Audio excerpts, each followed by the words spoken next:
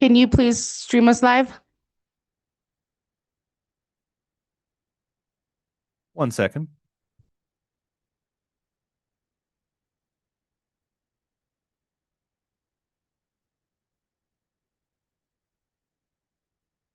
Mayor, you are live. Thank you very much. Let me just get organized in 1 minute and we'll get everybody going here. Thank you, ma'am. I appreciate all the help. Yeah, all right, the gang's all here.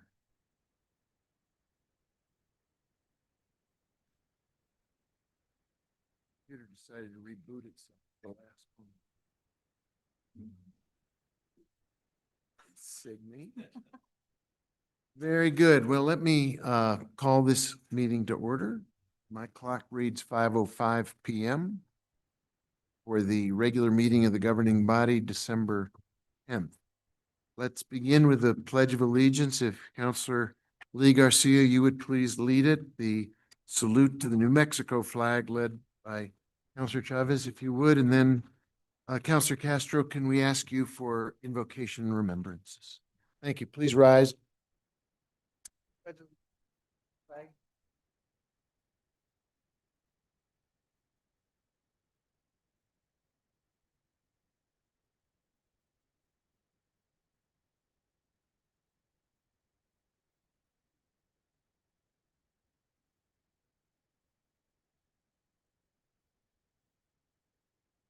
Buenas noches a todos. Thank you everyone for being here on this last meeting of this year. It's an honor to be able to invoke this meeting and to thank some of our city's greatest leaders, 3 people that will be sitting at this dais today who have been greatly appreciated. I just wanted to say a little bit about the difference between leadership and politics, which is something that we've been talking a lot about this year. And one thing that I do appreciate of everyone that I've been able to work with, I'm going to get a little emotional tonight, is how wonderful we've been able to have discourse, how well we've been able to create change together, how even in the face of disagreement, we've been able to come together for this community. And I do really appreciate all the work that everyone has done. So thank you for your leadership. Thank you for your guidance. Thank you for the hard work. You are not going to be forgotten. You are going to be called upon regularly. So please don't hesitate to let us know your opinions on all of the upcoming events. Muchas gracias. Thank you, Councilor. Are there remembrances? Go ahead, Councilor Faulkner, and then everybody else, if you have a hand, let me. So I know a lot of people who have lost so many people, it seems, in the last couple of months. I'm going to get choked up. But what we have to remember is that we have blessings. And I think that in this time, we can focus on what is the hard parts of being a human being, or we can focus on the blessings we all have. And I will follow in Councilor Castro's footsteps in saying that working with the 3 of you who will no longer be on council has been something that I have enjoyed. And I just hope everybody gets through this season and recognizes the blessings that we all have. Thank you. Thank you, Mr. Mayor. I just wanted to remember a dear aunt of mine who passed away. She was the one of my father's older sisters, was like a mother, kind of a matriarch to the entire family. Large families in New Mexico, as you know. She was an auntie that everybody loved and cherished. Always with a positive outlook, always with good counsel, and with a beautiful smile. So, they'll be laying her to rest tomorrow. All the well wishes to the family. Thank you. Thank you, Council. Any other remembrances? I'd like to call to mind a friend of mine and of Santa Fe's who we lost, Kevin Egan, who he had a little write-up in the paper, but he deserves so much more. He was a very, very successful businessman, but he never talked about it. He talked about his family, a large and raucous family that he was inordinately proud of, and a heart that was as big as the whole outdoors. He was very community-minded. He served on our airport advisory board. He had a background in airport management. Never tried to pull it out and show people how smart he was. He was a team player from the get-go. One story I remember was there was an individual who worked in one of our kitchens who was not making a lot of money and was in a horrible automobile accident that kept, there was no personal damage, but his entire bar was demolished. And Kevin anonymously, without anybody knowing it, simply gifted a replacement vehicle so this hotel restaurant worker would have a car. Didn't ask for thanks, didn't put his name out there, just took care of business. And wonderful man, great heart, great family, great success, but he didn't talk about success. He talked about values of a community and of a family. And really miss Kevin already. Send love and all of my thoughts to his wife and family and what he did for our city. And with that, let's also remember those at this Christmas and holiday season who are struggling in our community, who may be dealing with their own hardships, own family concerns, with health issues. This is a community that cares, a community that sends out support, concern, love for everybody in our community and in our state. Take a minute and just hold everybody in our hearts on this December 9th.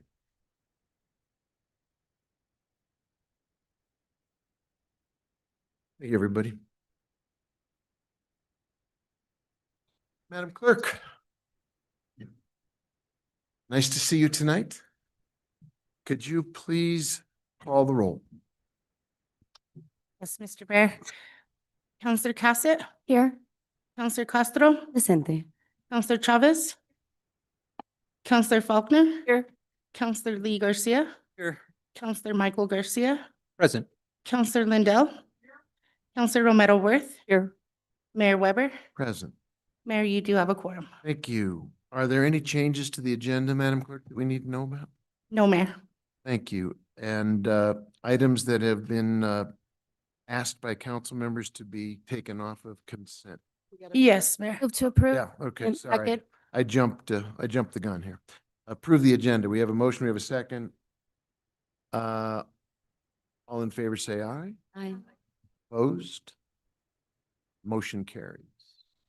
Now let's talk about consent, Madam Clerk. Sorry to jump the gun on you.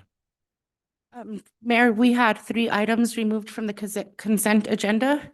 Item 9HH was removed by Counselor Romero Worth and Counselor Michael Garcia. And item 9II was removed by Counselor Michael Garcia. And item 9MM was also removed by Counselor Michael Garcia. Approve as amended. Second. There's a motion to approve it as amended, and there is a second. Is there any discussion? Madam Clerk, can you call a roll on that for me? Certainly, Mayor. Counselor Cassett, Yes. Counselor Castro, Yes. Counselor Chavez, Counselor Faulkner, Yes. Counselor Lee Garcia, Counselor Michael Garcia, Yes. Counselor Lindell, Counselor Romero Worth, Yes. Mayor Weber. Yes, Motion passed. thank you. I don't know if I get to vote on that or not. Only if it's a tie. Yes, that's right. My apologies. No problem. Counselor Lindell is keeping score over here. With that, Madam Clerk, if you could take us to our first presentation, that'd be terrific. Certainly, Mayor. The first presentation is the biannual municipal court update / budget. Here to present is Judge Chad Chittum of the Municipal Court. Your Honor. Good evening, Mr. Mayor, counselors. Appreciate you having me here today. A lot of what I wanted to talk about, we kind of discussed at the other meeting when we in regards to our goals around the budget process. So I'm going to be brief as usual. But before I get into what I want to talk about, I did have some exciting news today. I ran in here a little bit late, late for me. I like to be here really early, but I had a meeting with the administrative offices of the courts, and they asked me to be a mentor judge for another new incoming municipal court judge. So I really think that's an honor. I spent a little bit more time on the phone with them than what I thought. So if I'm out of breath, it's because I ran in here. But anyway, I wanted to, at that last meeting where we talked about the goals and stuff, I stated that I want to give you a little bit more detail on our court program. Kind of brushed over them a little bit. But before I get into the details of our court programs, I would like you to, or introduce you to Blake Gordon. Miss Gordon is the court's programs director. She is a licensed mental health counselor, and she is tasked with helping me implement, develop, and keep some of these programs running and updated, in addition to trying to keep some metrics into how successful we are. And it's to use that, the goal was to use her expertise as a mental health counselor to develop these programs to make sure we are following best practices, amongst other things. As you know, the court's programs are designed to help with public safety and reduce recidivism, in addition to at no cost for these participants. I think that's very, very important for the public. I want to touch on our DWI drug court program. I keep saying we're the only certified treatment court program. I want to keep reminding and bringing that up. But I would like to note on our DWI drug court program, since June, we have had 6 graduates.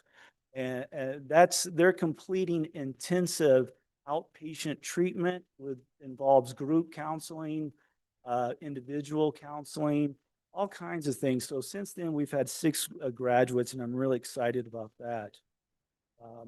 Our outreach court / veteran court is still going. However, I bring this up today because our goal is to double the amount of service providers that are participating in our program. We are constantly reaching out to service providers to refer their clients to our program if they discover that someone that's working with them has a court case at the municipal court, that we could potentially recognize what they're doing already to meet their court requirements. Talk about the Erase program. That's the rebranding of our first offenders program. The Erase program is a 3-hour class, and the Erase stands for education, responsibility, awareness, skills, and encouragement. This is an alternative sentencing pre-trial diversion program. It's for non-DWI offenders. It is a 3-hour class that they would attend at no cost to the participant.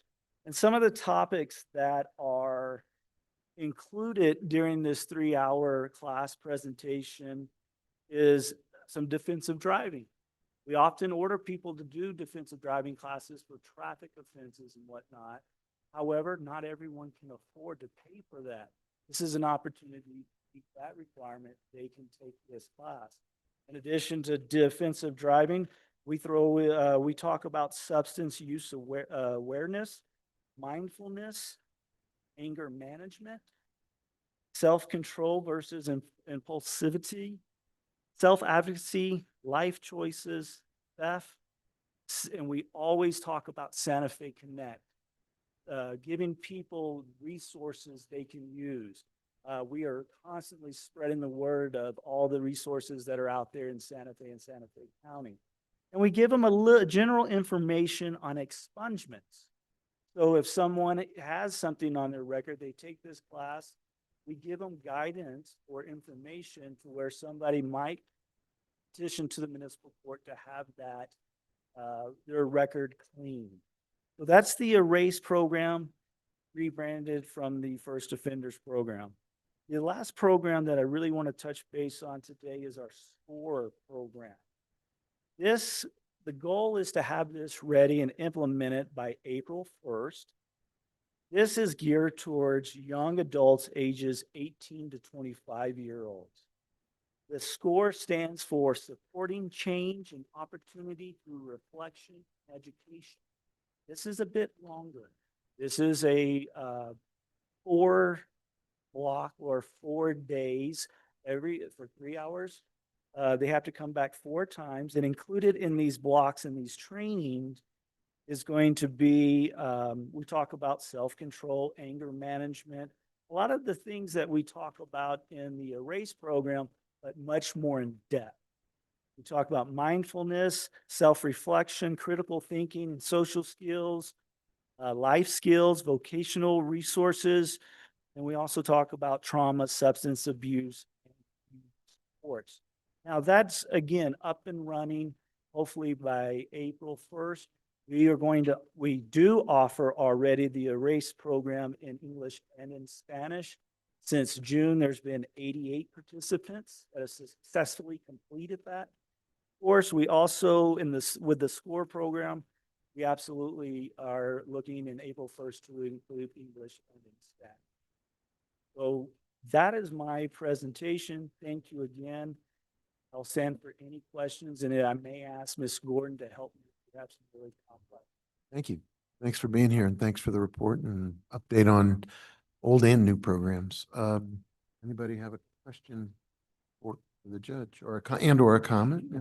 You want to go ahead, Counselor Faulkner? I have to say, Judge, you have come up in many discussions that I've been having with legislators, as well as some of the people I'm working with to help solve problems around youth incarceration. And so you're doing a stellar program, and I appreciate you, and you are the talk of the town around this subject. Thank you. Yeah, Counselor. Thank you so much. I just want to take the opportunity. We are going to be talking a little bit about some legislation that might come before your bench soon. Can you tell me a little bit about alternative payment methods and what that looks like? If I'm a person that is not able to pay a fee, do I have any alternatives? Absolutely.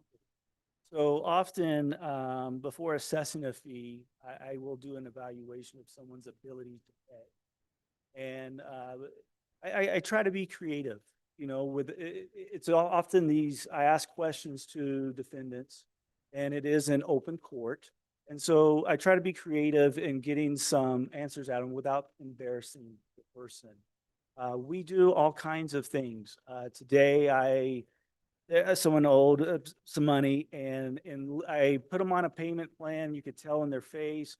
I said, well, what's going on? Well, they're searching for jobs or for a job. And I said, okay, in lieu of money, bring me 5 job applications with proof that you've submitted them, and I will take that in lieu of the fine that they were imposed.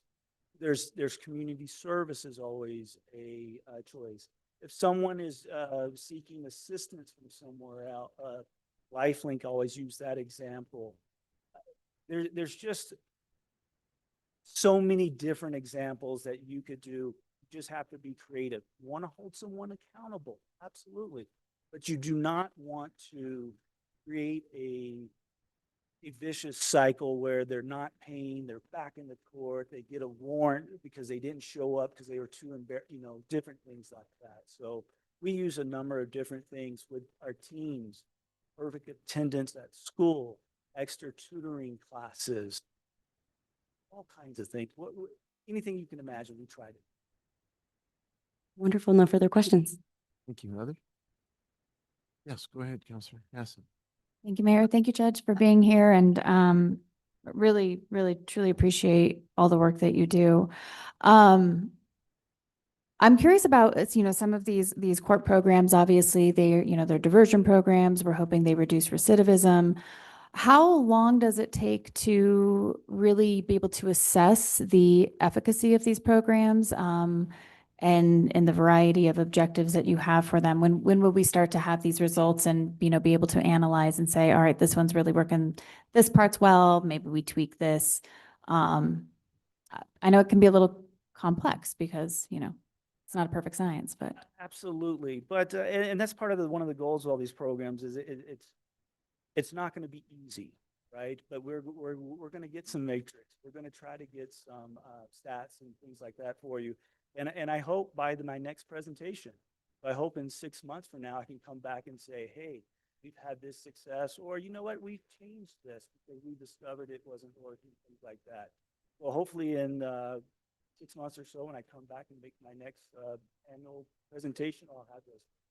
Wonderful. I'm very excited to hear that, both just for our community, but also, really an opportunity, as Counselor Faulkner was saying, the criminal justice system is a hot topic these days. And so I'm really eager to see the results of these programs, and hopefully that can help inform other municipalities and other courts in the state. So I really, really want to thank you for your work, for your creativity, for the way that you approach this role. I think that it is very encouraging, and I am very happy to see you on that bench. So thank you. Thank you. I appreciate it. And if I may, these are all tools in the toolbox to apply to each individual specifically.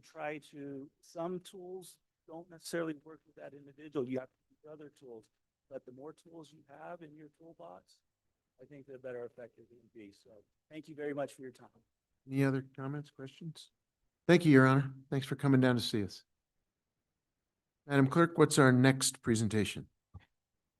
Mayor, the next item is the annual overview of parliamentary procedure pursuant to SFCC 1987, Section 2-1.11. And presenting is Counselor Carol Romero Worth, parliamentarian, and Aaron McSherry, city attorney. Thank you for putting this together. Thank you, Mayor, councilors, and Councilor Mayor Worth, feel free to jump in at any time. Yeah, So, can I give Sure, just yeah, absolutely. so what year was it? 2020 that we did 2021? 22. Yeah. Yep, 22. There we go. All right, it's a blur.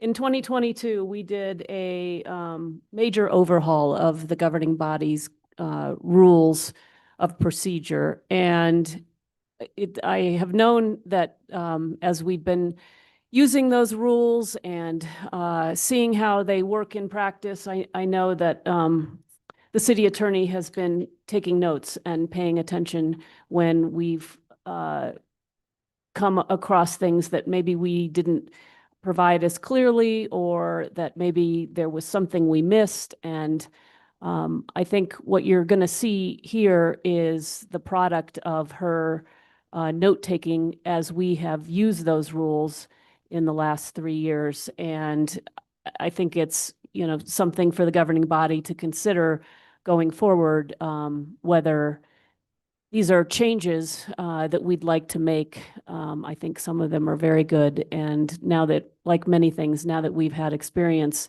with the rules, I think we can do some fine tuning. So I just wanted to mention that, and I'm very grateful that you were taking those notes over time. Thank you, Councilor Mayor Worth. And I did have the opportunity to sit down with Marcy this afternoon too and compare notes with her. So that was also helpful. So I refined some of my comments based on that conversation. So thank you, Marcy. The annual parliamentary procedure review does include a framework that's not just the governing body's procedural rules. So I'm going to put them in context. But what I've done this year is put things that are changes that impact the governing body that are not our own rules. Although one is our charter, which was approved by the voters this summer and fall. And then in green, I've included some ideas to consider that relate to what Councilor Mayor Worth just mentioned. And then there's also some statutory changes at the state level that have impacted our procedures, which is why we're having our organizational meeting on a Thursday in January, I'm not going to be there, but while the governing body does that. So that's one of the things that has changed this year because of a state statute that applies if we don't have a charter provision that overrides it. So we don't have anything in our charter on that point, the timeline for our organizational meeting. So I will start. We're doing this for a few reasons. The code requires the governing body to adopt a complete set of rules of order. The mayor is required to select a counselor to be the parliamentarian. Parliamentarian is required to receive procedural training. in parliamentary procedure upon appointment. The city attorney or designee is supposed to receive periodic training in parliamentary procedures, which we've done. And Councilor Merworth, I think, also did some of those online trainings. So we have recommendations for online training, should anyone be interested. Various attorneys who have advised, particularly the Planning Commission and some of those other committees that use more rigid rules, have taken those trainings.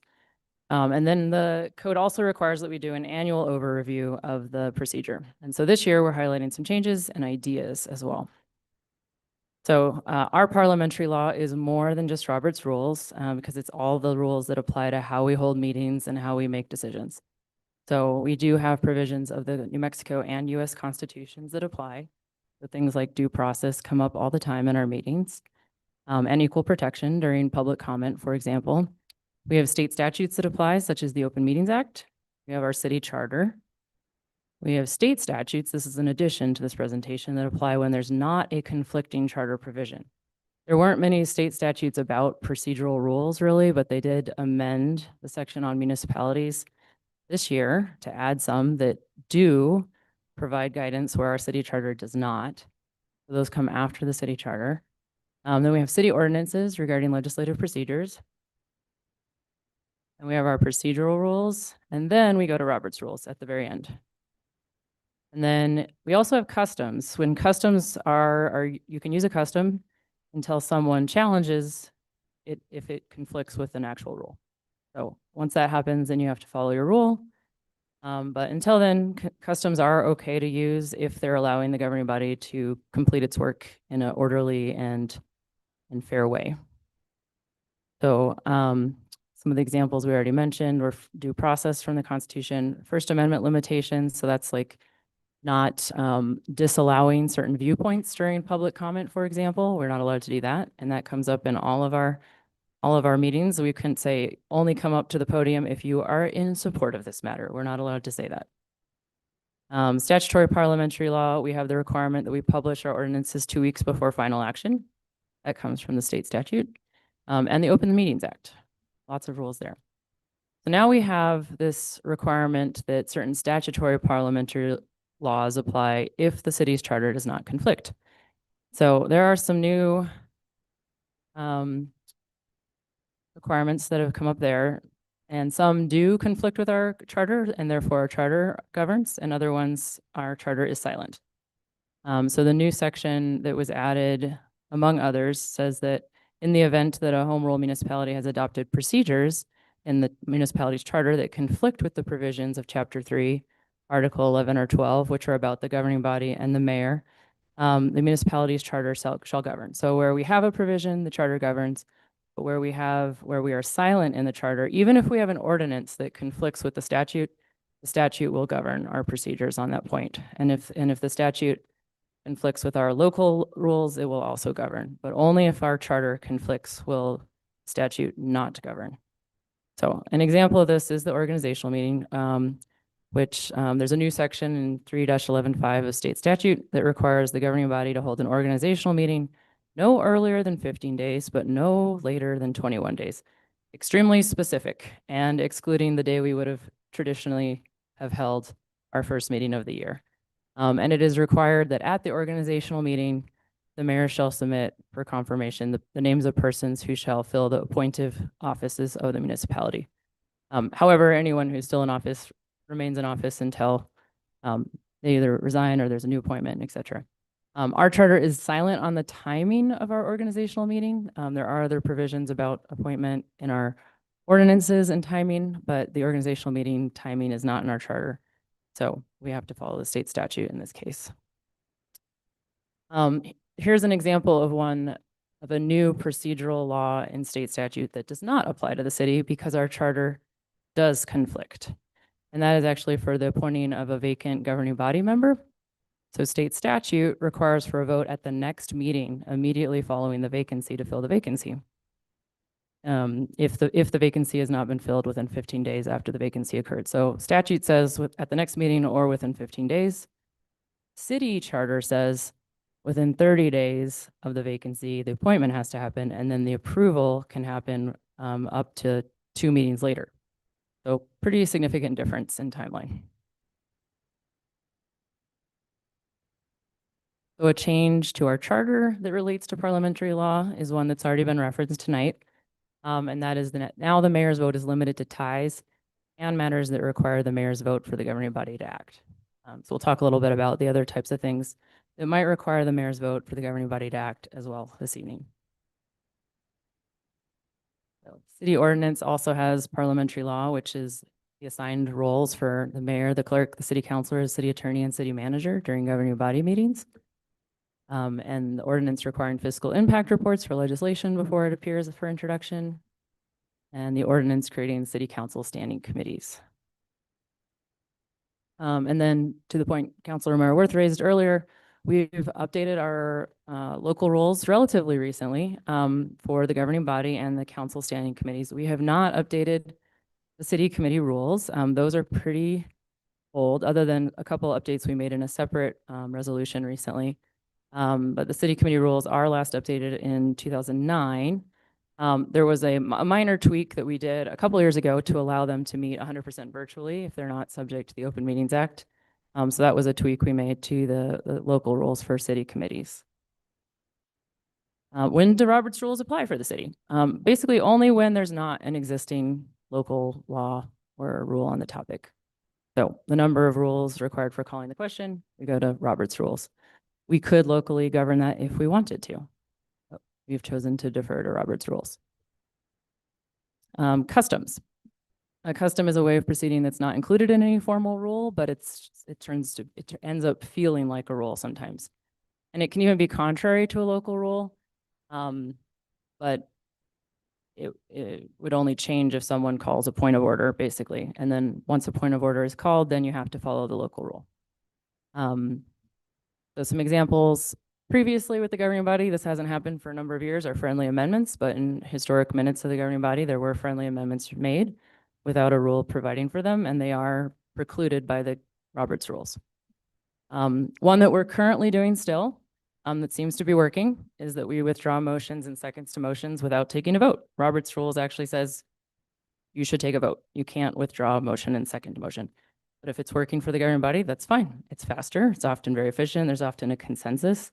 There's often a general sense of, wait, we want a different motion. We shouldn't have to take a vote. So, and that's fine. But that's just a good example of a custom that has been adopted. It's been efficient. It's working. You could adopt it in rule if you'd like to. You don't have to. But if it becomes a problem, then you might want to.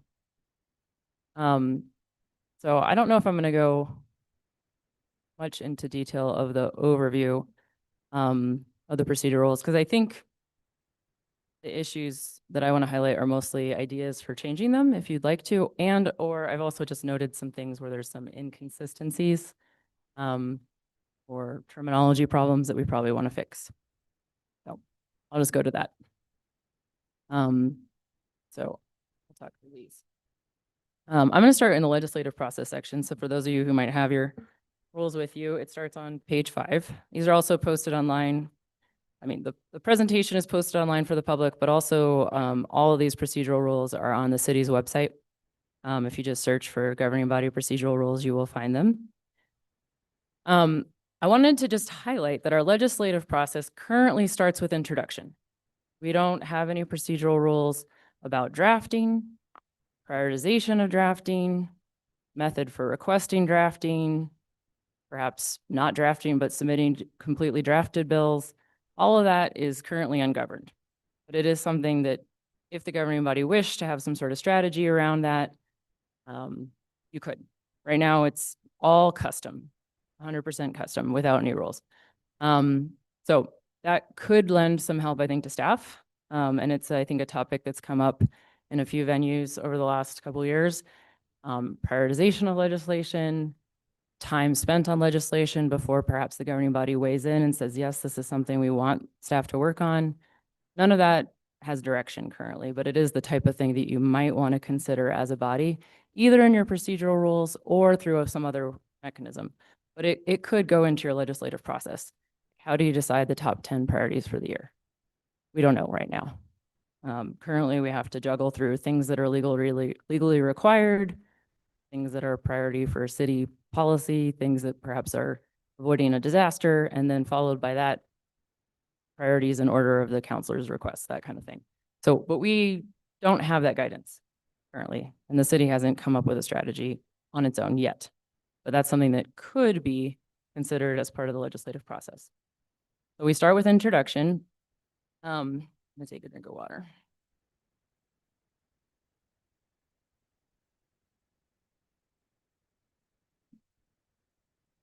And currently, I often get the question from staff if they are going to speak when an introduction occurs. Our procedure doesn't contemplate that currently, it's just the sponsors. So that's something you might want to consider. Sometimes staff know more about legislation, sometimes counselors know more about legislation. And that's a little bit of a theme. I think we were maybe overly prescriptive about when staff speaks versus when counselors speak in the rules. You might just want to make it more flexible. Like make it, if the counselor wants staff to speak, great. If the counselor wants to speak, great. Or if the governing body member wants to speak. But right now we specify counselor first and staff second in various places of the rules, but I'm not sure that that's the type of thing you want to be as rigid around. Let's see. So I think adding staff as an option for introduction and speaking to introduce is something that you might want to consider. The next thing is that we have under introduction, at the time of the introduction, sponsors and sponsors work with legislative staff to determine the schedule for legislation, and then at the time of introduction, that can be challenged. We don't provide for what happens if a piece of legislation is introduced in committee there, which does now and then happen. It's not very frequent. It does happen sometimes, but our current rules say that a challenge is subject to a vote by the entire governing body at the time of introduction. So obviously we can't have that type of a vote if something's introduced at committee. So you might want more flexibility there to allow the committee where the introduction occurs to make that vote. Right now, it doesn't appear that they would be able to under the current rules. And that has come up. Then moving on to first comment on bills, which is on page 6 of the governing body's procedural rules. There is a requirement there that for bills, which are the only type of legislation that has first public comment, period, that the legislation cannot go to a city council committee or advisory committee before first public comment. I recommend that we switch it so that only that if that limitation continues to exist, you might want to think about it just being city council committees. That is because the advisory committees often only meet once a month. And that requirement really does cause a timeline issue. It really slows down the process. In addition, I think going to advisory committees could be helpful. Those advisory committees might come for first public comment, or people that heard about the bill because it went to to advisory committees might hear about the bill more before it goes to first public comment. And I believe that the main intent there was that so governing body would hear from the public before you started to amend. And that had been an issue, is that we didn't have public comment until the end of the process under the prior version of the rules. And this first public comment was to really allow the governing body to hear from the public early in the process about what amendments you might want to make to the legislation and what should frame the discussion once you start to discuss in the city council committee. So really, it seems like the important feature there is to not go to council committees till after first public comment rather than to advisory committees. So something to consider. Again, this is prescriptive in terms of who provides a presentation. Staff shall provide a presentation not to exceed 5 minutes. By custom, we have not always done that. We sometimes do that. You may want to make that more flexible to be clear that it's an option, or that perhaps the counselor might want to speak about their legislation before the public comment. So that's a place where we're pretty specific, where you might not want to be. Moving on to city council standing committee review. One on same page, page 6. Currently, we require that legislation be considered by at least a city council standing committee prior to public hearing. We actually mean final passage, because resolutions don't go to public hearing. So that's just a technical fix that would be a good change.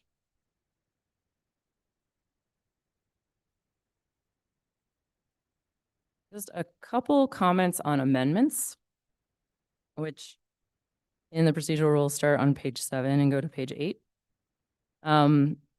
Something that might be nice to clarify there is that amendments are essentially motions, but they're very They are very varied motions, which is the reason for the written proposal. They're not a standard motion. They're a very specific motion.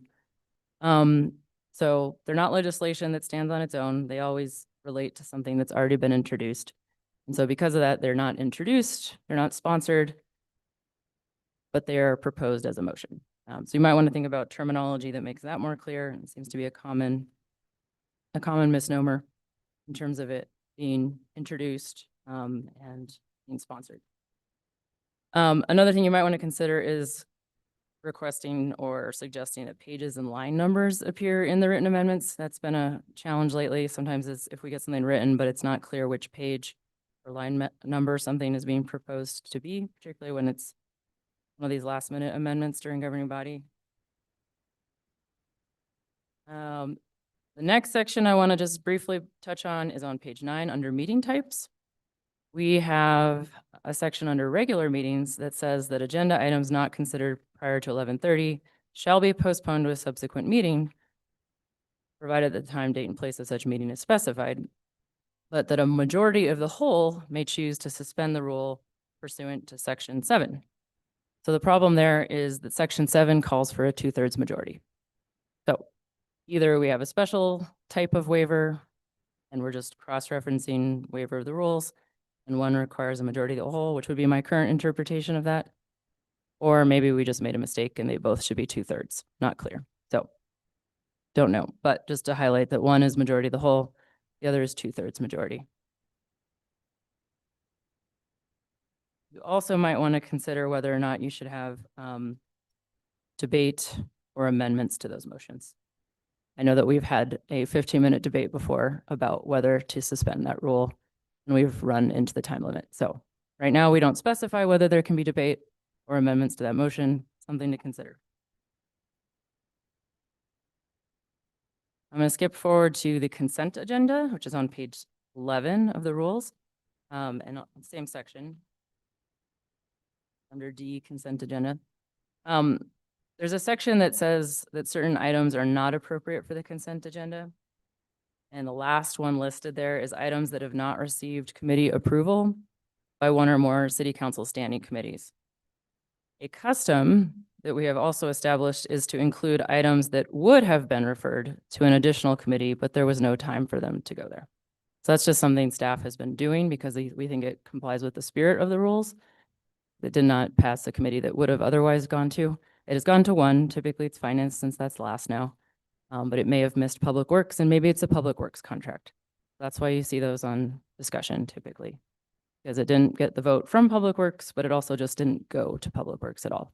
That's been a custom staff has imposed on ourselves.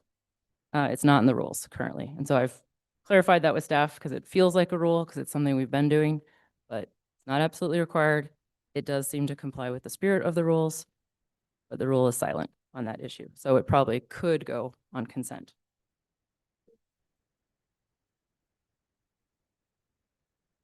I'm going to skip forward to page 14, which is actually under the same, well, it's under the order of business, which is part F of that same section. This is where we actually have a conflict under 17, public comment on bills. That's first public comment on bills that we already talked about where the staff would give a presentation. This section says the main sponsor of the bill provides a 1-minute overview. That's conflict. So we might want to change that to make it consistent. There's also a limitation there that says there's no debate, discussion, or action taken by the governing body. It came up at least once, and I had a note about this. What about additional referrals? Additional committee. So you hear public comment, you realize suddenly this is going to impact another group of people you didn't realize before. You want to make a referral. So you might want to make the limitation to be about the merits of the bill such that procedural motions would be allowed and clearly allowed, or make that clear. So there is that conflict about who gets to speak. That is definitely should be dealt with. Skipping forward to page 16 under public hearings. Something we do as a custom in public hearings is allow the sponsors of bills and legislation, or it would be bills in public hearing context, to make statements about the item. That's not currently specifically provided for in the rules. Seems like a good idea to add and make it and or appropriate staff member. Currently, it talks about an appropriate staff member. Sometimes you might want it to be the counselor. Sometimes you might want to make it a staff member. And I think the final one really is that suspension and amendment of the rules, which is at the end of the rules, page 21, part 7. It does call for a 2/3 majority. You might want to make that similar to a calling the question.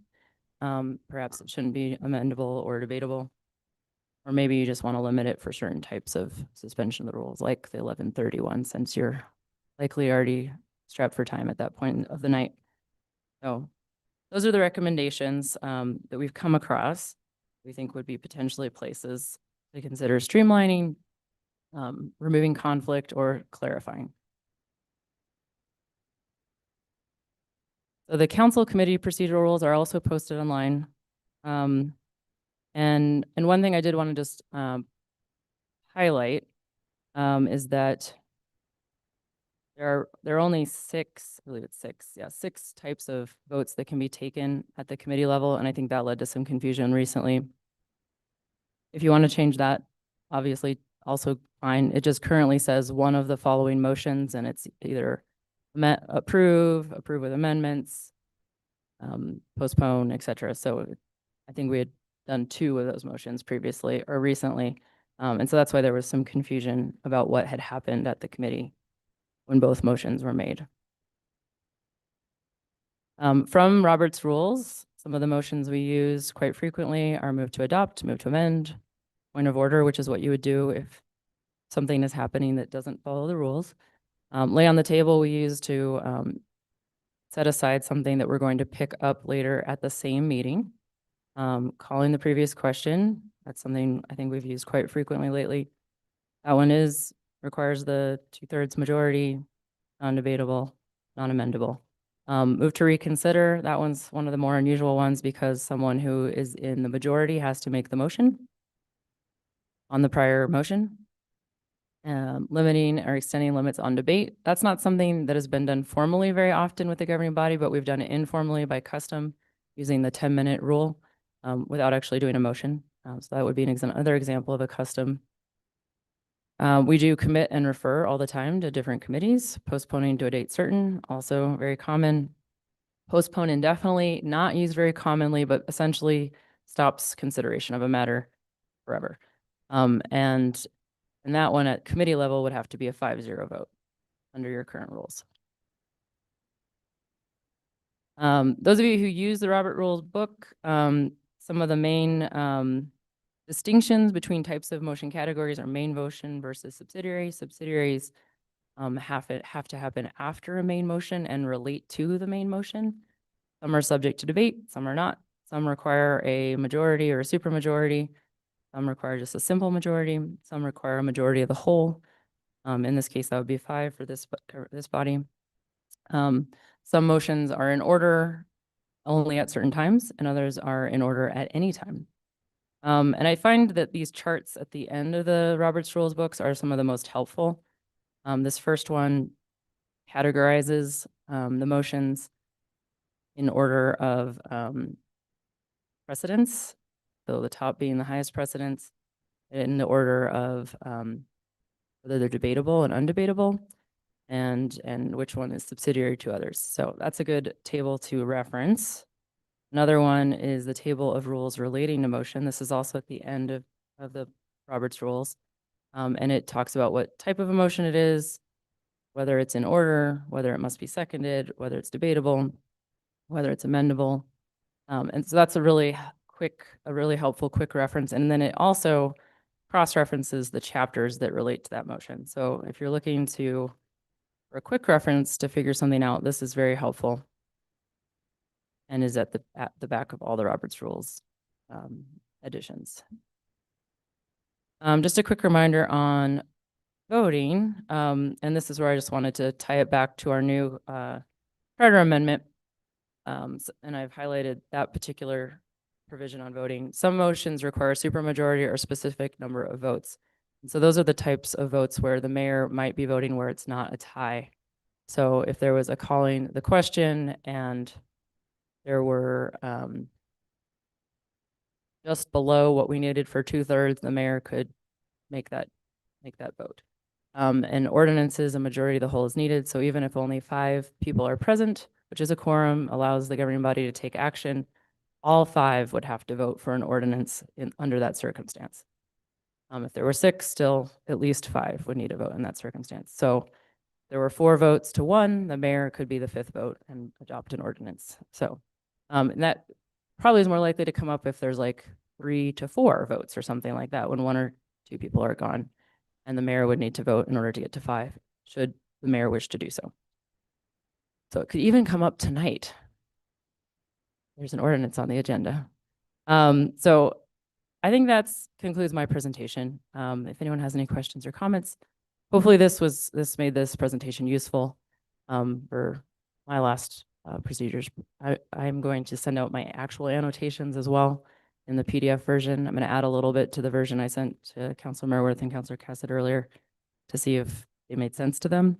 So I'm going to add what I got with Marcy and some clarifications that I thought of since then. So does anyone have any questions or discussion? Thank you very much. Are there questions about the presentation? I think it's going to be incredibly useful going forward, and also to have the chance to review it in document form, so you individuals can annotate it, and someone on the dais will have the opportunity to be the next in line to take this up. So thank you for the thorough briefing. Any questions, comments?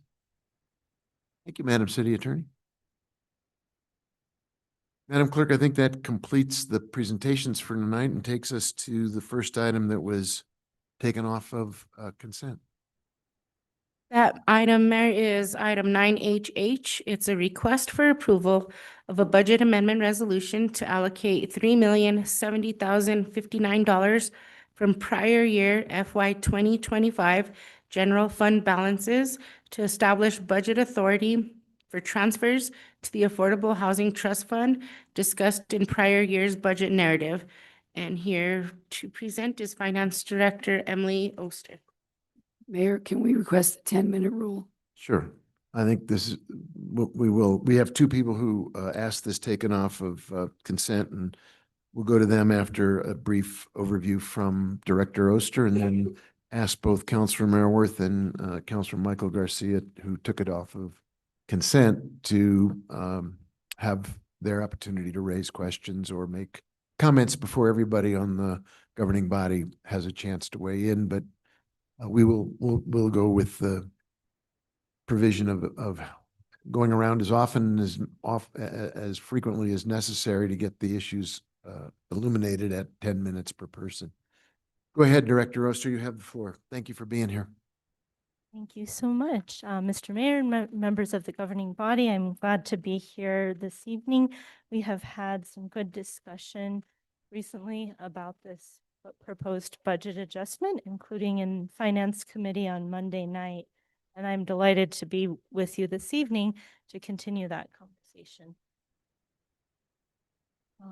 As you may have read in the BAR memo, the staff of the Finance Department and the Affordable Housing Trust, the Affordable Housing Department, have been working together on a reconciliation of Affordable Housing Trust Fund activity. And that came out of requests to provide a balance for the fund. And that project has been ongoing for about a year at this point. It has taken a lot of folks, a lot of hours, and I really want to commend that good work to go through all of the details and make sure that we arrive at the right answer. So staff of Finance and Affordable Housing have been diligently working together for about the last year to reconcile and separate out the Affordable Housing Trust Fund activity from a larger fund that's referred to as the Community Development Fund. In the financial statements that we're working on wrapping up right now for the year ended June 30th, 2025, we will be presenting the Affordable Housing Trust Fund as a separate fund for the first time since at least the inception of Munis. And in FY26, the current fiscal year, the process is underway to establish a separate fund in Munis that will be only the Affordable Housing Trust Fund activity.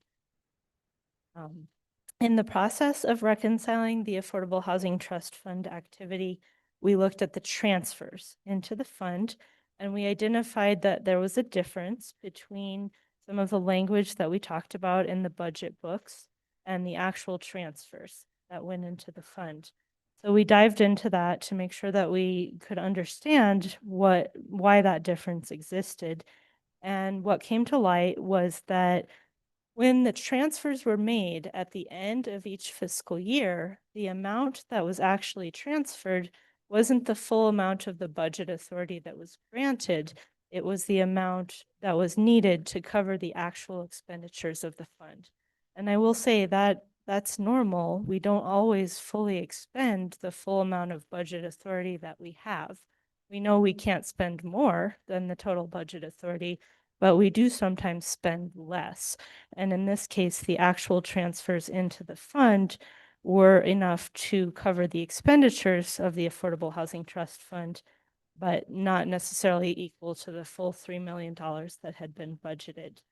And that is detailed by fiscal year on the second page of the memo in table 1. So you'll see that over the years, particularly FY22, FY23, and FY24, the amounts of the actual transfers were less than what was allocated or discussed in the budget book for those years. You'll also see that in FY25, the amount was higher. That was because some of the amount that was not spent in FY24 was carried forward into FY25. So you can see the actual transfer in FY25 was $3.75 million. So as we were going through this analysis, which is included as attachment B to the memo, we needed to identify if there were any unexpired contracts for prior year awards of the Affordable Housing Trust Fund.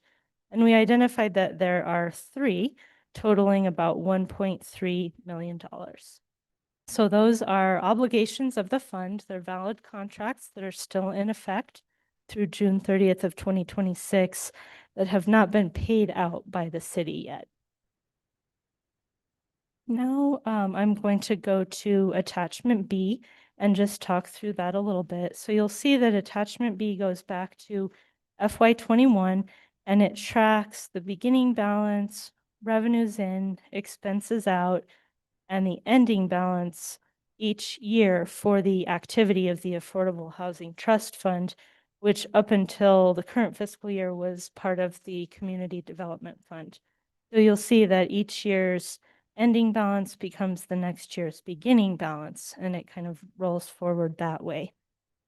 In FY26, you'll see under the line that says unaudited balance as of November 12th, 2025, you'll see that we have some additional items. And those amounts under the line are things that haven't happened yet, but things that we project or anticipate are going to happen in the remainder of FY26. Now, there is some uncertainty associated with any projection. And when we do budgeting, that's something that we face all the time. Budgeting is an estimate. It's based on our expectations and based on the information that we have. We use prior year actuals as part of the basis for our budgeting when we can, when that information is available. We use things like current economic forecasting. Dr. Riley White works with us to help us develop revenue estimates when we're building the budget. So I will say that it's normal to use estimates in the budgeting process. That's how our budget is built. So these amounts on the lower part of the page of attachment B for the Affordable Housing Trust Fund analysis are our estimates of what activity we think may occur in the remainder of the current fiscal year. Another thing that I want to really emphasize and make clear is that even though the actual transfers into the fund for FY22, 23, and 24 are less than $3 million, there was budget authority during the fiscal year of $3 million, and the grants that were made from the Affordable Housing Trust Fund by the Community Development Fund, recommended by the Community Development Fund Commission and approved by the governing body, those grants, they were fully funded. those grants are operated on a reimbursement basis. So if we provide a grantee $1 million of grant funds, we don't just give them a check for $1 million when we award them the grant. We give them an award letter. They have to spend the money, and then they submit documentation to us showing that they've spent the money in accordance with the terms of the award, and we reimburse them for those expenditures. So the full amount per year was the full $3 million amount per year was granted out by the Community Development Commission, but the grantees didn't always expend the full amount of their award in the particular fiscal year. And again, I would say that's very normal. But just to put it in the context of other types of grant awards, the legislature makes capital outlay appropriations to entities all over the state every year. And very often, those grants are not fully expended within the term. And sometimes they need to be reauthorized. Sometimes they're reappropriated for different projects, but the nature of these reimbursement-based grants is that oftentimes there are additional time needed, or sometimes the funds don't get spent for the original purpose and they get reallocated to something else. So the point that I really wanted to make, though, was that there was budget available for $3 million a year of investment in the Affordable Housing Trust Fund, and the Community Development Commission made grants in the amount of $3 million a year. But the grantees, when they actually submitted their reimbursements in each year, those reimbursements didn't always equal exactly $3 million a year. See. One other point that that I'd like to make here, back on attachment B, regarding the projected activity for the remainder of the fiscal year. The first three items are unexpired contracts that have amounts remaining that can be spent on them. So those are things where we have a contract in place, the entity already received an award, and they're in the process of doing the project. They haven't spent all the money yet. They haven't requested reimbursement, but they are entitled to it. And if they request that reimbursement before their grant expires, we'll pay them for that. The next item that's projected is this bar. If this bar were not approved, we would remove that from the projection. The item after that relates to the external grants line up above, higher up on the page. That is a grant that was passed through to us from the state of New Mexico, which we then passed on to the Civic Housing Authority.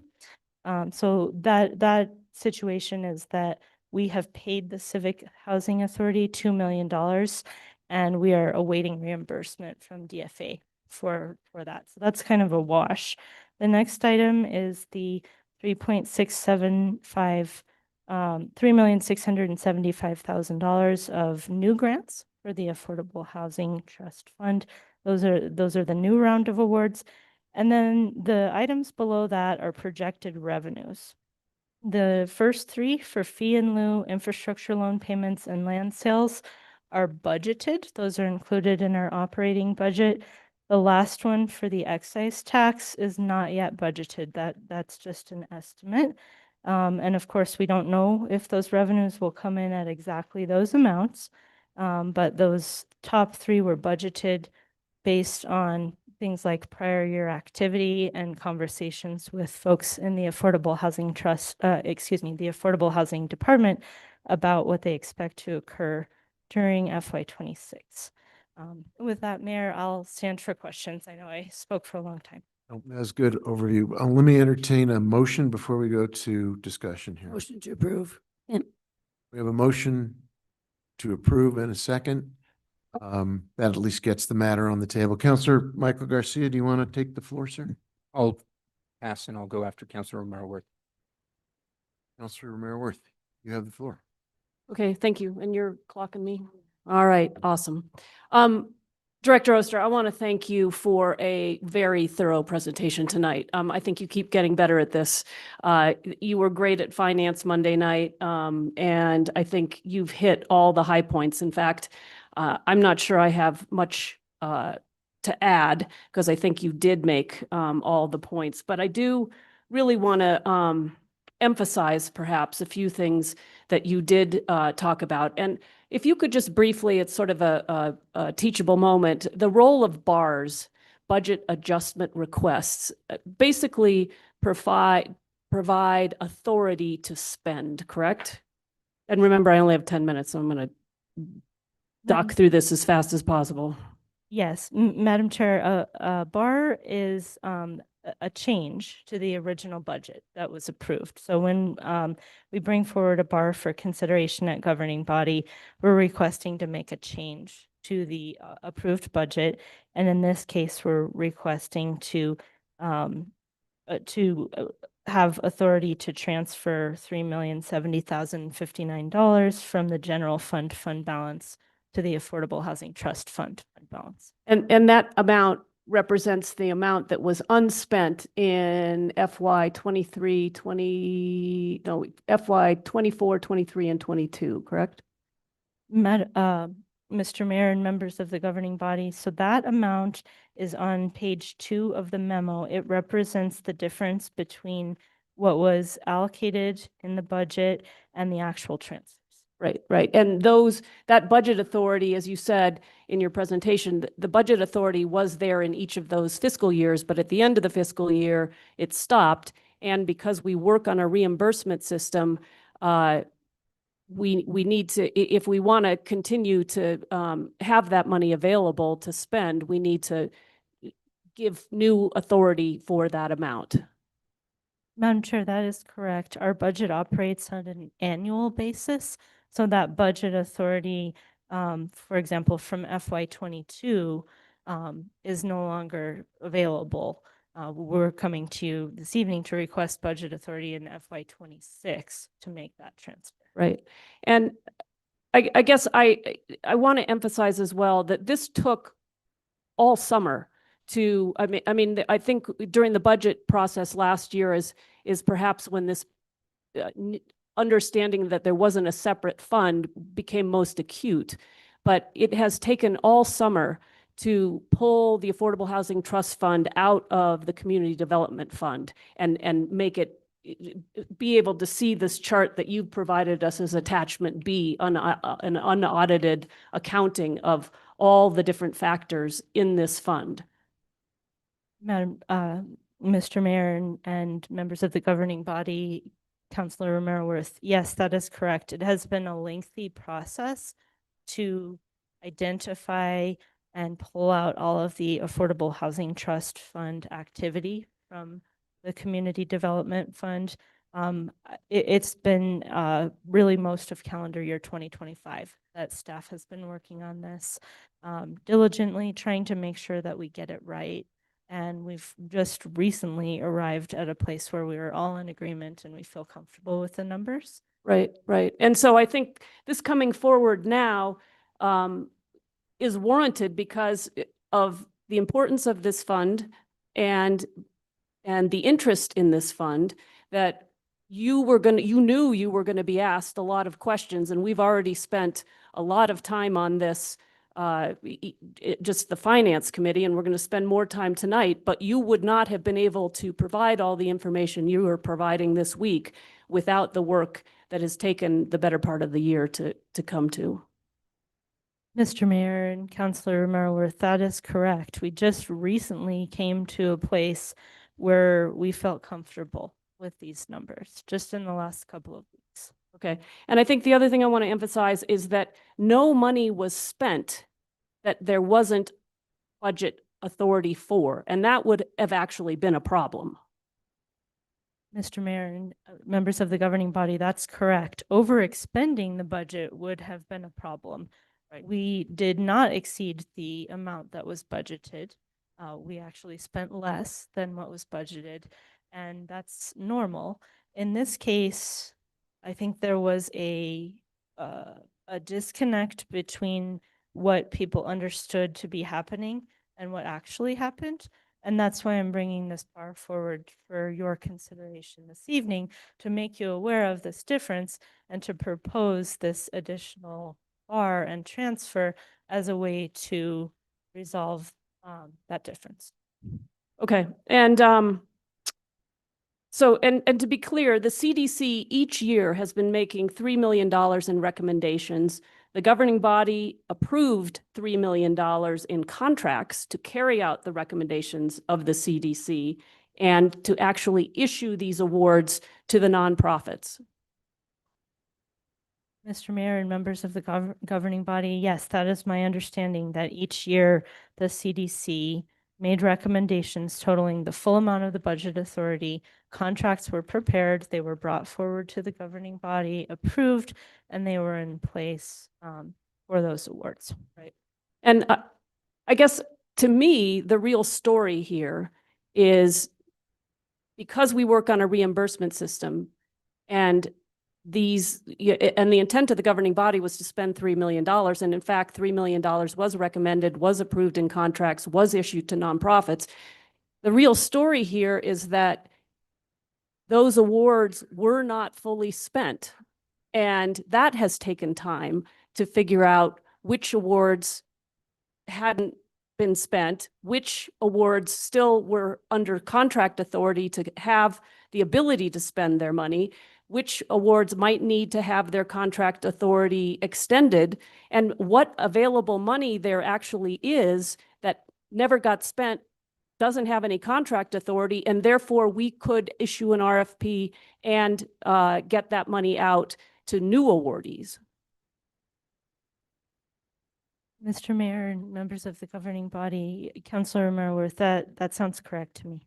Okay, and I just want, I chair the Community Development Commission. We've had some preliminary conversations about this, and I can tell you that the commissioners are very interested in knowing the details. And in fact, I just approved an agenda today for our meeting next week, where we will be going over this in fine detail to look at what awards weren't fully spent and why.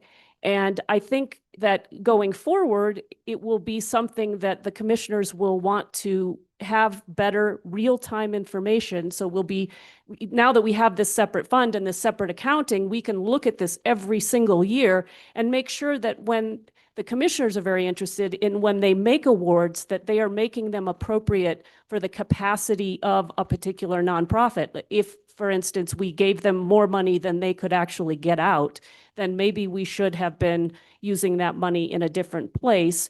And if there were particular issues with how we awarded the money, that we'll have a better sense of that, and we can factor that into the awards that are made going forward. And I can tell you the commission is very interested in this. And I think this work that has taken the better part of the year to come to is well timed as we move into potentially a future where we have more money in this fund if the excise tax, I know there are issues, there's a new lawsuit, let's talk about that really quickly. We haven't budgeted the money that we think we're getting from the excise tax. We haven't spent that money. And given the fact that we are facing litigation again, I think we would just hold, right? We wouldn't do anything with that money while we wait to see what happens, so that we aren't, issuing grants and then having to claw back money that we aren't entitled to if the lawsuit doesn't go our way. And I don't know, that may be more for you, more than you can handle, and may need the city attorney. Mr. Mayor and members of the governing body. You have Councilor Marworth. 40 seconds, Carol.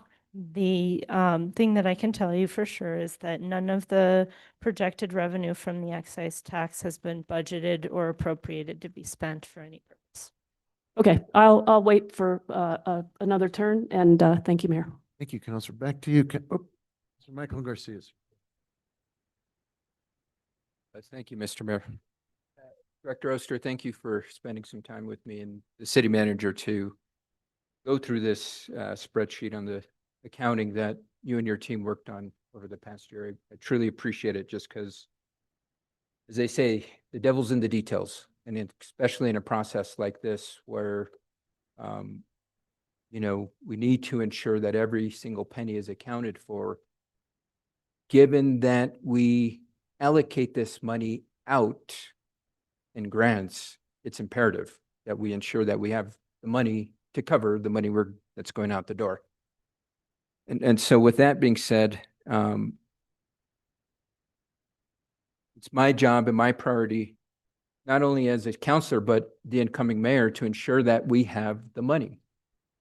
And so I brought to your attention yesterday some discrepancy regarding the fee in lieu payment that was provided to me by staff, former Director Ladd, versus the information you have on your spreadsheet. And so, for example, in the information provided to me by Director Ladd, in calendar year 2021, we received at least $73,000 in fee of lieu payment. 2022, at least $188,000 in lieu of fee payment. On your chart here, there's nothing. Were we able to determine why there was this discrepancy between what staff accounting was providing me and what's accounted for on your chart?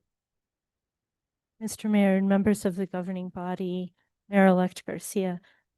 So I did research that discrepancy after we met yesterday evening, and I reached out to some of the staff that have been in the affordable housing group for a while. They provided me with a spreadsheet that they've been using to track fee in lieu, and I need to do an exercise with them to reconcile the numbers on their spreadsheet to what we have in the Munis accounting system. The numbers in attachment B are based on our Munis accounting system. It's possible that those amounts that you referenced were accounted for in a different organ object back in those years, FY 21 or 22. I haven't been able to determine that with certainty yet, but I am making progress working with the team in affordable housing to answer that question. Okay, thank you, Director Oster. So there's still work that needs to be done on that front. Now, with a program such as significant is an understatement in the sense the investment that we've been making and the commitment we've been making to this fund, it's imperative that we get it correct. And so I think the frustrating thing for me is this is an issue that I had to say I had a gut assumption for, and this is why I was asking for information on this particular fund for years. And so what's even more frustrating is to hear and learn that staff knew about this, or at least I think it was said that folks have been working on this for the last year. Yet the governing body was not made aware of this. So let me ask this question, Director Oster. When you or your team was aware of this issue, who did you alert? Did you alert the city manager? Mr. Mayor and Councilor, Mayor-elect Garcia, which issue? The fact that there was not a separate fund? That the fact that there was not a separate affordable housing trust fund, and we had to begin the process to figure out these funds. So when your staff began to work on this matter, was the city manager alerted to this? Mr. Mayor and Mayor-elect Garcia, I think the public was well aware that we were struggling with providing. Director Oster, please answer my question. Was the city manager aware of this? I'm going to jump in because Okay, so, but I don't know if you're on board because can I get clarification? Because you said over the last year, was over the last year 2025, or was it prior to city manager coming on board, city manager Scott? Mr. Mayor and councilors, Mayor-elect Garcia. So your question is, when did I become aware Yeah, that let's there just was start of when you became aware. Let's start to frame out when this issue was brought to your attention and you directed staff to begin to work on this particular matter. Mr. Mayor and members of the governing body, I became aware of this when we began being asked to provide a balance for the Affordable Housing Trust Fund, and we couldn't do it. However, I will note that in the city's publicly issued financial statements, going back to FY20, there is no discreetly presented Affordable Housing Trust Fund. That's public information. Those reports were available to everyone. I should have asked the question earlier, and I'm taking ownership of that. As finance director, I should have realized that there should have been a separate fund in the financial statements much earlier than I did. And I take responsibility for that. And that information was available to everyone, to the public. Let me get the second, Can I go ahead. jump City into Manager this? Scott. Yes, go ahead.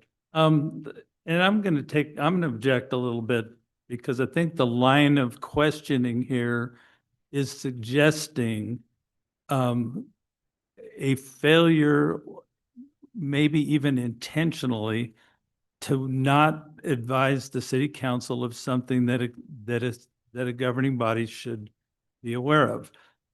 And that's ridiculous. That's not at all true. It never has been true. It's not uncommon that you have funds that have different revenue sources and different expenses. This city, since 2007, I heard yesterday in the meeting with you, we started having funds received for this purpose that have been intermixed with this community development fund for a long time. So it's not like we didn't have a fund where this money was going. We always did. And the governing body received audits year after year after year that didn't have a separate freestanding affordable housing fund. Now, do I think that you should have had that? Yeah, I do.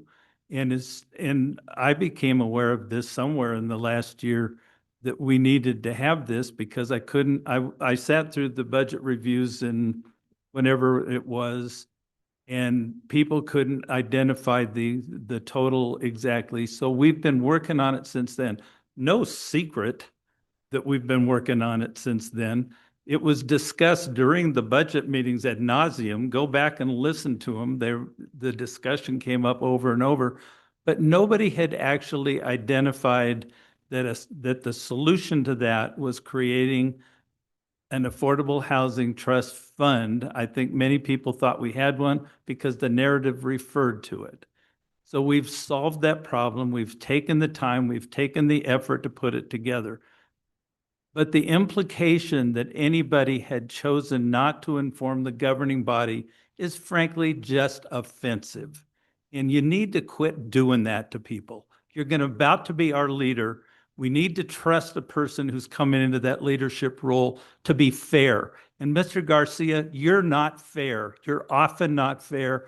I've completely had it. And I'm sorry, but I'm not sitting through another one of these interrogations, gotcha moments, when you're saying things that just aren't true and you're casting aspersions on perfectly good people who don't deserve to have those things thrown at them. And so I'm sorry, and you and I obviously are done, and I'm sorry at the end of the year. I do wish you all the success in the world, and I hope for this city that you figure out how to be the leader that I hope you will be. Thank you, Mr. Scott. And it's my responsibility to understand when information is known, that it's shared with the appropriate leaders of the governing body. As I mentioned, what is extremely frustrating is that it was known by staff that I was asking for this information. And to your point, Mr. Scott, when the information was known, it could have been even a courtesy email to say, hey, look, we're investigating this. This has come to our attention. Instead of that, radio silence. And the point I'm trying to make is that it's obvious, then I'm trying to figure out who knew what when, because I did not know anything until last week when I was told that there was not an affordable housing trust fund. There are certain requirements by law, especially when we take on funding outside of the city, when we're looking at grants, whether they be state or federal, that there be separation of funds. And when we, as the governing body, are given the information whether it's through budget or anything else, for us to move forward with the intention that there is a separate fund, it's imperative that it be brought to our attention when there wasn't a fund. Now, I'm not trying to call into fact right now that there wasn't a fund and we're not trying to remedy the situation. The challenge here is that this was a known issue, and this known issue was not brought to the attention of the leaders of the body of the government to ensure that we are taking the appropriate action to move forward appropriately. That's my concern here. I think we did. I think we did, and I think you need to go back and listen to the. Nobody ever once, and please point to me in documentation where it was stated to the governing body that there was not a separate standalone affordable housing trust fund. Where is it where did you ever find that in the audits you reviewed year after year while you were a member of this governing body? That's not part of the audits because it wasn't audited. Yeah, And exactly. and on the point of But it was audit, in the community development. on the point of audits, is this likely to be an audit finding? Mr. Mayor, and members of the governing body, I can't speak for CRI on what. Has this been disclosed to CRI? Yes. Okay, good. I'm glad. So it sounds like my 10 minutes are up. I do have much more questions. And the reason I have much more questions is because an item like this should have gone to the Quality of Life Committee. And instead of going to the proper process of going through the Quality of Life Committee, I'm having to now spend, 20 minutes answering questions that could have been asked at the committee level. So with that, I'll yield the floor. Thank you, Counselor. I think, Counselor, you've put your hand up to speak next. Thank you, Mayor. So this is an example of, I wish we were spending time on addressing how to move forward instead of what people did wrong in the past, because it doesn't fix anything. So there are clearly things that need to be addressed moving forward, and I wish that we would spend time on that. I think that the work that you did is what brought those things to light, and that should be highlighted. Your staff didn't spend the year trying to sort this out and come to a place where we could be provided a balance to the trust fund and get specific answers answered, because that's been the problem, right? Historically, we've brought questions forward. We couldn't get an exact answer. Often in conversations, I've had conversations, it felt like estimates we were given, and it was very clear it was because they didn't have any solid things in front of them. And so we're at a place now where that's resolved. So now we should be discussing as a governing body, because we should be working to make things better moving forward. So what do we do next? So my big concerns in looking at this is just what Councilor Romero Worth kind of looked at or mentioned was, I've been on both sides of grants. So I've been an issuer and I've been one that's had to meet requirements. And there are supposed to be ongoing conversations that happen with those individuals when they're awarded funds. Like, what requirements are you meeting? You're not spending within a certain deadline. Should we be moving those accounts? So that's something obviously we're gonna have to address. I'm sure we have a plan. I would love to get some insight on how we would address that, because that's a bigger problem for me. When I see that we're spending way below what was granted, I'm like, how many other projects could have been funded that year? And we're talking about being in a housing crisis and unable to house our community members. To me, that's a bigger issue that should be discussed. I would love to hear some insight that Fabiola you have in that, if you don't mind, if Kenshi. Because I think these are the conversations we should be having. We've had staff that did great work over the last year, resolving a very evident issue. So now let's talk to staff about how we're going to move forward in fixing this, because those are the things I'd like to hear about tonight. So I give you the floor if you don't mind expanding on your thoughts in some of those issues. Absolutely. You get the mic really close to your mouth. Thank you. Councilor Chavez, Mr. Mayor, want to just tell you that this has been very frustrating for everyone. One of our discussions today with Councilor Romero Worth, we talked about potentially doing a financial analysis of our applicants to ensure that they have a gap and to ensure that their projects are shovel ready when they come to us. That's part of the issue, that a lot of this funding that didn't get utilized when it was appropriated was these projects were not shovel ready. That means they did not have their permits in place. They didn't have all of the requirements from the planning department. And so we need to do a better fiduciary responsibility and really look at these applicants from a financial model to ensure the gap truly does exist. And then also to ensure that they are in fact shovel-ready projects. There's another thing that comes to mind is, were we awarding some of these organizations or some of these applicants the next year or the next year when we already knew they weren't spending their funds? And I don't expect you to answer that now, but that would be information I'd want to know, because that's another hiccup, right? We need to be able to track those individuals and make sure that we're not giving funds to individuals that have shown evidence that they can't spend those effectively with a successful project and a promise that they've made to the city to receive those funds in the first place.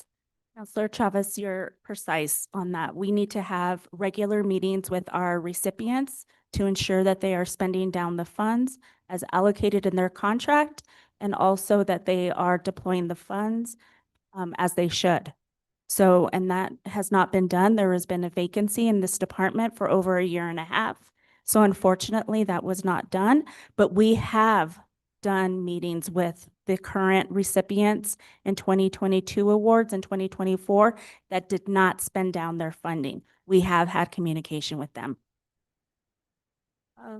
Mayor, governing body, if I may add, the 3 outstanding obligated grants, those expire in June of 2026. And also, as we look at the recent recommendations for Affordable Housing Trust Fund awards, in addition to working with and contacting the organizations and negotiating these contracts for award, we also prioritized reaching out to every single applicant who did not receive an award to identify whether or not they have an emergency acute need that they may have been expecting to receive, because we did change our approach this year in prioritizing development over services. So we're following up on that part as well. Right, I think what would be helpful, so this was kind of the first step in the solution. So Director Oyster, I thank you and your team for getting us to this place. I think the next portion would be receiving a presentation of that. So what's the breakdown? Where do we move from there? Because we need to know how to move forward. We could be caught in the past forever. That's not doing us or the community any good. And just because I have the floor, I'm going to say I specialize in restorative practices for education. So in my second job, my whole message is about restorative practices and how ineffective, punitive, and exclusionary practices and discipline impact human beings, especially our youth. I will say there is being transparent, and there's being transparent in a way that still allows our team members to be successful. And being transparent in a punitive way does not allow our team members to build better with us or alongside us. And it's not my opinion, it's literal research. That is why, as a state of New Mexico, we are going that way for all of the youth we serve in the education system. So with that being what we're doing for the youth that look up to us, I would hope that we would practice that way as leaders. It is amazing for us to come and be very transparent in this is issues we've come across, and now these are the solutions. And it be about progress and us giving room for our team members to tell us how we're gonna make it better. And you all have the capability of doing that. We saw it just now. And I think that's how we as a city government grow better. And I just had to mention that because, none of you can change the past. Many of this was done prior to any of you held position here. So I don't know how you can speak for it. In all honesty, I feel like it's just causing chaos amongst our community and a roar that can't be answered and one that's quite irrelevant. What is relevant is the fact that we have individuals on our staff and on our team right now that's saying, hey, this is where we're at, this is what happened, and this is what we're willing to do to make it better. That's who I want to work with, and those are the discussions I want to have. So I want to thank you for that. Thank you, Counselor. We have two hands up, three hands up. Counselor Faulkner, you were next in line, and then I'll come down to you, Counselor Castro. I look at the situation from two places. One, as someone who does organizational development, which I harp on all the time, there was a huge gap in communication throughout some long process that happened through several administrations, it appears. That's of concern to me. And then it makes me wonder, are there other gaps that we don't know about? And do we need to look for those gaps? But that being said, and I don't want to diminish that with what I'm about to say. That being said, I do think that it takes a lot of courage that if you find a problem this big, you come forward and you tell the governing body about the problem. Because there's going to be a blame game that's going to happen. And some of it maybe is warranted, some maybe not. I agree with Counselor Chavez. I think we need to look more at solutions.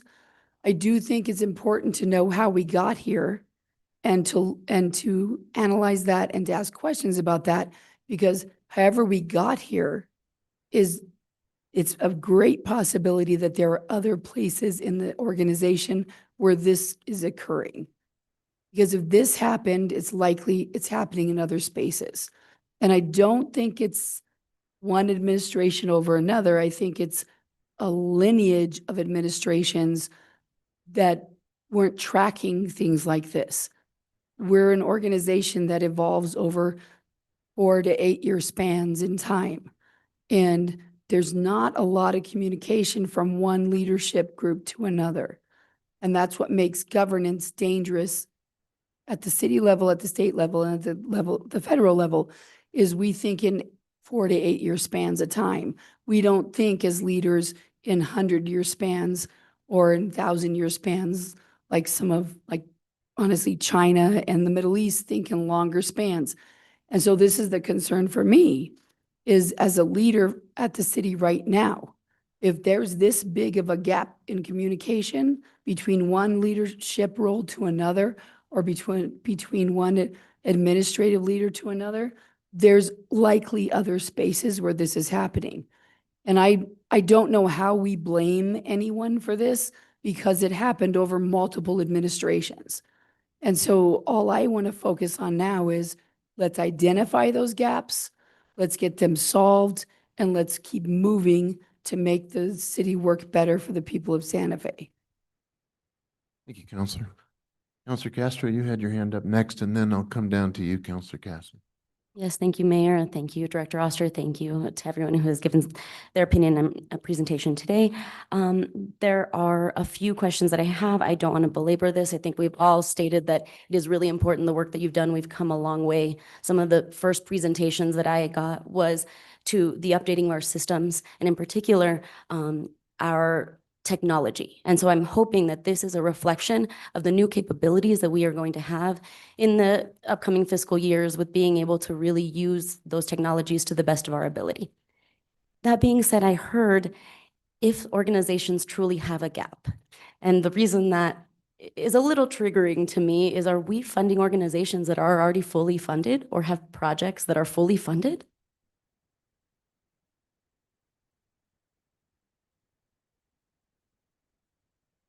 Councilor Castro, Mr. Mayor, it's plausible. We haven't been doing a financial analysis and underwriting of the projects. So we also have not been receiving commitment letters, which we should be doing in our packets to ensure that these projects are, truly needable projects. So we have a fiduciary responsibility. We have to ensure that that does happen. Thank you. No, and very important. I think we all understand how important making sure we're crossing our Ts and dotting our Is are, especially when it comes to fiduciary responsibilities. And to Councillor Faulkner's point, it does sort of raise some red flags that this could be happening in other places. I know we've had some private discussions about projects that we thought were really great and amazing, but potentially weren't what we thought they were. So I won't take up any more time, but I do want to put up the red flag that thank you for that. We need to really be much more diligent with this work. Thank you, Counselor. And Counselor Casson. Thank you, Mayor. I again really just want to thank Director Oster and your team. As Councillor Faulkner reiterated, as I said at Finance, it really does take a lot of bravery.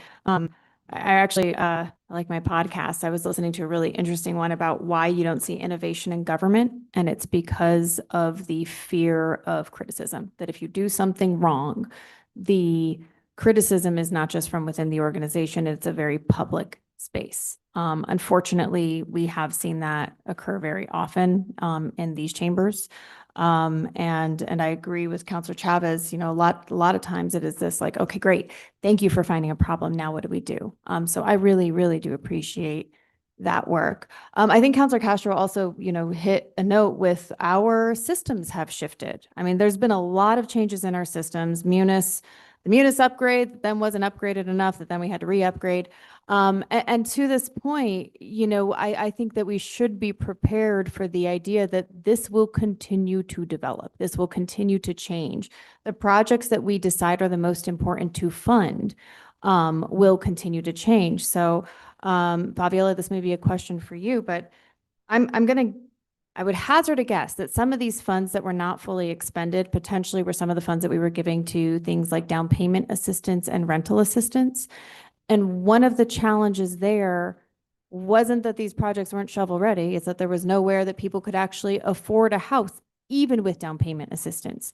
There weren't places that people could rent, even with rental assistance. So some of this has to do with our pipeline. Am I understanding that correctly with the housing market in general? Mr. Mayor, Councillor Cassett, you're correct. Wonderful. Thank you. And Councilor Mayor Worth, I believe that the CDC has shifted their focus this year under your leadership to really recognizing this was part of the problem to how do we actually get more houses built, affordable units built. Am I understanding that correctly, that that has changed? Yes, Counselor. And in fact, on the consent agenda that we approved a little over $3 million, $3.7 million in grants, and it's all to build housing. Yeah, thank you. And this may shift. We may get to a place where, hey, we're doing a really good job. We have a great stock. And at this point, we are going to need to put more dollars towards these payment assistance programs because there are places for people to put that money. So I think that we should be we should always be flexible in terms of these programs that we know are going to last for a while. We know that when the, Affordable Housing Trust Fund as a concept was first developed, we were not on Munis. I know that there was I'm pretty sure there were still Excel spreadsheets that were running a lot of our city finances. There have been numerous changes. And yeah, there are other places that this is a problem. We've had this conversation with capital projects. This has been a huge conversation around how do we decide where our dollars need to go for infrastructure? How much money do we have? What are the list of projects? What are they all going to cost? And we've had these conversations almost ad nauseum. I know in finance, I know in budget hearings, we've been looking for solutions for how do we get there. I think this is also a place that our current city management team with City Manager Scott and Deputy City Manager Phillips and Mr. Gould have been really identifying these areas of things that we do that we've always done this way that don't make sense. And I've been really appreciative of these conversations because to Councilor Chavez's point, it's not about blame. It really is about, okay, this isn't working the way we've been doing it. Maybe it worked once upon a time, doesn't work anymore. Or there's experience and understanding where this is done better and really, supporting that it's going to take some time and it's going to take some challenges. And even with this fund, separating it out as a fund, we may find that there are things here that are not working. So Director Oster, a couple things about what is going to be the primary difference in how this fund operates now that it is teased out as its own separate fund. And I think that we should also clarify a couple words here. The Affordable Housing Trust Fund in our brains has always been dollars that the city is putting towards affordable housing. The word fund actually has a more technical meaning, and we actually have a lot of things that are, there's a, how we would think of a fund of like, oh, there's the ice arena fund, but that is part of the Chavez Center, you know, budget. So can you talk a little bit both about that relationship and then also what does it really mean in terms of how this fund's going to operate moving forward now that we have pulled it out? Mr. Mayor and councilors, Councilor Cassett, thank you very much for that question. I think that's really important. Fund is a term of art in accounting that refers to a specific, what we look at as an opinion unit in the audit world. We have major funds and we have non-major funds that are reported in the financial statements. So I would say the main difference that you're going to see right away in FY25 is that the Affordable Housing Trust Fund will have its own column in the financial statements that shows revenues, expenses, fund balance, assets, liabilities. It'll have a statement of revenues and expenditures. It'll have a balance sheet. It'll be on its own. It was in the financial statements in the past, but it was part of the Community Development Fund. So you couldn't open the report and say, okay, where's the Affordable Housing Trust Fund? The activity was there, but it was in the column that said community development. Going forward, starting with this year, FY25, it'll be in a column titled Affordable Housing Trust Fund. Wonderful. And then in terms of understanding the fund balance and carryover, we do not do multi-year budgeting in this city. So if we have dollars left over in our now officially teased out Affordable Housing Trust Fund, it does not necessarily roll over to the next year unless we as a governing body allocate those dollars to roll over and then add more if we so choose. Am I understanding that process correctly as well? Mr. Mayor and councilors, Councilor Cassett, yes. So the example that I would use is the budget for personnel. We establish a budget for personnel, and that's the maximum that we can spend. But we can spend less, and sometimes we do. You know, if we have vacancies or, you know, for other reasons, we might not spend all of our expenditure budget on things like personnel, contracts, other uses. It's very common for us to not spend the exact amount of our budget because, you know, like we were talking about earlier, the budget is an estimate that we create before the fiscal year even starts. That's that whole vacancy savings that we often talk about. And that's Right. that one-time funding because it's one-time funding that we thought would be reoccurring, didn't utilize it, and that's why we have it as a one-time for the next year, correct? Mr. Mayor and councilors, Councilor Cassett, yeah, there are many reasons that we might end up with a difference between actual revenues and actual expenditures. When we're creating the budget, we're using estimates. We're saying, okay, this is what we think we're going to receive in revenues, and this is what we think we're going to spend.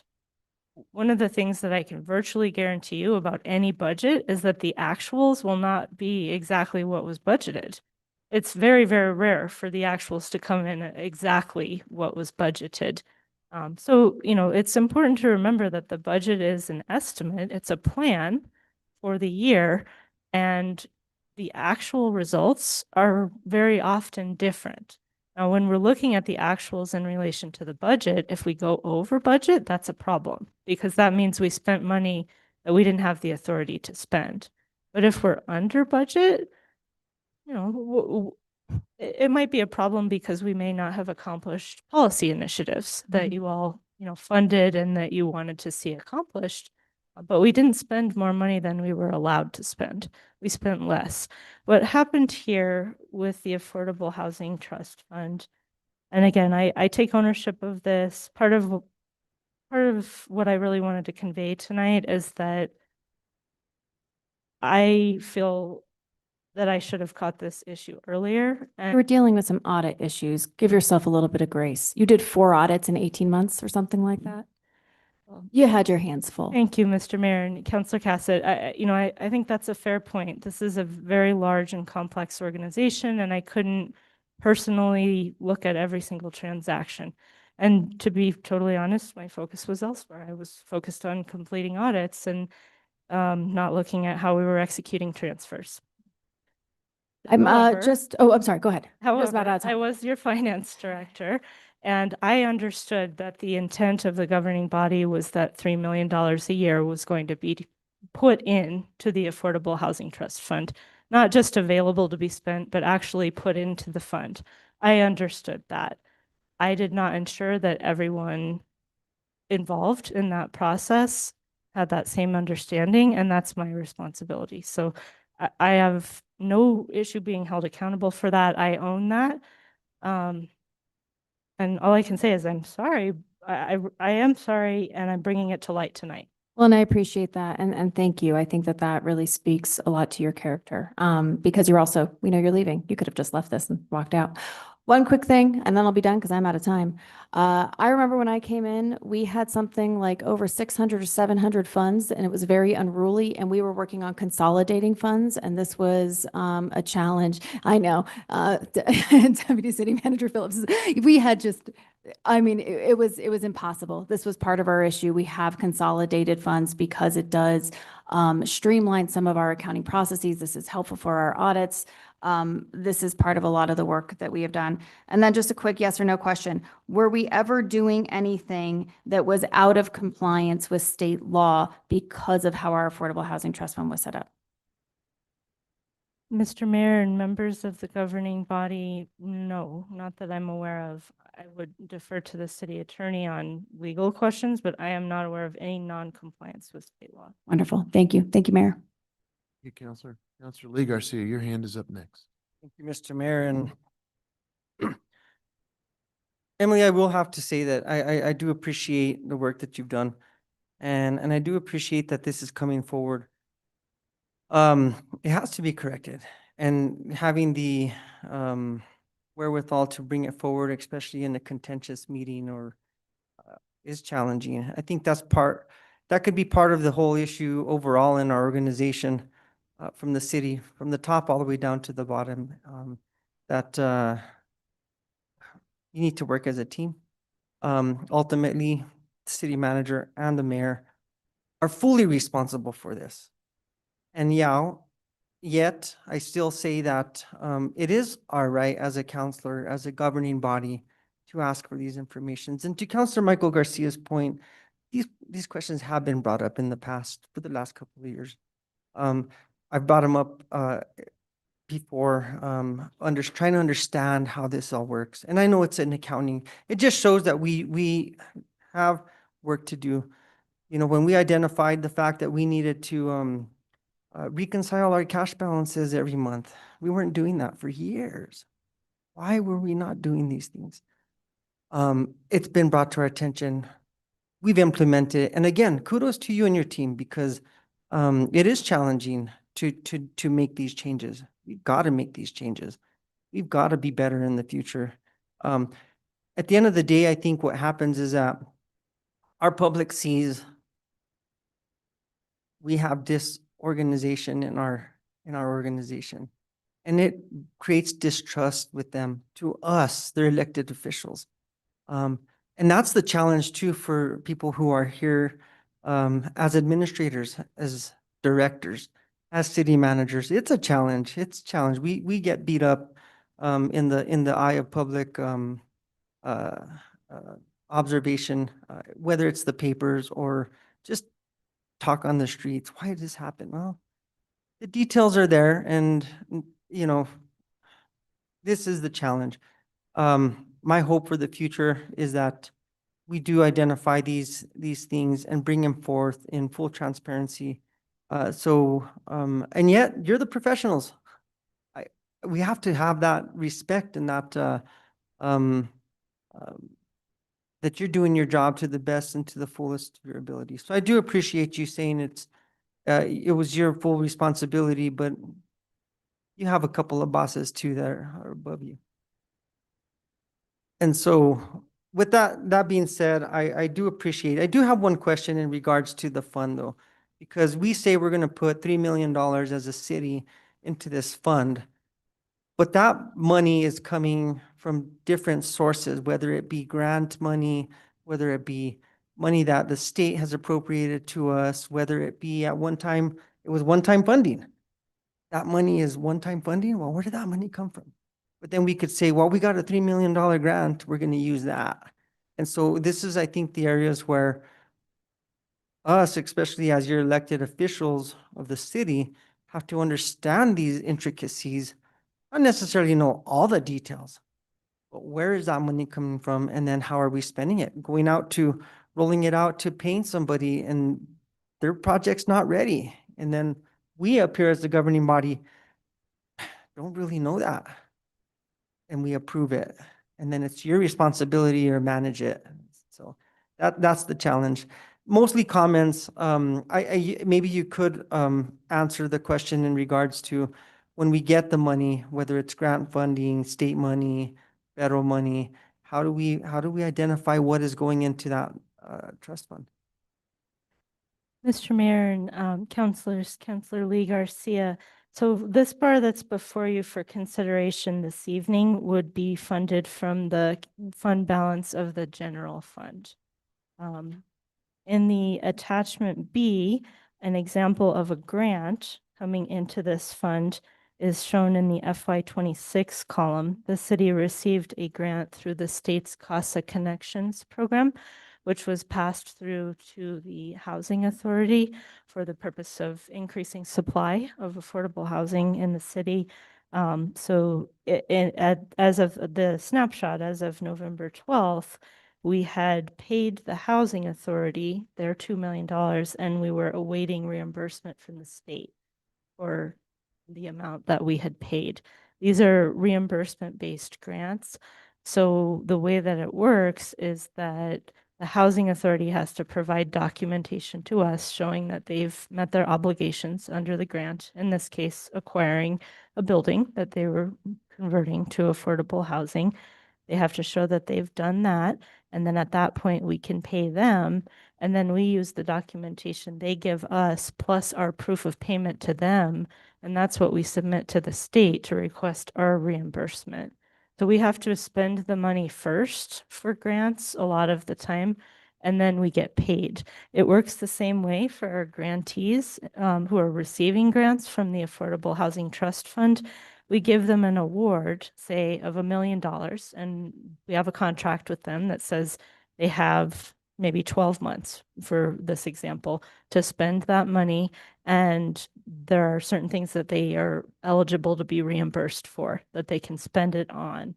And over that time period, while the contract's in effect, they spend the money and then they submit requests to us to be reimbursed for those expenditures. But the part about it with these grants that I think Director Chavez was getting to is the organization, whether it's the city or one of our grantees, has to be able to afford to incur the expenditures and then wait for reimbursement, because we don't pay them before they spend the money. They have to spend the money first and then be reimbursed.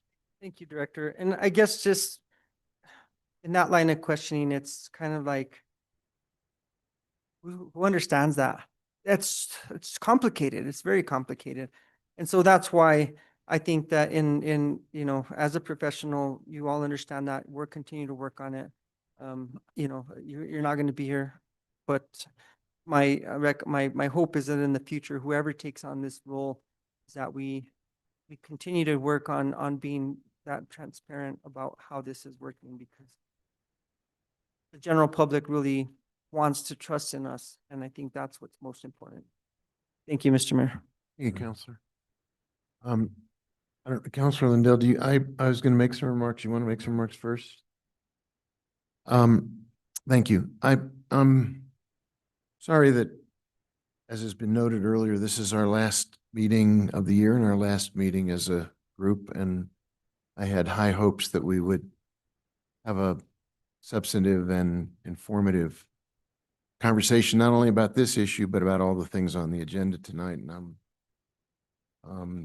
I'm disappointed.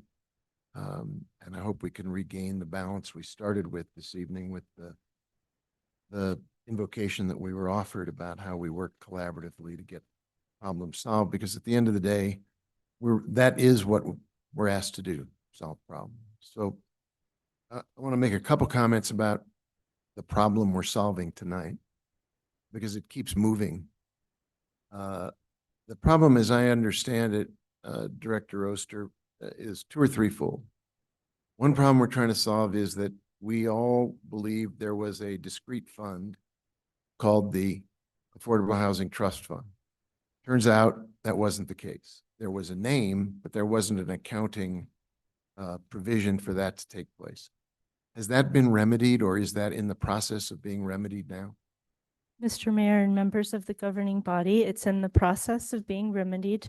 In the FY25 financial statements that are being audited right now, there is a discreetly presented Affordable Housing Trust Fund. In Munis, the accounting team, the finance team is working on creating that fund so that in FY26, that fund will exist in Munis as well. Thank you. And to be clear, in terms of what we're not solving for, because it's always useful to thin some of the underbrush, there's no even allegation or inference that money was somehow misplaced, lost, inappropriately spent. There is nothing in what we're trying to solve for tonight that involves financial issues that would require some kind of rectification of behavior that was either illegal or unlawful or purely inappropriate. Mr. Mayor and members of the governing body, that is correct. The money that was not transferred to the Affordable Housing Trust Fund in the prior years was just, it remained in the general fund. It stayed in the general fund balance. So we're not talking about misallocation or mishandling of funds. We're simply saying problem number one, we thought there was a fund, all of us, we used that terminology. We were using it more in terms of the legal rather than the accounting term. That's being remedied. Secondly, as members of the governing body, we all believe that we were transferring $3 million a year into that fund. As it turned out, through the processes we have for using the dollars in the Affordable Housing Trust Fund, $3 million was allocated to grantees. Not all of that money was spent. And so what was transferred to cover the invoices, if you will, was the amount that was spent rather than the full $3 million. Mr. Mayor and members of the governing body, that's correct. The amount that was transferred was what the fund needed to cover the expenses for each year. And the bar that you have brought before us and that we're considering, that's actually what's in front of us, will make the Affordable Housing Trust Fund whole. Mr. Mayor and councilors, that is correct. The proposed bar will resolve the difference between the amount that was allocated in the budgets and the difference, the amount that was actually transferred. So in the spirit of being problem solvers, as Councilor Lee Garcia mentioned, that problem will also be solved if we approve that bar. Mr. Mayor and members of the governing body, that's correct. If you approve this bar this evening, the amount that was allocated in the budget books, which was $16.5 million between FY22 and FY26, will equal the amount that was actually transferred into the fund during that time period. And if I understand correctly, the comments that Councilor Mara-Worth was making in the conversation between the two of you, the next step, and it was also brought up by Councilor Chavez and Councilor Castro, we need to take the next step, which is to say, as we allocate money to grantees, how prepared are they to spend it? And are we exercising appropriate oversight much as what we're hearing from the state legislature and the governor about capital allocations that haven't been spent, they are looking to see that that money is used, because that's why they put it out to jurisdictions. So the next step to check a box of problem solving, if that's the business we're in the business of solving problems on the behalf of the people of Santa Fe. This new next step will be oversight, and I gather that it's even beginning in the next meeting of the CDC as an agenda that's on that, an item that's on that agenda. Have I got that correct? Mr. Mayor, members of the committee, that is correct. We are looking at other means of vetting our projects. So we're making changes. So there will be, as we're seeing at the state level, more interaction, more oversight, more ongoing efforts to make sure that money that is allocated can actually be effectively spent and as quickly as possible. Mr. Mayor, members of the committee, that is absolutely correct. So that would be another problem-solving step.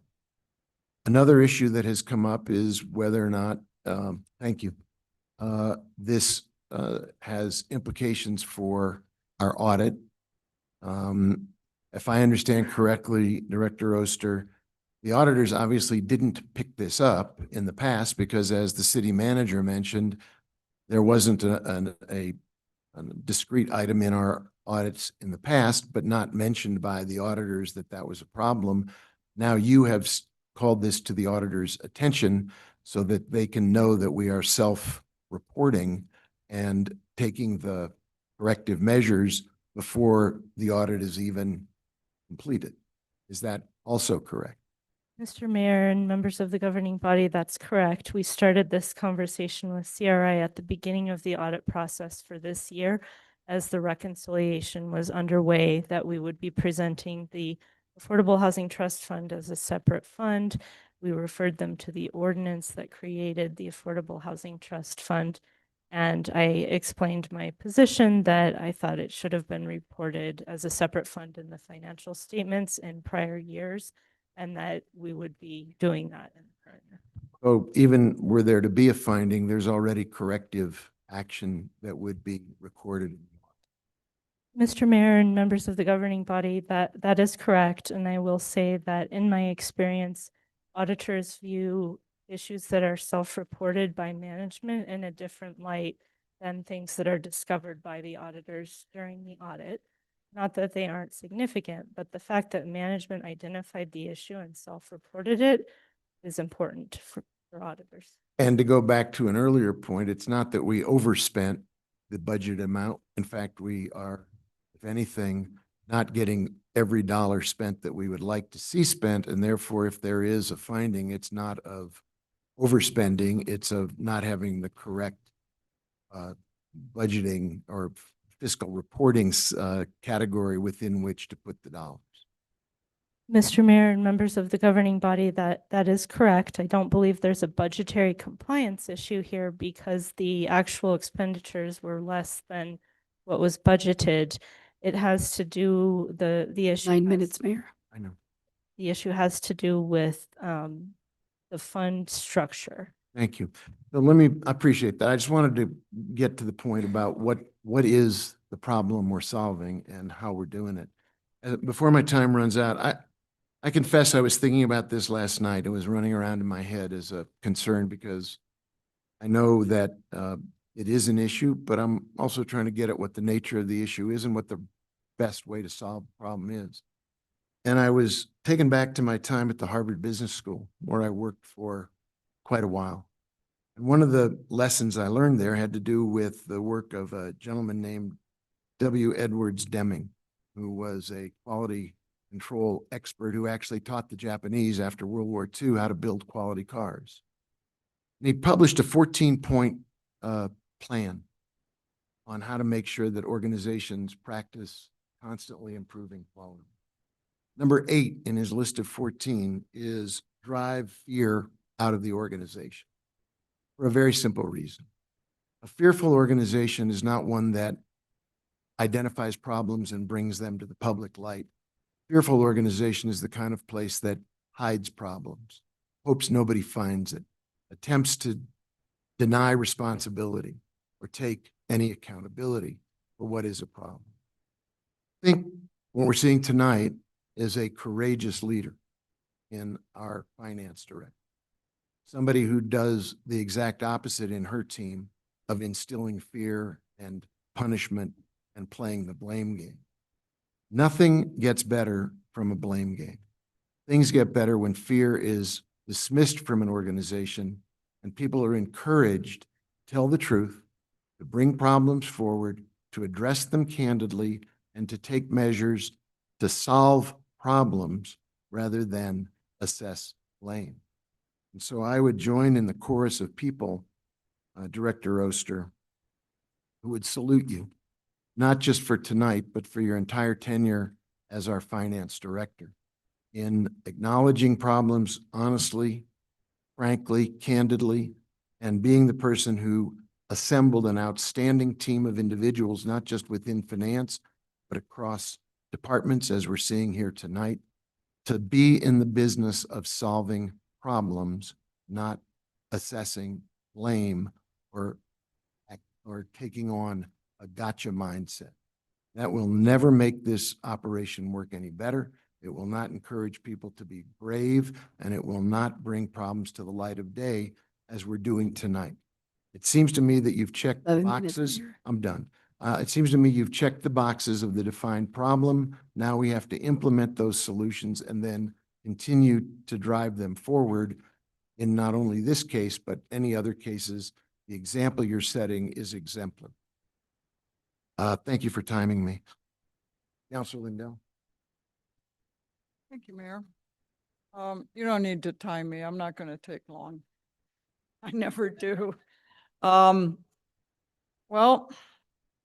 I think we've chewed on this about as long as we need to. It's 7:20. We've got a massive, massive agenda tonight. Thank you, Director Oster. Seems like we had a problem and seems like we got it solved. So seems just about that simple to me. So I'm going to call for the question. I object. I still have round to Non-debatable go. motion, This non-debatable is motion. inexcusable for you to I'm sorry. skip over a council committee and then you Councilor, hold me to 10 minutes? Counselor, it's a motion. It's not a done deal, and you have to try to respect the process. We have a motion. I did not hear a second. We have a motion and we have a second to call the question. This is non-debatable, and therefore I will simply ask the city clerk to call the roll. Counselor Chavez, Yes. Counselor Faulkner, Yes. Counselor Lee Garcia, Yes. Counselor Michael Garcia, No. Counselor Lindell, Yes. Counselor Romero Worth, Yes. Counselor Cassett, Yes. Counselor Castro. No. Motion is approved. We have a motion in front of us to approve this bar. And I ask you to call the roll. Counselor Castro, Yes. Counselor Chavez, Yes. Counselor Faulkner, Yes. Counselor Lee Garcia, Yes. Counselor Michael Garcia, No, and I'd like to explain my vote. Counselor Lindell, Counselor Romero Worth, Yes. Counselor Cassett. Yes. Motion is approved. Counselor Garcia, you got the opportunity to explain your vote. Thank you.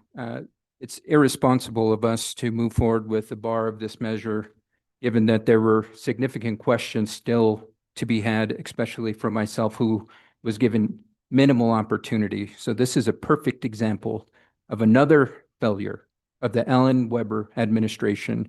And I am so thankful that this administration is coming to a close, because this is an administration that does not listen to. Point of order, point of order. I believe our rules don't allow for this kind of behavior. Well, And let I have- me pull that up. I yield the floor. No need- Refrain from abusive conduct, personal charges, accusations of verbal attacks upon the character, motives, ethics, or morals of the members of the governing body, staff, or public, or other personal comments. I'm afraid you violated the rules. You just yielded the floor. That completes this item. I believe it's 7:20. I would entertain a motion to go to petitions from the floor before we resume our regular order. Would anybody like to? So moved. Second. There's a motion to change our agenda so we go to petitions from the floor at this time. If someone is either, well, we'll start with people in the room. If there's somebody in the room who wants to speak to an item that is not a public hearing, unrelated to a public hearing, now would be the time to come forward and make a 2-minute presentation to the governing body. Remember, there will be hearings later in the agenda where you will have a chance to testify. So if it's about something for which there is a public hearing, wait for that hearing. If it's not related to a public hearing, please do step forward now to speak to whatever you'd like to address. Mayor, may I call the roll on the motion? I'm sorry, we didn't do that? I apologize. What did we vote? You just took a vote on, Motion to go to petitions to the, oh, petitions. I'm sorry, to change the agenda. We have not voted to change the agenda. Apologies. Please do call the roll. Counselor Faulkner, Yes. Counselor Lee Garcia, Yes. Counselor Michael Garcia, Yes. Counselor Lindell, Counselor O'Meara Worth, Yes. Counselor Cassett, Yes. Counselor Castro, Yes. Counselor Chavez. Yes. Motion is approved. Very good. So we will, that little preamble I gave was premature, but now we're at the point where if you have something you want to speak to that's not a public hearing later in the agenda, please do come forward, and the city clerk will keep a clock running for 2 minutes on any subject that you'd like to speak to. Now's the time. Up at that podium right over there where the microphone is so we can hear you.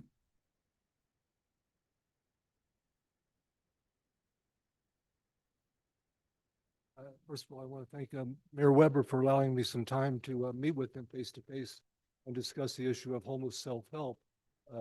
We're in, it's a practical, affordable, and humane way of addressing homelessness. We can do everything we need. Yeah, lift the mic up. We really want to hear you. My name is Daryl Blair, and I've sent out an email. I'm not good with tech, but I sent out an email, and I hope that you guys did get it because it itemizes a lot of things. But it's homeless self-help seems to me to be a practical, affordable, and humane way of addressing homelessness. We involve ourselves in our own salvation. There's a multi-billion-dollar-a-year industry built around our suffering, and it relies upon us for other people's incomes. We can do better ourselves, and the model is replicable nationwide. We can fund our own selves with for-profit and nonprofit means. We have a talent pool that can be cultivated. We don't just start opening the doors, everybody barges in, falls in. There's those who are ready, those who are not yet ready, and those who are intermediate, can go either way. So we provide enticements and opportunities to participate. It's not only about economic development, it's also about personal development. To kind of filter out who's going to be a part of this organization, you come in, we're going to involve ourselves in meditation, discussion, some exercise. This is kind of a disciplining ourselves and also reorienting ourselves what we do with our time. We'll have discussions about where we're going to go with this. It goes all the way up to building eco villages on burned out forest land and turning that into agricultural activities we can feed New Mexicans and don't have to depend on Argentina and other places. There's a lot I guess I could say. I'm kind of stumbling at this point. There's youth who are in danger. One of the things, like if we were to build these eco villages out there, then we could actually, I think, clean up Albuquerque's drug and crime problem by getting people 25 miles away from the drug scene. After about 3 years, those distribution networks would dissipate, I think. I would really like to continue the discussion with any of you. I know that you're one of the members, and the other two, I don't know who you are on this homeless committee. But I think somebody has my phone number now. Joaquin Martinez, he may have that. And I have some, I'm not good with technology. No, you're good. Okay, and I thank you for your time. And Thank you for speaking tonight. Thank you. I really appreciate it. And also, when we have this organization, I'd like to have a mentor professional. Thank you, sir. Thank you for being here. Is there anyone else who'd like to come forward on a subject please do step up. Remember, we have public hearings later, but if it's unrelated to that, please take the floor. Good evening, Mayor Weber and members of the governor body. I'm Dr. Jean O'Dean. A year ago, December 10th of 2024, I stood before you and asked you to table your decision before you went into executive session to vote for the Aspect Village, Studio Village at the minimum appraisal of $5 million and requiring a 19 affordable housing units. I represented Mr. James Dugan. I provided the proof of funds to Daniel Hernandez, who has resigned. Since then, I became a candidate for mayor as to what had actually transpired. Mr. Dugan has been investigating what's transpired with the Aspect Village Studio because it's no longer a studio. It's become a high-tech place. There's now an art house, a luxury art house, being built instead of minimal housing. We have been investigating this throughout the year. I just want to inform the governor body that Mr. Dugan has retained a team of lawyers, and we are going to proceed with litigation against the city. I do recommend to refer to Ty Bixby's opinion article on Sunday's saying that the city should not be in commercial development. Mr. Dugan, he's from Flagstaff. He's an international infrastructure and developing countries. He had engineers and architects developing and funded Dubai. You know, I've been to the Midtown redevelopment agencies. It's very disconcerting that it's becoming another bureaucratic because they are looking at being a Midtown redevelopment authority. So you're just layering bureaucracy. It's going to be a patchwork of different things. It's going to be delaying the process. Thank you. Thank you for coming down tonight. Anyone else in the room who wants to come forward on a non-public hearing item, please step up.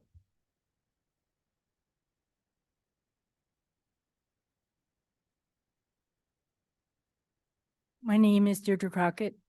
Thank you, Mayor, and council members. This might be on the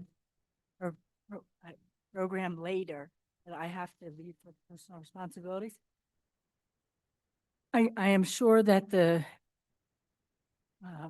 movement to have animals on medians with homeless people is not meant to be punitive. However, I cannot see a way that it gets delivered that it isn't punitive. And I'm sorry, this is on an item later. Did you say you have to leave? And yes, I do. And I'm done. That's all. That's really all I wanted to say. you want to write something down and present it for the record to the clerk, we'd be happy to have it as part of the record too. Thank you very much. Thank you. Thank you. Anyone else in the room who has a non-public hearing matter that you'd like to bring forward now? Anyone on the Zoom room, Madam Clerk? We do have one person in the Zoom room. Stephanie Beninato, you are allowed to speak. And if we can restart the timer. Thank you. Stephanie Beninato. Wait 1 second while we change the clock, Ms. Beninato. We're still counting down from the previous speaker. Okay, now you have the floor. All right. So I felt that your discussion about the budget was inappropriate to cut off Councilor Garcia. It was clear that he had more questions. He was told he was going to have that time, and he was denied that opportunity. Although maybe his tone was a little combative, I think the information that he sought was totally appropriate. Additionally, I have made a public records request for information on a city employee and their training. It would have taken 5 minutes to go to their file and look it up. I've been waiting now over 6 months to get that in a public records request.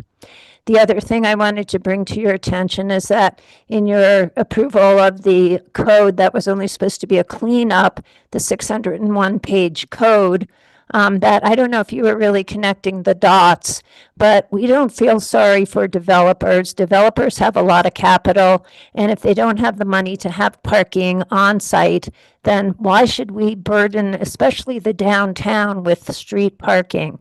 I also don't think you connected that you just approved encouraging more outdoor dining, which takes up more street parking, and therefore less parking for everybody who now doesn't have to provide on-site parking.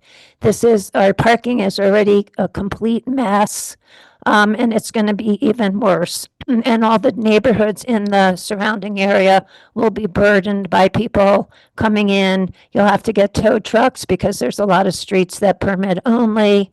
The state capitol megalith structure is going through. There's going to be 531 employees in that building with 546 parking spaces. That is insufficient for the number of people who will go to that building to conduct business. So that's another burden on the parking in the downtown. I really think that you should have limited it to what it was supposed to be, which was a cleanup and a reorganization. And I hope next time that you really, really pay a lot more attention to what you are approving. And I find it also the whole discussion tonight about this Constitution due process.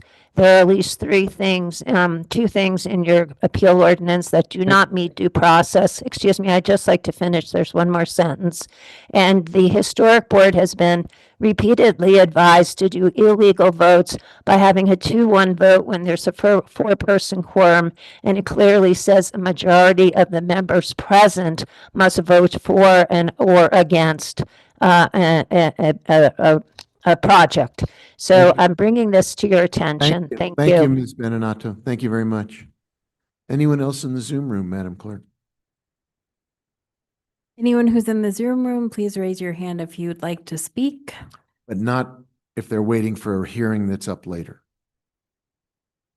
I don't see anyone else with their hand raised. Okay, thank you. In that case, why don't we resume regular order, Madam Clerk? Could you read the next item on the agenda?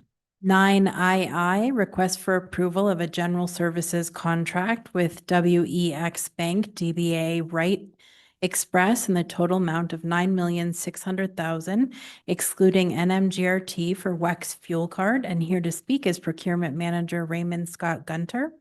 And this was pulled by Councilor Michael Garcia. Thank you. We'll get a overview and then we'll entertain a motion. Then Councilor Garcia, I'll come over to you.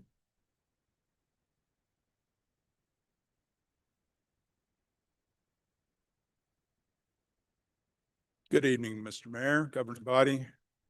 How you doing? I stand for questions. Well, what we'd like you to do is to give us a brief, because there are a lot of people who are watching or listening who are unfamiliar with this and the questions wouldn't mean very much to them. So if you could just do a high-level explanation of what's in front of us, then we'll go into the questions that Councilor Garcia leads with, having pulled this item. Very good.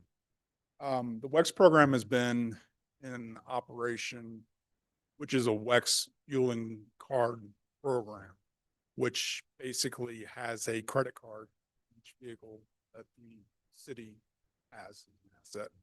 And the staff will use that card to fill up their vehicles when they run out of gas. So, and then we have tracking that's associated with that as well. We're able to see the usage of the vehicles and how much gas they purchase per gallon, rate of the fuel is, and that type of thing. And we're also able to determine if there's any invalid DINs, which stands for driver identification number, that are being used to potentially prevent fraud within the city. So with that being said, the Santa Fe Police Department first had WEX as their mechanism of fueling their police vehicles. Then there was an issue with the fuel tank out at the silo location.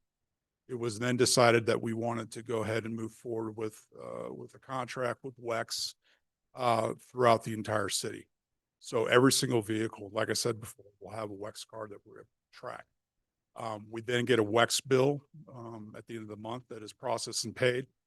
And we're able to get, like I said, usage and some very valuable reports, such as what we're spending gas on. And, you know, so it's an overall reaching program. It's one of the pillars of our fleet management that we're initiating.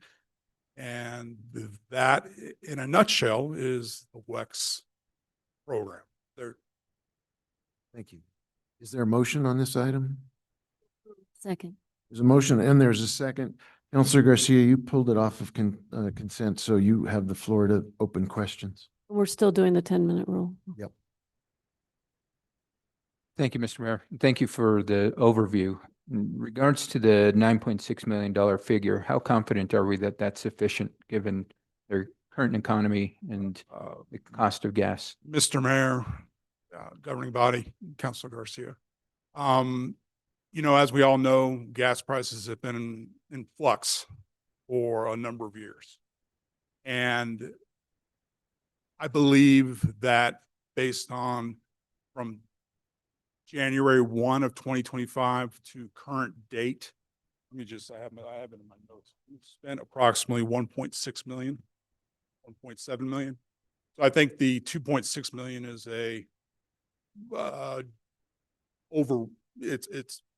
I don't believe we're going to make that amount, but as world and economic shifts and changes and a whole bunch of other macroeconomic changes happen within the world, who knows? But I believe right now we are sufficient to be handling that for the next 4 years. Okay. And then in the instance that we don't hit that 2.6 million, we're only charged for use. What we use. Gotcha. Yes, Councilor. Okay. And then, as you mentioned, vast usage is from our police department fleet. Is that correct? Mr. Mayor, governing body, Councilor Garcia. Yes, I mean, the police, that's Santa Fe Police Department is the largest or very close to the largest user of the fleet cars. Now, Santa Fe Police Department was the first one to actually move forward with the WEX program. It worked well for them. The WEX program is part of a cooperative agreement with Sourcewell, and that's through the state. So that contract has been vetted in more ways than one with the state. So we're essentially utilizing that agreement underneath the terms that were contracted with or the terms that were negotiated with for the city of Santa Fe, which is very similar to what the state of New Mexico is using as well. Gotcha. And did I hear you correctly? You've been working on this program for quite some time. And the reason where I'm going with this is I'm trying to really get a gauge on the impact of trying to modernize our fleet to electric vehicles. And does that potentially lower this cost over time? Mr. Mayor, Governor Bounty, Councilor Garcia, I guess this will lead into another discussion that, as I mentioned before, WEX and fuel is just one component of the spoke that we're talking about. I'll point out to my colleague, David Adamio, who's the section fleet manager, and we've been over the last several years kind of Batman and Robin. Sometimes I'm Batman, he's Robin, and vice versa. But we have been peeling an onion is what we've been doing with the fuel. We got the fuel under control, and then that evolved into questions about why were we having so many vehicles that haven't been fueled up in 90+ days? Why aren't these vehicles being used? So with that being said, we have taken the initiative of actually doing an analysis of fleet. And I have some additional, I didn't know what was going to be asked this evening, but I did prepare a snapshot of what we are planning, what the overall fleet grade is of the city. And we have devised a transition document, which is approximately 73 pages. And I've gotten a little snapshot of what that entails. This is going to be a long journey for us to be able to right size our fleet and make good judgments. If a vehicle could be repurposed, let's do that within the city. So we've got a scope and a plan that I believe is beneficial to everybody involved. I'll give you an example. We've done some analysis, and based on the current fleet size that we have now, we are spending an additional $2,000 to $3,000 a day in our current fleet. And that has a whole bunch to do with the size of the fleet, what we're using them for, how old vehicles are. Just because a vehicle has 50,000 miles and it's a 2010 doesn't mean that it's environmentally sound or green. And it's costing us more to do that. And then there's auction revenue and other things that are coming up with that. So it's a big, big onion. And we're getting to the point where we're ready to present with the transition team plan that I believe is sustainable, not only for this administration, but for administrations to come. And we're talking 10, 20, 25 years into the future. So that's the viewpoint that I believe we need to take with this plan. We're going to have bumps in the road, but we are committed to seeing this through. Okay, thank you. Thank you for beginning to unpeel the onion. And, if the more we can get away from these high costs of fuel and moving more towards electric, I would highly encourage that. Mr. Mayor, Governor Body, Councilor Garcia, with respect to that statement, I completely agree with what you're saying. I would also stress that there's data and analytics. It's just like when the Oakland A's finally got the down analytics data. We want to take a data-driven approach on this thing, not based on the Dodge, Chevy, Ford debate. We want to right-size our fleet and make it efficient. And regardless of what drives the vehicle, whether or not it be gas, electric, or some sort of hybrid, we need to make the best decisions for the city regarding that. So, the infrastructure is just one part of it, because right now, quite frankly, I don't know if the infrastructure is strong enough to support a completely electrified fleet within the Santa Fe. The numbers, what we're seeing, just don't make sense. So there's this gradual process that we need to undertake in order to achieve that goal of being more electric, being more green. Okay. Well, thank you. And thank you for looking towards the future. No other questions, Mr. Mayor? Thank you, Counselor. Other questions on this? Counselor Cassidy. Yeah, thank you so much. Real quick, because I'm seeing two pieces. I know we have this, I've heard of the fleet modernization process, and I think that's what we're being referred to too. And that does tie in directly to WEX. Can you give me just a little bit more information? Because I know that WEX this contract is a key piece of this. It's not just data, but if I'm understanding things correctly. Yes, Mr. Mayor, governing body, yes, the WEX contract is a key part of that. But I will also stress that that's just one spoke in this wheel. We're undertaking a software system that we're currently configuring, which is a fleet management information system, which will give you more information than you could ever want in terms of what vehicles are doing, whether or not a vehicle brakes hard, whether or not it corners too hard, whether or not it gives us information on if unfortunately somebody gets into an accident. It will give us some impact information regarding that and where the accident happens. It's going to be able to track where these vehicles are and be able to give us a snapshot inventory, hopefully, when it's fully configured, of where all of our vehicles are located at. And so that is just one. WEX is just a tiny, tiny part, but there are other things that we are doing in terms of implementing this RTA system. So, and then there's other things that we're doing as well. So we're very excited. We're thinking we can make a huge impact on fleet operation. Well, wonderful. And I look forward to getting a larger presentation on this at some time. It sounds like you guys are doing a really wonderful job looking at how you can be as efficient as possible with our resources, as well as, I mean, it sounds like this will be key for safety for city staff who are using city vehicles as well. There's a whole bunch of, sorry, Mr. Mayor, Yeah, Government no. Body. There's a whole bunch of stuff that is going to be benefiting of that, and that is one aspect of what we are planning to do. We want to make cities efficient, and it's going to take years to do that, but we are starting that process. We are asking questions. Wonderful. Thank you so much for that work. Thank Those are you. The questions. Any other questions at this time? Thank you, sir. We have a motion and a second, and we've had questions. Madam Clerk, do you want to call the roll? Counselor Lee Garcia, Yes. Counselor Michael Garcia, Yes. Counselor Lindell, Counselor Romero Worth. Yes. Counselor Cassett, Yes. Counselor Castro, Yes. Counselor Chavez, Yes. Counselor Faulkner. Motion is approved.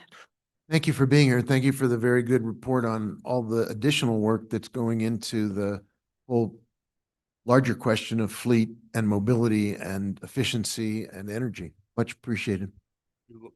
Governing body, Mr. Mayor, we look forward to presenting that large document to you at some point. Thank you. in the near future. Thank you. Madam Clerk, could you take us to the next item that was taken off of the consent agenda, please? Item 9MM, consideration of resolution number 2025-TBD, sponsored by Mayor Alan Weber, Counselor Signe Lindell, and Counselor Alma Castro. A resolution authorizing donating properties identified as 1522 and 1650 West Alameda Street to a developer certified as a qualified grantee under the New Mexico Affordable Housing Act to develop low-priced dwelling units pursuant to the City of Santa Fe's Affordable Housing Ordinance. And I see Terry Lease, Asset Development Manager, here to speak. Let's entertain a motion, and then Mr. Lease will go to you, and then Motion Counselor to Gar- approve. Second. We have a motion, we have a second. I think for people who are not familiar with this item, it would be helpful if you would give us an overview as to what the purport is on this particular agenda item. And then we'll go to Counselor Garcia. Thank you, Mayor Weber, councilors. So the resolution, let me give you just a 60-second background, then I'll address the resolution. Earlier this year, late last year, these two properties are located, there's an existing affordable housing development separating the two city properties that is the subject of this resolution. And late last year, we were approached by HomeWise to purchase the smaller property and donate the larger property. Took this through an executive session, and then subsequently, city legal made the determination that we can't simply donate the land to a qualified entity, affordable housing. Instead, in order to be compliant with the New Mexico Constitution, the Affordable Housing Trust Fund Act, and the city's Affordable Trust Fund Ordinance, a property has to be made a part of the Affordable Trust Fund and then go through a competitive process to identify a qualified grantee. And this resolution, if approved, does just that. It will, like I say, make these two properties a part of the Affordable Housing Trust Fund and lays out the process for a competitive process to donate these. Thank you. Counselor Garcia, you pulled the item, so you have the floor, sir. Thank you, Mr. Mayor. Hey, Terry, how's it going? Good, sir. Quick question. In the resolution in Exhibit A, has a map of both properties. And on the larger property, it's identified as 1650 West Alameda City Land, Escudero Park. Is the city giving away a park or putting the park into the Affordable Housing Trust Fund? So, Mayor Weber, Councilor Garcia, to answer that question, first of all, 1650 property came to the city with 3 separate deeds. One of the deeds does have a reversionary clause. If the city does not use it for a park, that it would be revert to the grantor. And so to answer your question directly, yes and no, I guess, but again, the background. So when these two properties were being discussed for a possible donation to not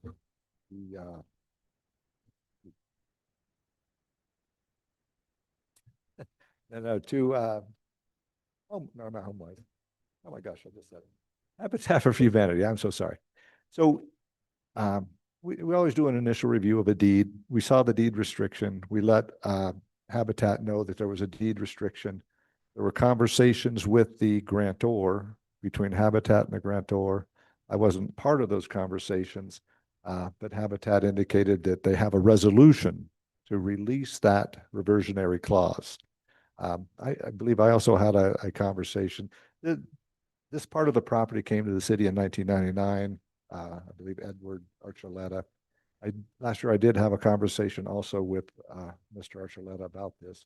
So in this case, there's a willingness of the Archuleta, the grantor or the grantor's heirs, to release this reversionary clause. So that's why this was brought forward as it is here. Okay, do we know when that clause will be enacted upon? Because I'd hate for us to get so far down the road where, you know, family members now agree to remove that clause, but then family members might have a difference of opinion in 10 years, 5 years. I mean, wouldn't it be prudent of us to get that clause in place before we approve this proposal in front of us? Or, I mean, or at minimum, because in essence, there's steps still that need to be taken, right? That we put this in affordable housing trust fund and there's a competitive process. It goes through the whole competitive process. Then there's another resolution brought forward for the actual land donation. So I guess my recommendation is that before this is brought forward for that potential final recommendation, that clause be removed, because I don't want to muddy the water too much. I know there's time to get that done, but how can we ensure that we remember that there's this clause in place? Because I look at it from the standpoint of how do future governing bodies ensure that this clause has been acted upon should a resolution be proposed to actually donate the land? Because this is just to put it in the trust fund. Then the next step is to actually donate it. So how would we go about creating those kind of guardrails? Mayor Weber, Councilor Garcia, what comes first? I think to try to negotiate something with the grantor now, I don't really have the authority. There's nothing in place that would really give us I think a foundation or a reason to negotiate something like this. This resolution, if approved, then gives us that foundation. Then it would be the time to go to this prior to issuing an RFP. That would be the time to go to this grantor and to work out the whatever conditions need to be met to release this reversionary clause. And at that point, once we determine what it takes to release the reversionary clause, then it could be included into the RFP, would be made a condition in a donation agreement, et cetera. For example, if the condition was to a one-time payment of X dollars to release the clause, which is highly likely, then it would be disclosed in the RFP. It would be put in the donation agreement that the successful proposer would have to deposit X dollars to satisfy the reversionary clause. I could also see some instrument that we would obtain from the grantor or the grantor's beneficiaries. It would be made a part of the agreement that would assure the release if the condition is met. So this has been thought through. Okay, great. Well, no other questions. Thank you, Mr. Lees. Yield the floor. Thank you. Councilor Castro. Thank you so much. And given the opportunity, I just want to ask, as Councilor Garcia mentioned, this is not yet a donation to any other entity. Is there anything that prohibits us from developing this land ourselves as the city or as a housing authority once it's donated? Sorry, I didn't. So even though we are going to be donating this land to sort of a quasi-governmental entity, we still retain the ability as the city without the RFP to develop this land ourselves if we would like? Or is this necessarily going to, because of the way the resolution is written, require us to put this out to RFP? Well, certainly, I'm sorry, Mayor Weber, Councilor Castro, certainly the city has the right to develop any property they want if it's, prior to having a transfer of the property via deed, we could certainly do that. I don't know that we're equipped, to develop properties though, quite frankly. So we in the past, historically, the Office of Affordable Housing has always looked for partnerships with these. Understood. Thank you so much. No further questions. Thank you. Other questions? We have a motion and a second. Madam Clerk, could you call the roll? Counselor Michael Garcia. Yes. Counselor Lindell. Yes. Counselor Mareworth. Yes. Counselor Cassett. Yes. Counselor Castro. Yes. Counselor Chavez. Yes. Counselor Faulkner. Yes. Counselor Lee Garcia. Yes. Motion is approved. Thank you. Thank you, Mr. Lees. Appreciate you being here tonight. Could we go to the next item, Madam Clerk? Action items, 10A, request for approval of amendment number 4 to memorandum of understanding item number 18-1309 with Insight Public Sector to increase the compensation by $4,090,461.67 for a new total amount of $8,018,466.37, and to extend the termination date to November 26, 2028 for City Microsoft 365 products and services. And I believe IT Director Eric Candelari is here to speak. Move to approve. Second. We have a motion and a second, but thank you for being here, Director Candler. If you could give us an overview of this item for folks who are unfamiliar with it and are eager to learn what we will potentially be voting on.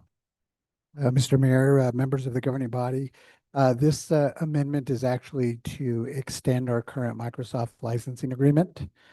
This will enable us to have better products as far as cybersecurity, Microsoft Teams phone capabilities, more end user endpoint management characteristics as well. The reason why we're up here is because of the length of time that it took for us to get our contract through Microsoft. Our end actually worked out pretty well. It was just waiting for them to get it to us. And so that's why we're here today. Thank you. Questions on this item? No hands. Madam Clerk, there's a motion and a second. Would you please call the roll? Counselor Lindell. Counselor Mareworth. She has vacated the building or the room for the moment. She stepped out for 1 minute. Counselor Cassett. Yes. Counselor Castro. Counselor Chavez. Yes. Counselor Faulkner. Yes. Counselor Lee Garcia. Yes. Counselor Michael Garcia. Yes. Motion is approved. Thank you. Thanks for being here. Appreciate it. Next item, Madam Clerk. 10B, request for approval of a memorandum of agreement, MOA, with the New Mexico Department of Transportation, NMDOT, for public transportation service funding in the amount of $807,315.10, accompanied by a request for approval of a budget amendment resolution, BAR, in the total amount of $1,009,146 to budget proceeds from the MOA with NMDOT in the amount of $800,315 with local match of $201,830 from transit fund balance, accompanied by a request authorization of the chief procurement officer to issue a purchase order to purchase 6 paratransit transit buses for an amount of $400,287. And here to speak is Transit Director of Administration, Gabrielle Chavez. Move to approve. Second. There's a motion and a second. Thank you for going over this with us before we consider the motion. I'm sure you have some good news to report about what these dollars will turn into. Mayor Weber and members of the governing body, thank you for having us here. This MOA represents the FTA award that we received for FY26 for the Section 5310 Enhanced Mobility of Seniors and Individuals with Disabilities funding from the New Mexico Department of Transportation. We were awarded $807,315.10 in federal award, which requires a local match, which is the $201,830 from transit fund balance. This funding was applied for earlier this year for the FY26 award period. And we requested 6 vehicles to replace our paratransit fleet. This will also fund construction for EV charging stations at our transit facility. Terrific. Thank you. Are there questions about this item? Councilor Lee Garcia, sir, you are our transit guy. I just want to thank Director Chavez and Baca for their work, and before you were in your position, none of this was happening. And so I think it's a real big asset that you're have your eyes and ears on all of this stuff and bringing in this money to our well-needed transit. Thank you. Thank you. Yeah, I completely agree, Counselor. This is a measure of the extraordinary work these individuals have brought to their jobs, and not only in this instance, but with a redesign of the transit system, new opportunities to provide much more mobility for the people in our community, tying transit more closely to development. This is the second good news we've had tonight about how we're looking at our fleet and mobility issues going forward with some very talented people in significant roles. So thank you for your hard work. Thank you. We appreciate that. Any other questions, comments? We have a motion. I assume does the motion covers all of the above in terms of what's on the agenda with one fell swoop. Please call the roll. Counselor Worth. Yes. Counselor Cassett. Yes. Counselor Castro. Yes. Counselor Chavez. Yes. Counselor Faulkner. Yes. Counselor Lee Garcia. Yes. Counselor Michael Garcia. Yes. Counselor Lindell. Motion is approved. Thank you. Could you take us to the next item? 10C, request for approval of an exclusive negotiation agreement to negotiate the sale of town tract H1A to Integral Design and Development LLC for development as a mixed-use development with a deposit of $10,000. And here to speak is Asset Development Manager Carly Vendetti. Move to approve. Second. There's a motion to approve this item, and if you could please give us the benefit of an overview, and then we will go to questions. Yes. Who wants to take credit for the motion?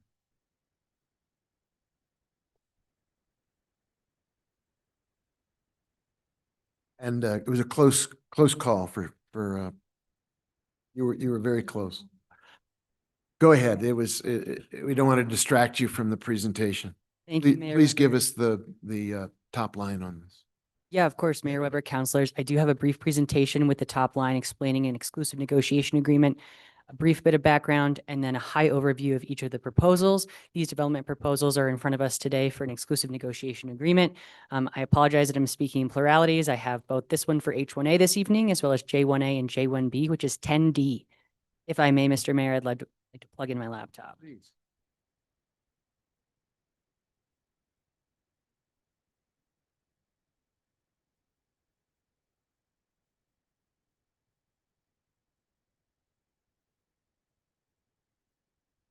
Excellent. Once I get that large screen, I will begin my presentation. Will I get that large screen this evening? Or will I just get these smaller screens? At the moment, I think you're limited. And that is okay. to- All right. So this evening, I'm here before you to discuss the exclusive negotiation agreements, of which the MRA is seeking approval. Prior to an overview of these agreements, I'm just setting the stage really quickly. We have both the community development plan and the master plan, both of which create the redevelopment plans. They are aligned on 4 principles, in this case, environment, equity, economy, and culture. We do believe as the agency that these 2 proposals we've received also align with these 4 principles. So an exclusive negotiation agreement, for those of you in the room who are unfamiliar, in this case, are the preliminary terms and conditions for a mixed-use development on the Midtown site. Components include a timeline, refundable deposit, preliminary development points, and insurance requirements. In this case, we set the timeline for 18 months. This can be, of course, completed sooner in the way of a DDA. or could be extended if necessary. So the two ENAs before you today are for the proposed sale of these tracks, just to make that clear. Moving along, this governing body approved the direct disposition of property on this Midtown site. As of March, we began the disposition in April until June 20th of 2025. The dark gray parcels here represent those up for direct disposition. Moving along, we did get 6 different development proposals, 5 of which met the criteria outlined in the call for proposals. The 2 that we are bringing forward this evening not only meet the criteria outlined in the master plan and community development plan, but align with timeline of development. By this, I mean that the projects have few impediments to connect to utilities and require little demolition work. Quick overhead here when I speak to mandatory criteria from the master plan, I'm referring to residential development, compliance with the Green Building Code, lead credits, inclusionary housing, complying with anti-discrimination laws, and job creation, as well as job access, and a commitment to communication with the Santa Fe community. Then our priority evaluation criteria is from the community development plan. In this case, these are preferred but not required. These prioritize metrics like long-term affordability, supporting local businesses, job creation, job training, community programs, and a commitment to public arts. Jumping to item 2025-3909 for Blue Mesa Center for the Arts. This development proposal is proposed on tract H1A, about 1.55 acres adjacent to the St. Michael's entrance and future Arroyo Park. For those of you who need additional context, it's next to the Cuttery.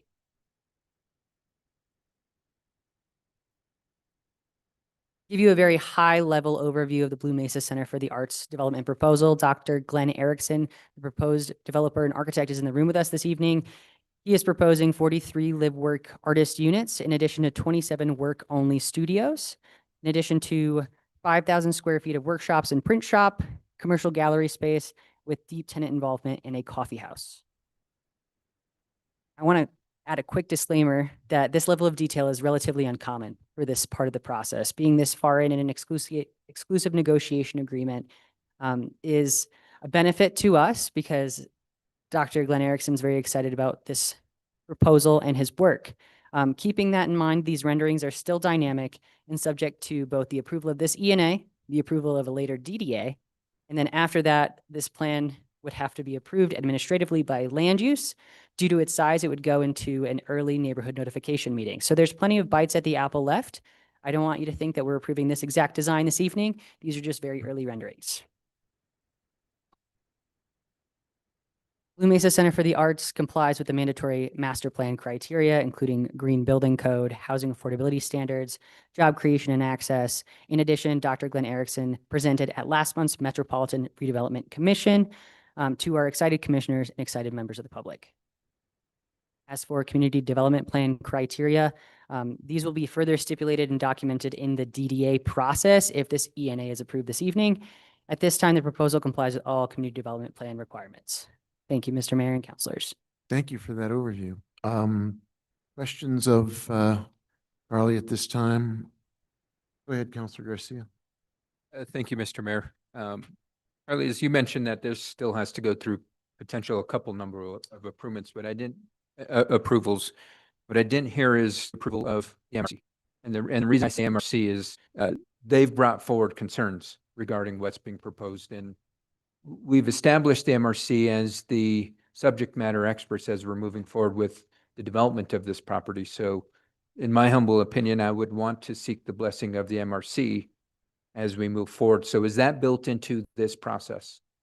Yes, so Mayor Pro Tem, Councilor Garcia, if I may call on our city attorney for some assistance if I misspeak at all. The Metropolitan Redevelopment Commission must be granted their powers through the MRA plan. At this point, we have not adopted the MRA plan, so they cannot make an official recommendation pertaining to this development. In the case in the future, as we plan to adopt the MRA plan and grant their powers, they can make a recommendation to approve or deny. They are also going to be well involved in the deliberation of the architectural standards and components of this agreement. So they will be part of the negotiation process and they will have that bite of the apple. I did not include them in my narrative as of right now because of the MRA plan stipulation.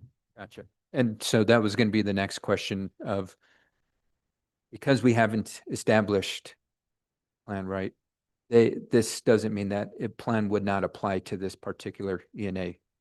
Or can you tell me, does it apply? Does it not apply to the CNA? The standards in that plan that would be approved? Mayor Pro Tem, Councilor Garcia, the standards that would be applied from the MRA plan would include recommendations, including tax increment financing, that would be applied to this project. But as we look at the designation of an MRA district and then the plan, therefore, we're looking to meet the criteria of the state statute. And in some cases, although this language is older from 1978, avoid any blight or slum conditions. I know this doesn't exactly answer your question, but yes. Okay. And so to put it in simplistic terms, once we get that plan approved, that would then give the MRC the authority to then have a say-so on not only this, but any ENA moving forward. Mayor Pro Tem, Councilor Garcia, that is correct. Right. Just wanted to reaffirm that for our MRC members, because there was some concern that they weren't going to have any say-so, and they started to put their hands up in the air and say, well, what are we doing here? If we have no authority, but the authority's coming, so to speak. Yes, Mayor Pro Tem Councilor Garcia, governing body, yes, that is coming. I also want to point out that concerns raised in the MRC meeting will be addressed once the ENA is approved. Once we begin negotiating, that's when those topics would come to light. Gotcha. Okay, thank you for clarifying that. No other questions, Madam Pro Tem. Anybody else? Any other questions or comments? It's okay that you stepped out. All right. I don't vote anymore. If there are, we have a motion and we have a second and we have no further questions, Madam Clerk, if you would call the roll. Counselor Cassett, Bassett, yes. Counselor Castro, Yes. Counselor Chavez, Yes. Counselor Faulkner, Yes. Counselor Lee Garcia, Yes. Counselor Michael Garcia, Yes. Counselor Lindell, Yes. Counselor Merriworth. Yes. Motion is approved. Thank you. But wait, there's more. Could you read us the next item on the agenda, please? Item 10D, request for approval of an exclusive negotiation agreement to negotiate the sale of Midtown Tracks J1A and J1B to Santa Fe Innovation Hub LLC for development as a mixed-use development with a deposit of $18,125. Asset Development Manager Carly Vendetti is still here to speak. Move to approve. Thank you. Is there a Second. motion? Okay, we have a motion and a second. I think I'm going to guess you have yet another slide presentation to give us the overview of this proposal. Thank you, Mayor Weber. Thank you, councilors. Without the preamble this time, we'll go directly into item 2025-3911. And if ITT in the back could help me get the screen back, thank you so much. So moving along, this New Mexico Innovation Hub development proposal is for parcels J1A and J1B. Cumulatively, they are 5.67 acres. These parcels currently have existing structures on them, including Alumni Hall and Alexis Hall. Giving you a brief overview of the New Mexico Innovation Hub, the New Mexico Innovation Hub hopes to expand their current presence on the Midtown site, currently within the Aspect Media Village, by providing a space for light industrial and collaborative advancement in entrepreneurship. Through the New Mexico Innovation Hub, David Perez, who's with us this evening, aims to capitalize on Santa Fe's proximity to Los Alamos Labs and retain our local talent and young people. This development proposes 186,750 square feet of commercial development and 228,300 square feet of residential development. This residential development would be rental, meaning the 15% inclusionary housing requirement in a townhouse style. So as I said in our previous item, it's still very early to review site plans and renderings, but I have included some of the early renderings for this project here. As it was with H1A, that development proposal, this would be destined for an early neighborhood notification meeting as well to welcome dialogue and input from the community. And of course, that is after the ENA is potentially approved, as well as a negotiation period followed by a DDA, which would, as previously mentioned, involve the MRC authority. Moving forward, the New Mexico Innovation Hub complies with the criteria set out in the master plan, including Santa Fe Green Building Code and LEED requirements. Inclusionary housing will comply with requirements and prohibit short-term rentals. Job creation and access are central components of this proposal. As a reminder, these details, including community benefits, will be further hammered out during the negotiation period. Moving on to community development plan criteria.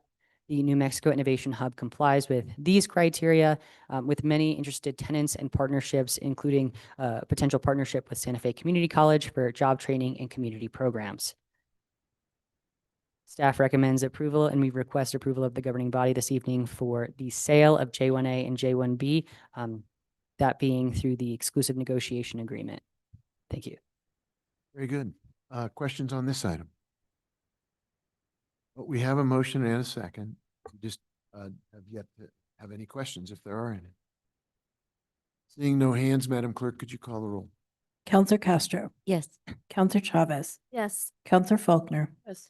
Counselor Lee Garcia. Yes. Counselor Michael Garcia. Yes. Counselor Lindell. Counselor Romero Worth. Yes. Counselor Cassett. Yes. Motion is approved. Thank you. Thank you very much for the clarity and the details of your work and for your presentation tonight. Next item on the agenda, Madam Clerk. 10E, request for approval of a professional services contract with TWG Development LLC to support the construction of 106 affordable housing units of the Nueva Acequia 4% Santa Fe County LLC, and the total amount of $935,000 for a one-year term. And here to speak as Director of Office of Affordable Housing, Fabiola Chavez. Move to approve. Second. There's a motion and there is a second. Thank you for being here.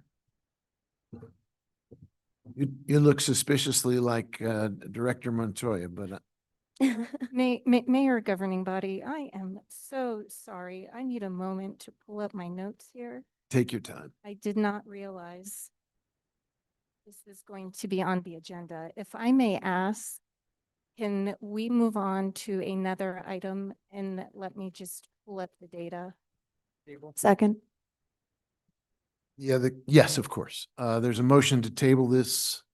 There's a number of these coming rapidly behind this one. Yes, there are 4. So do you need all of these 4 to be tabled so you can get your notes up?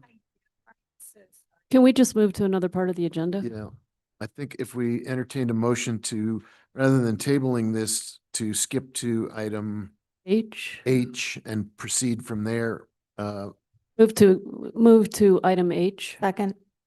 Okay, there's a motion to amend our agenda to go to item H next, and there's a motion, a second. Is there any discussion? Please call the roll on that. Counselor Faulkner. Yes. Counselor Lee Garcia. Yes. Counselor Michael Garcia. Yes. Counselor Lindell. Counselor Romero Worth. Yes. Counselor Cassett. Yes. Counselor Castro. Counselor Chavez. Yes. Item 10H, request for approval of capital outlay grant agreement with the New Mexico Department of Transportation for project C5253296 Rufina Lopez Lane intersection improvements, and the total amount of $400,000 with the reversion date of June 30th, 2029.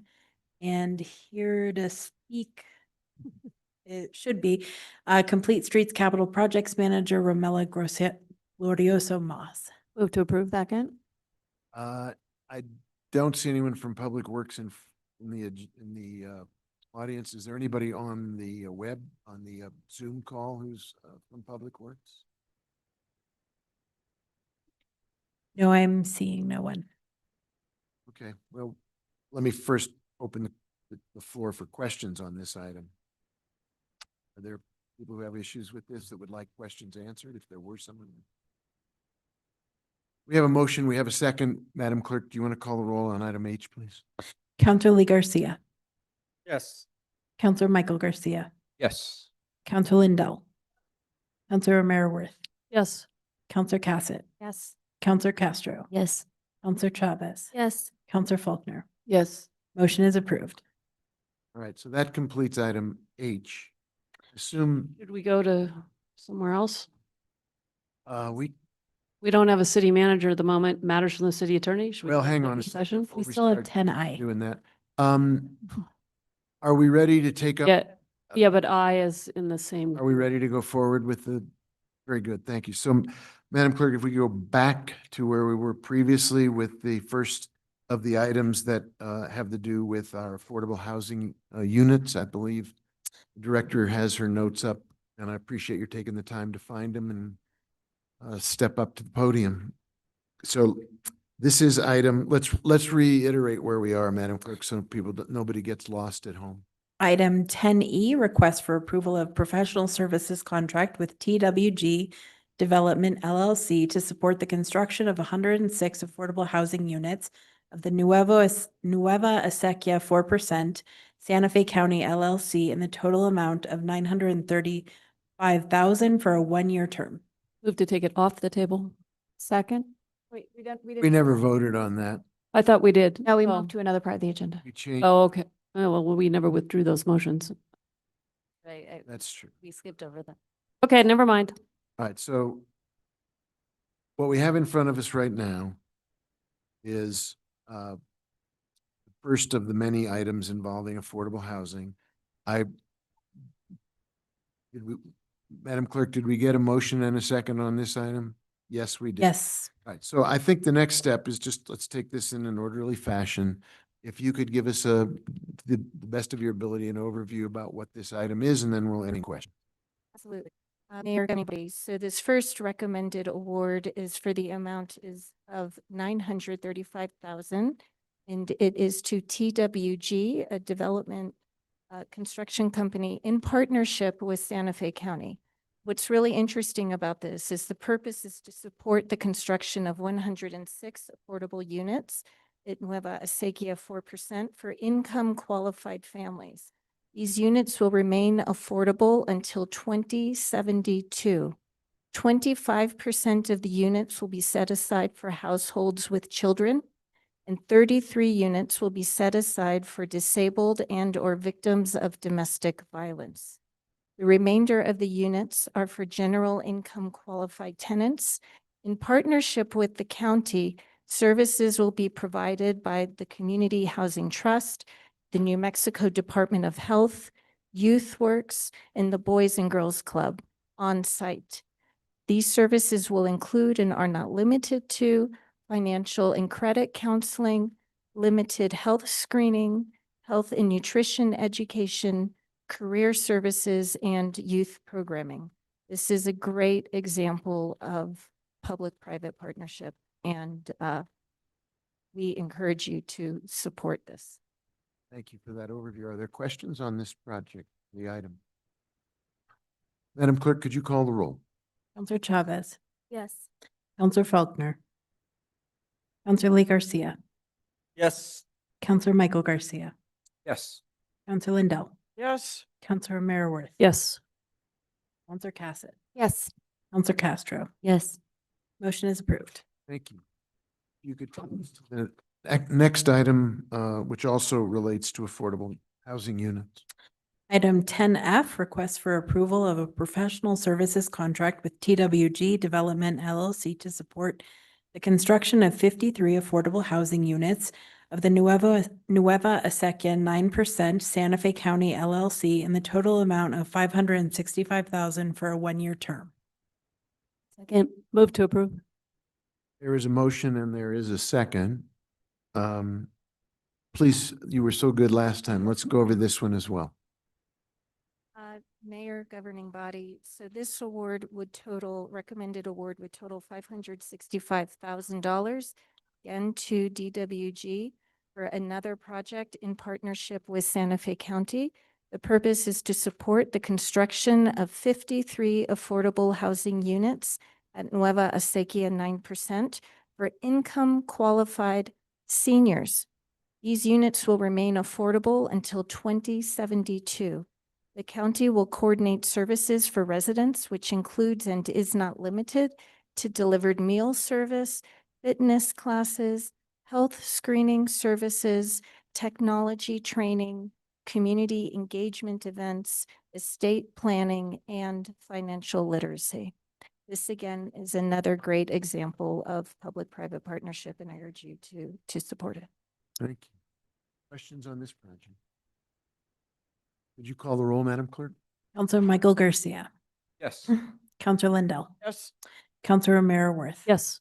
Counselor Cassett. Yes. Counselor Castro. Yes. Counselor Chavez. Yes. Counselor Faulkner. Yes. Counselor Lee Garcia. Yes. Motion is approved. Thank you. Item Yes, Madam Clerk, go to the next item, please. Item 10G, request for approval of a professional services contract with the Santa Fe Community Housing Trust for the construction of 8 permanently affordable homes at Arroyo Oeste Phase 2 for income qualified families in the total amount of $675,000 for a 1-year term. Move to approve. Second. There's a motion and there's a second. I think, please give us the overview again. That's very helpful. Yeah, Mayor, governing body, this is a real interesting project. $675,000 to the Community Housing Trust. This is in support of construction of 8 permanently affordable homes at Arroyo Oeste Phase 2 for income qualified families. This money will be used to construct the entire homes. So $675,000 for the construction of 8 homes is really good. I encourage you to support passing this recommendation. Is there discussion on this item? Questions? Madam Clerk, we're ready for a roll call vote. Counselor Lindell. Counselor Romero Worth. Yes. Counselor Cassett. Yes. Counselor Castro. Yes. Counselor Chavez. Counselor Faulkner. Yes. Counselor Lee Garcia. Yes. Counselor Michael Garcia. Yes. Motion is approved. Thank you. And that I believe we've already taken H up, so we can now go to item I. Item 10I, request for approval of a professional services agreement with HomeWise for the construction of spine infrastructure for 1,500 owner-occupied home ownership units in Phase 3A of Terra Contenta in total amount of $1,500,000 for a 1-year term. Move to approve. Second. There's a motion and there's a second. Please walk us through this as well. The mayor, governing body, as you know, this total recommended award is $1.5 million for HomeWise. And the purpose is to support the production of spine infrastructure for Phase 3A of Tierra Contenta, which is a development project designed to add 1,500 owner-occupied units to Santa Fe's housing supply. All units will be sold below median price, and 40% will be deemed affordable for income qualified families. The spine infrastructure includes the construction of a main thoroughfare, 2 community loop roads, water, sewer, and stormwater infrastructure, electric and dry utilities, and street lighting. Questions? Madam Clerk, I'm sorry, are you ready to call the roll? I don't think we have any questions. Yes. Counselor Romero Worth. Yes. Counselor Cassett. Yes. Counselor Castro. Yes. Counselor Chavez. Yes. Counselor Faulkner. Yes. Counselor Lee Garcia. Yes. Counselor Michael Garcia. Yes. Counselor Lindell. Motion is approved. Thank you, Madam Clerk. We now go to the next item. I think we'll go from 11 to 12. Item 12, matters from the city attorney. Oh. Yep, Madam City Attorney. Mayor, member councilors, I have some comments and I have a recommendation for executive session. Should I recommend executive session first? Comments? Comments, and then we'll go to the Okay. executive session, and then we'll be able to do it all at the same time. Okay. This is my last council meeting with you all. I do have a few appreciations to express and a couple of reflections. I think I've been to about 170 council meetings. which means that Counselor Lindell has been to like 220 some. She has a specific number, 232. 302 council meetings. So nowhere near that number, but 170 feels like a lot.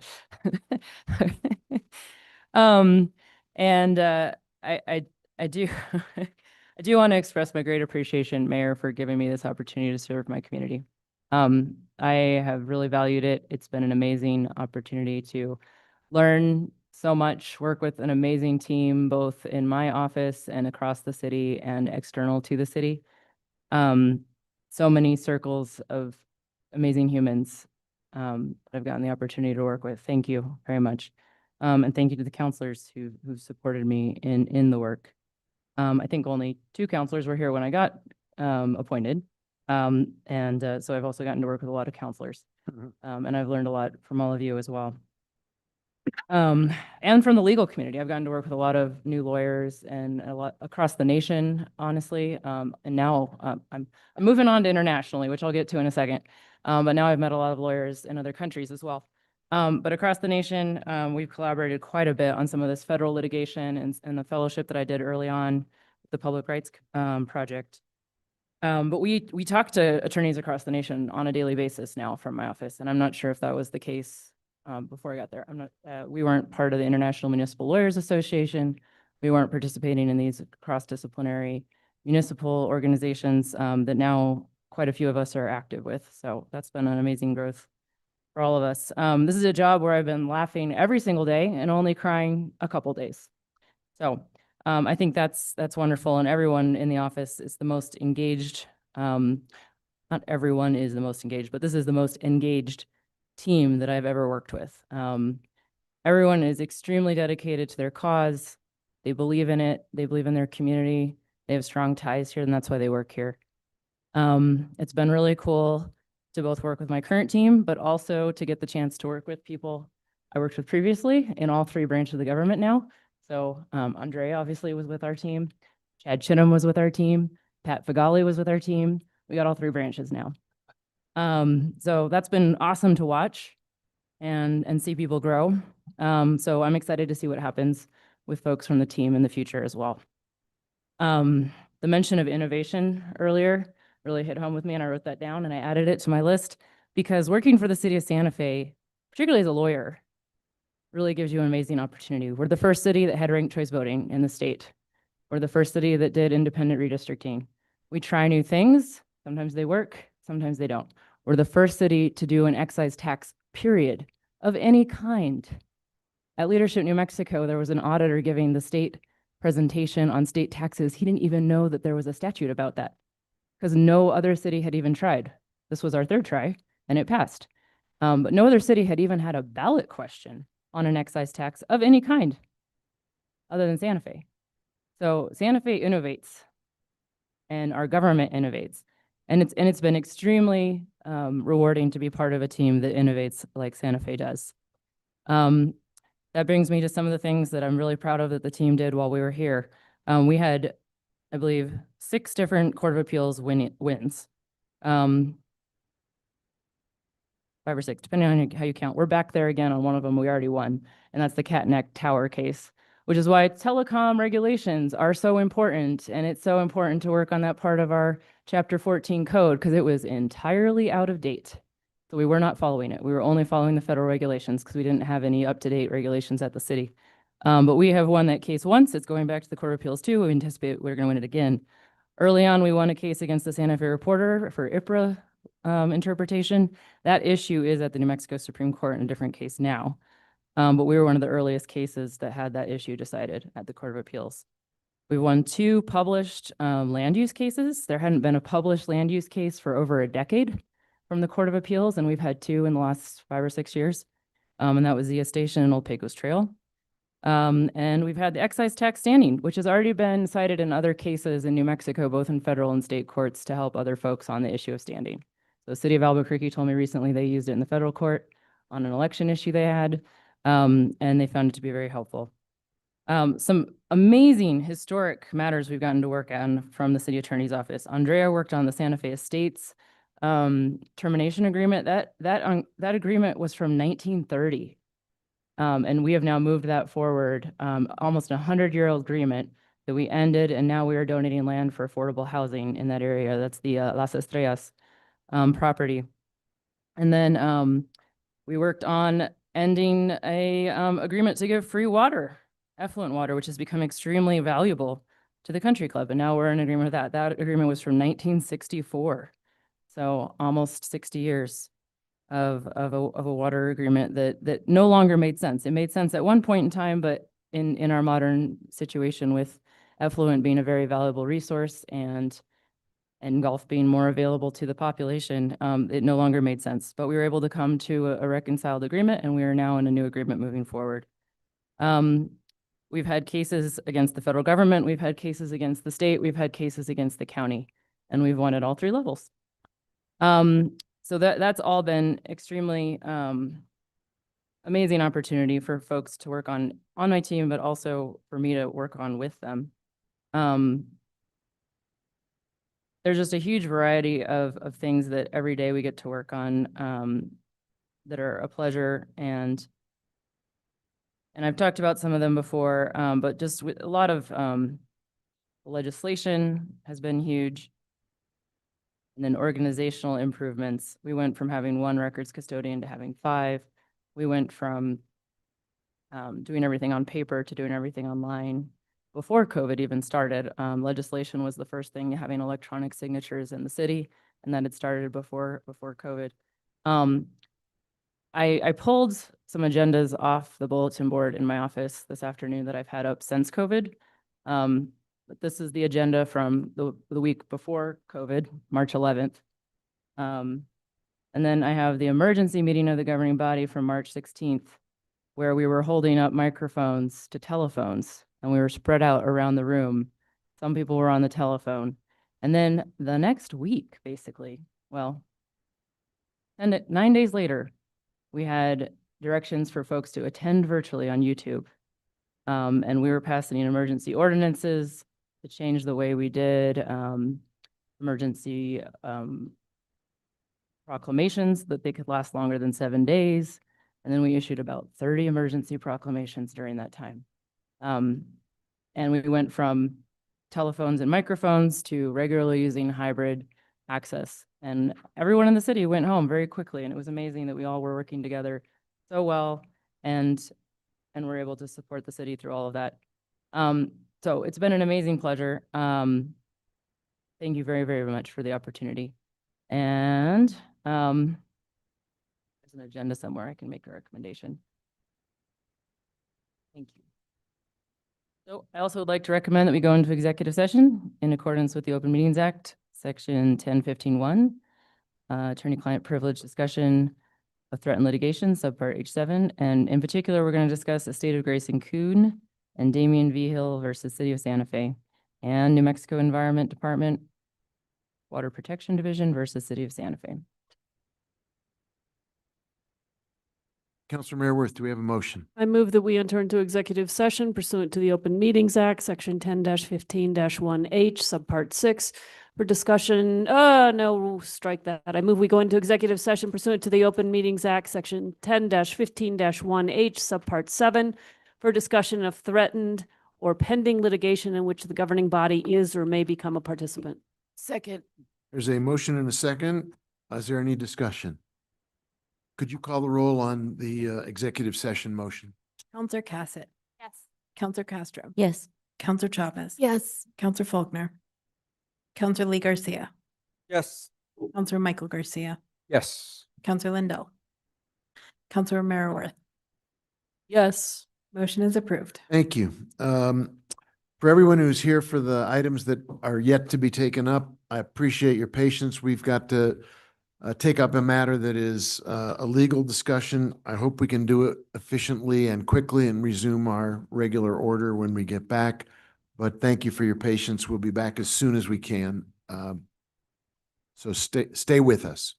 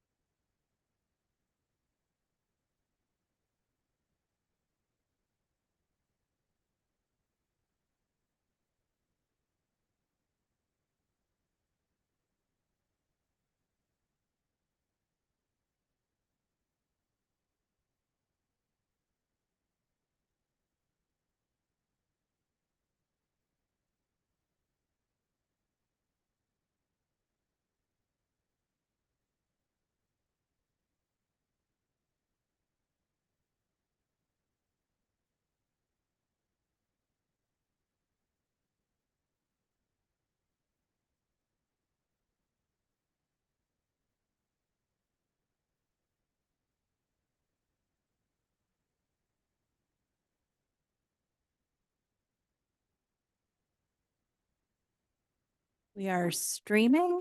We're back in session. Thank you. Councilor Mayorworth, did you have a potential motion to bring us back into session? Let's see. Pursuant to the Open Meetings Act, Section 10-15-1J, I move that the governing body reconvene an open session and state for the record that the matters discussed in the closed session were limited to those specified in the motion for closure. Second. There's a motion and a second. Any discussion? Madam Clerk, we need you to call the roll, please. Counselor Castro. Yes. Counselor Chavez. Yes. Counselor Faulkner. Yes. Counselor Lee Garcia. Yes. Counselor Michael Garcia. Yes. Counselor Lindell. Counselor Romero Worth. Yes. Counselor Cassett. Yes. Motion is approved. Thank you. That would then take us, Madam Clerk, to some of the action items coming out of the executive session. If you'd like to start with the first of those, please. 13A, approval of a settlement agreement and release in the amount of $300,000 resolving Damian V. Hill v. City of Santa Fe et al. D101 CV 2023-00106. Move to approve. Second. There's a motion and there is a second. Any discussion? Please call the roll, Madam Clerk. Counselor Chavez. Yes. Counselor Faulkner. Yes. Counselor Lee Garcia. Yes. Counselor Michael Garcia. Yes. Counselor Lindell. Counselor Romero Worth. Yes. Counselor Cassett. Yes. Counselor Castro. Yes. Motion is approved. Thank you. And then there is a second item coming out. Mayor Weber, can I recuse myself from this vote? Yes. Thank I you. apologize. I should have acknowledged that sooner. Yes, please step out. Note that Counselor Chavez is absenting herself. She recuses herself from this item. Item 13B, approval of attorney-client privilege next steps in estate of Grace Kuhn et al. V. City of Santa Fe, D101 CV 2024-02345. Move to approve. Second. The motion and there is a second. Any discussion? Please call the roll, Madam Clerk. Counselor Faulkner. Yes. Counselor Lee Garcia. Yes. Counselor Michael Garcia. Yes. Counselor Lindell.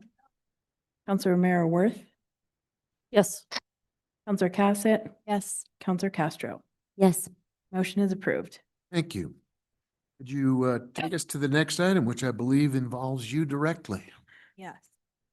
Matters from the city clerk. So this is my last governing body meeting. So I wanted to do a little wrap up. First off, thank you to the mayor for giving me this opportunity as the city clerk and director of community engagement. It has been a really amazing experience because it mixes, it's blending my legal career and my prior photography career. Excuse me. I used to work with PR teams, marketing, graphic designers, and photographers, and it was really fun to get a chance to do that again. I also want to thank the city council for your patience with my learning curve. And a huge, huge thank you to the staff of the city clerk community engagement team. Sorry, I have a little writing, so I'm going to be going through some stuff. For meeting the challenge of my vision for the office, they truly took the ball and ran with it. And I wanted to give you some highlights. So I started November 9th with 13 employees and now have a complete team of 21. I started my first month with a number of vacancies and also the death of a beloved team member. Within 6 months, facilities helped me remodel the city clerk space into a professional office with a desk and a window in anticipation for the election and next tranche of liquor licensing. I don't know, I'm getting breathy. We reclassified 7 positions and added 2 new positions. We did a lot of transformation in accessibility. We hosted bilingual ranked choice voting seminars for candidates, the public, staff.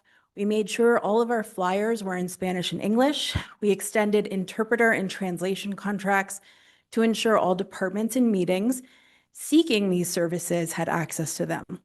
We placed the accessibility tool Recite Me on the website, which can translate and read in 250 languages. We revised online forms to be more accessible, created a job for an in-house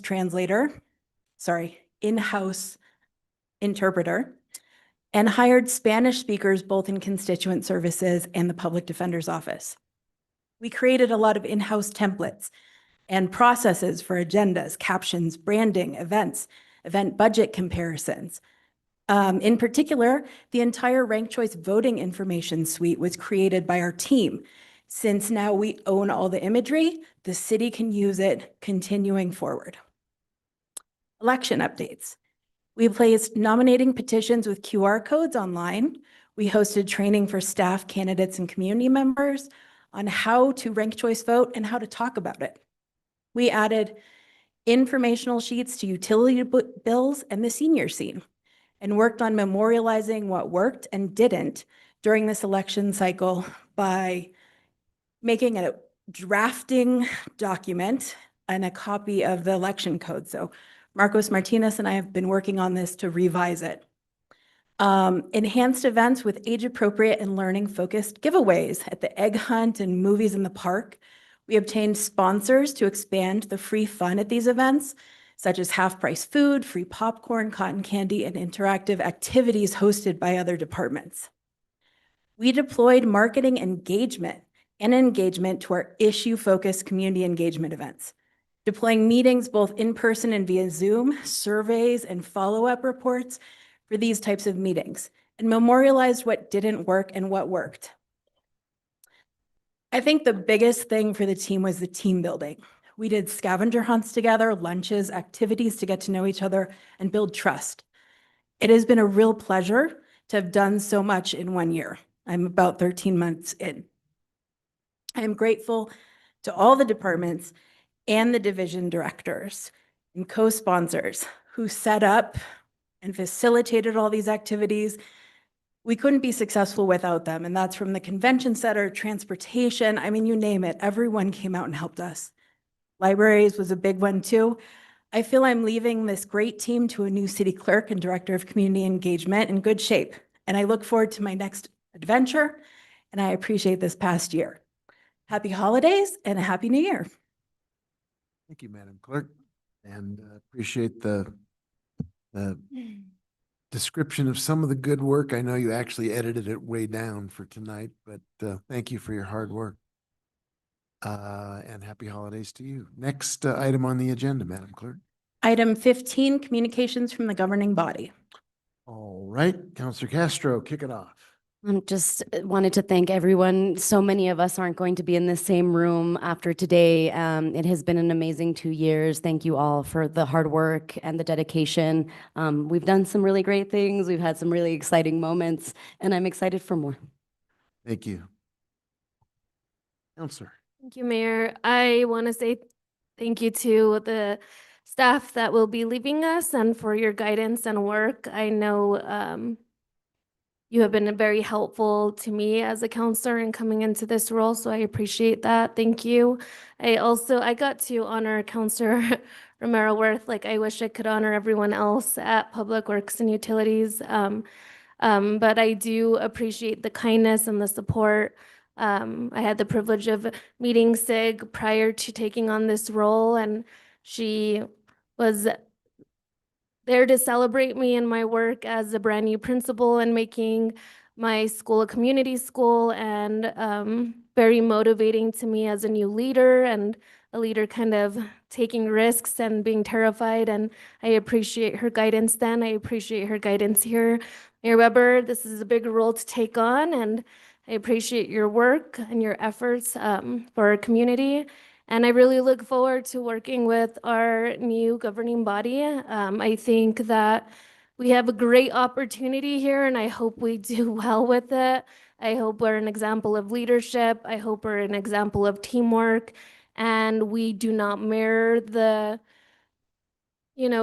terror that goes through our city and creates a lot of the conflicts that we face on a daily basis. But we are actually there to mend some of that as the leaders of the city. So I look forward and have hope that we can take on that role and really transform the way that we as a governing body operate, but how our city operates and views the city government. So hopefully we can accomplish that. That's what I have a wish for coming into the new year.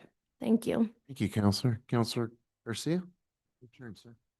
Thank you, Mr. Mayor. Councilor Lindell, Mayor Weber, Councilor Romero Worth, City Attorney McSherry, City Clerk Salazar, thank you for your service to our city. Wish you all the best. I know you all got some great things lined up, so be safe, have fun. Don't forget us here in Santa Fe. Come visit a governing body if you're up for it. My hope is we won't be going to the midnight hour in the future, but we'll have folks holding us accountable in the audience. Just to the public, everybody, have a safe holiday season ahead, and see you all soon. Thank you, sir. Counselor Lindell? Thank you, Mayor. Well, I guess we're DUN done. Better than being DED dead. So we've been through a lot together. The highs and lows of our lives. We've seen people on this council lose their parents. We've seen people on this council get married. We've seen people on this council have children, grandchildren. We've seen people on this council lose partners. We've seen divorces. And you know what? We've been there for each other. It's astounding. You've all heard me say, it's always about relationship. And this council's lived it out well.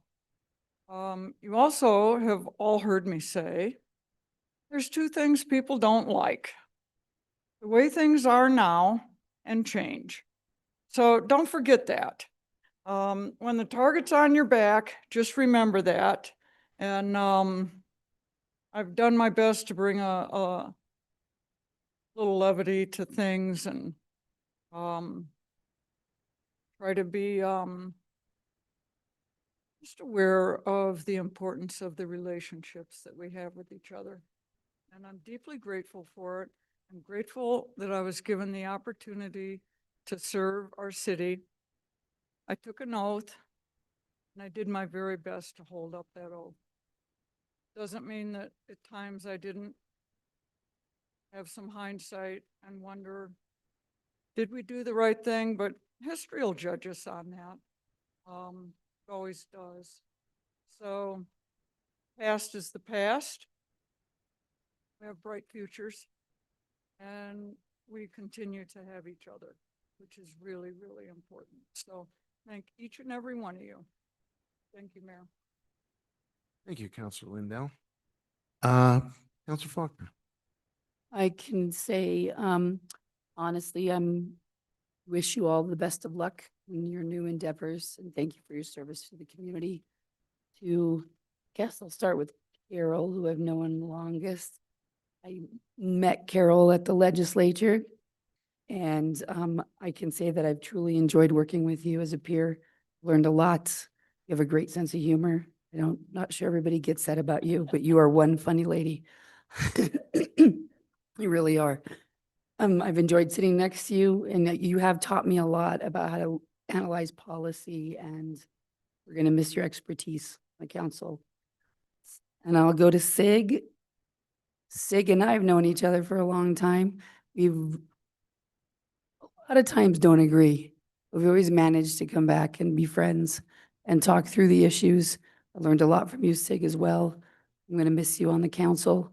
I think I've worked with you as a counselor, not me as a counselor, but you as a counselor for your entire term as counselor, your tenure.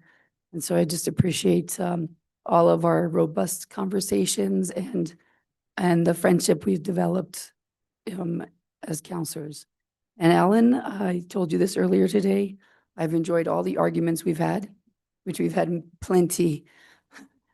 But it's always been a fun experience going back and forth with you and arguing with you. And you've helped me solve a couple of things I couldn't figure out, which I appreciate. I look forward to working with Mayor-elect Garcia. I think we have, like Councilor Chavez said, I think we have an opportunity to do some great things. And I'm excited to work with you on that. And I'm excited to work with the other counselors.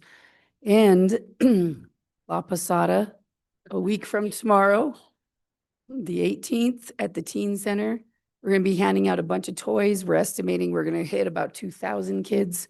The schools have been flooded with information. I'd like to thank the fire department for doing like a massive lift and helping us, and the Northern New Mexico Toy Drive. There's still time to buy toys. There's still time to donate money.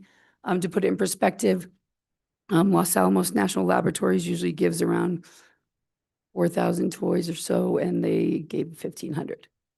And so the economy has hit the toy drive really, really hard. We've also taken on the foster care system from Albuquerque North. And so we're prioritizing foster kids. So I encourage everyone to please donate to the toy drive. At this point, we need money and not toys.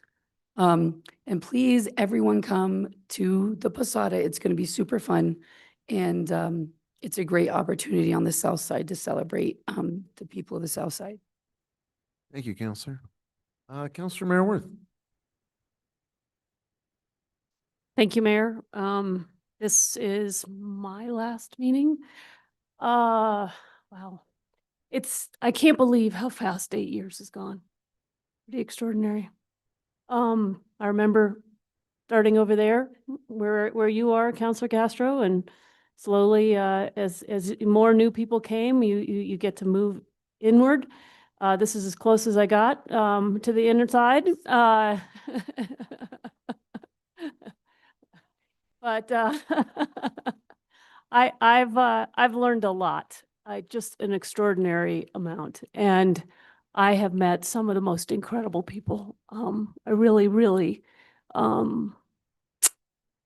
just shout out to all the people who have worked for city government in the last 8 years. It's been an extraordinary group. I think you all have been incredible stewards of the work of city government and of this community. And you were just an incredible group, and I've had the honor to work with all of you, and that has been just an incredible experience for me. And thank you, Councilor Lindell, for pointing out that life, keeps on happening in these roles, good and bad.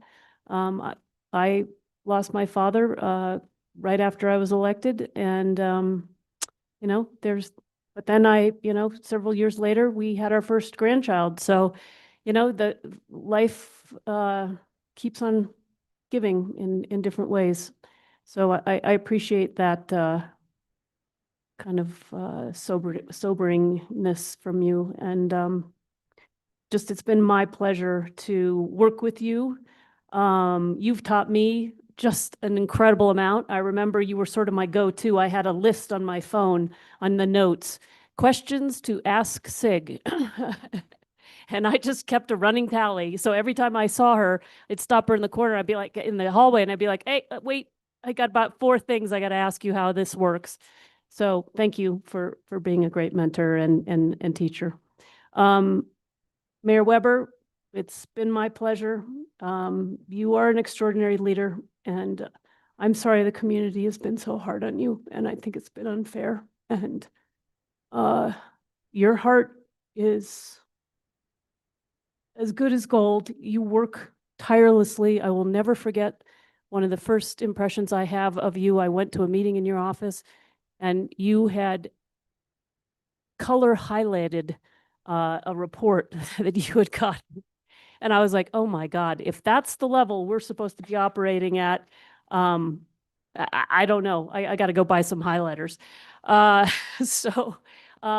Anyway, thank you. Thank you for your leadership. Thank you for your stewardship of this community. And I don't think any of us is going anywhere anytime soon. So I look forward to continuing to interact with everyone and seeing everyone. And to the rest of my colleagues, please carry on. We've got new we've have new people coming in. I think they are excited. It's fresh air, it's shot in the arm, new leadership. You guys will be the stewards. And there's a lot of challenging things that this city has to deal with. So I wish you all the very best, and just extraordinarily grateful for this opportunity, and just honored to have been able to sit here for the last 8 years. Thank you. Thank you. Thanks, everybody. Counselor Cassett. Thank you so much, Mayor. Most people know I've been crying since budget hearings. I really want to recognize all the staff that's leaving, and how much I've learned from all of you, both City Attorney McSherry and City Clerk Salazar, and Director Oster and Director Montoya, and all of the individuals that are moving on to their next adventures. And it has been such an incredible honor to work with you all. I don't think people understand how incredibly hard it is to work in government, and especially local government. It is amazing how much the magnifying glass is on everything that we do. And it's amazing how many times you have to stay in City Hall till 1 a.m. And it is a commitment. It is a commitment, and it really is it is a job of passion and of care. You don't do this work unless you care. Believe me, you don't. You're not getting paid as much as you could. You're working longer hours. You're getting criticized left and right. There is no way that people do this work unless it is something that they're truly passionate about. So I want to thank you all for bringing that passion and serving our community with it. Oh gosh.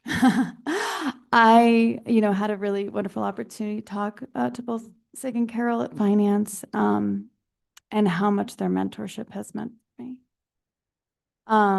It's been, the last 6 years have been a roller coaster in my life. I really think coming into this work was an awakening for who I feel like I am, and the things I want to do, and what I'm really passionate about. And both of you were so incredibly key in helping steer that work and help me learn about how to be a policymaker and how to be a public servant, and how do you move through all the hard times? How do you keep laughing?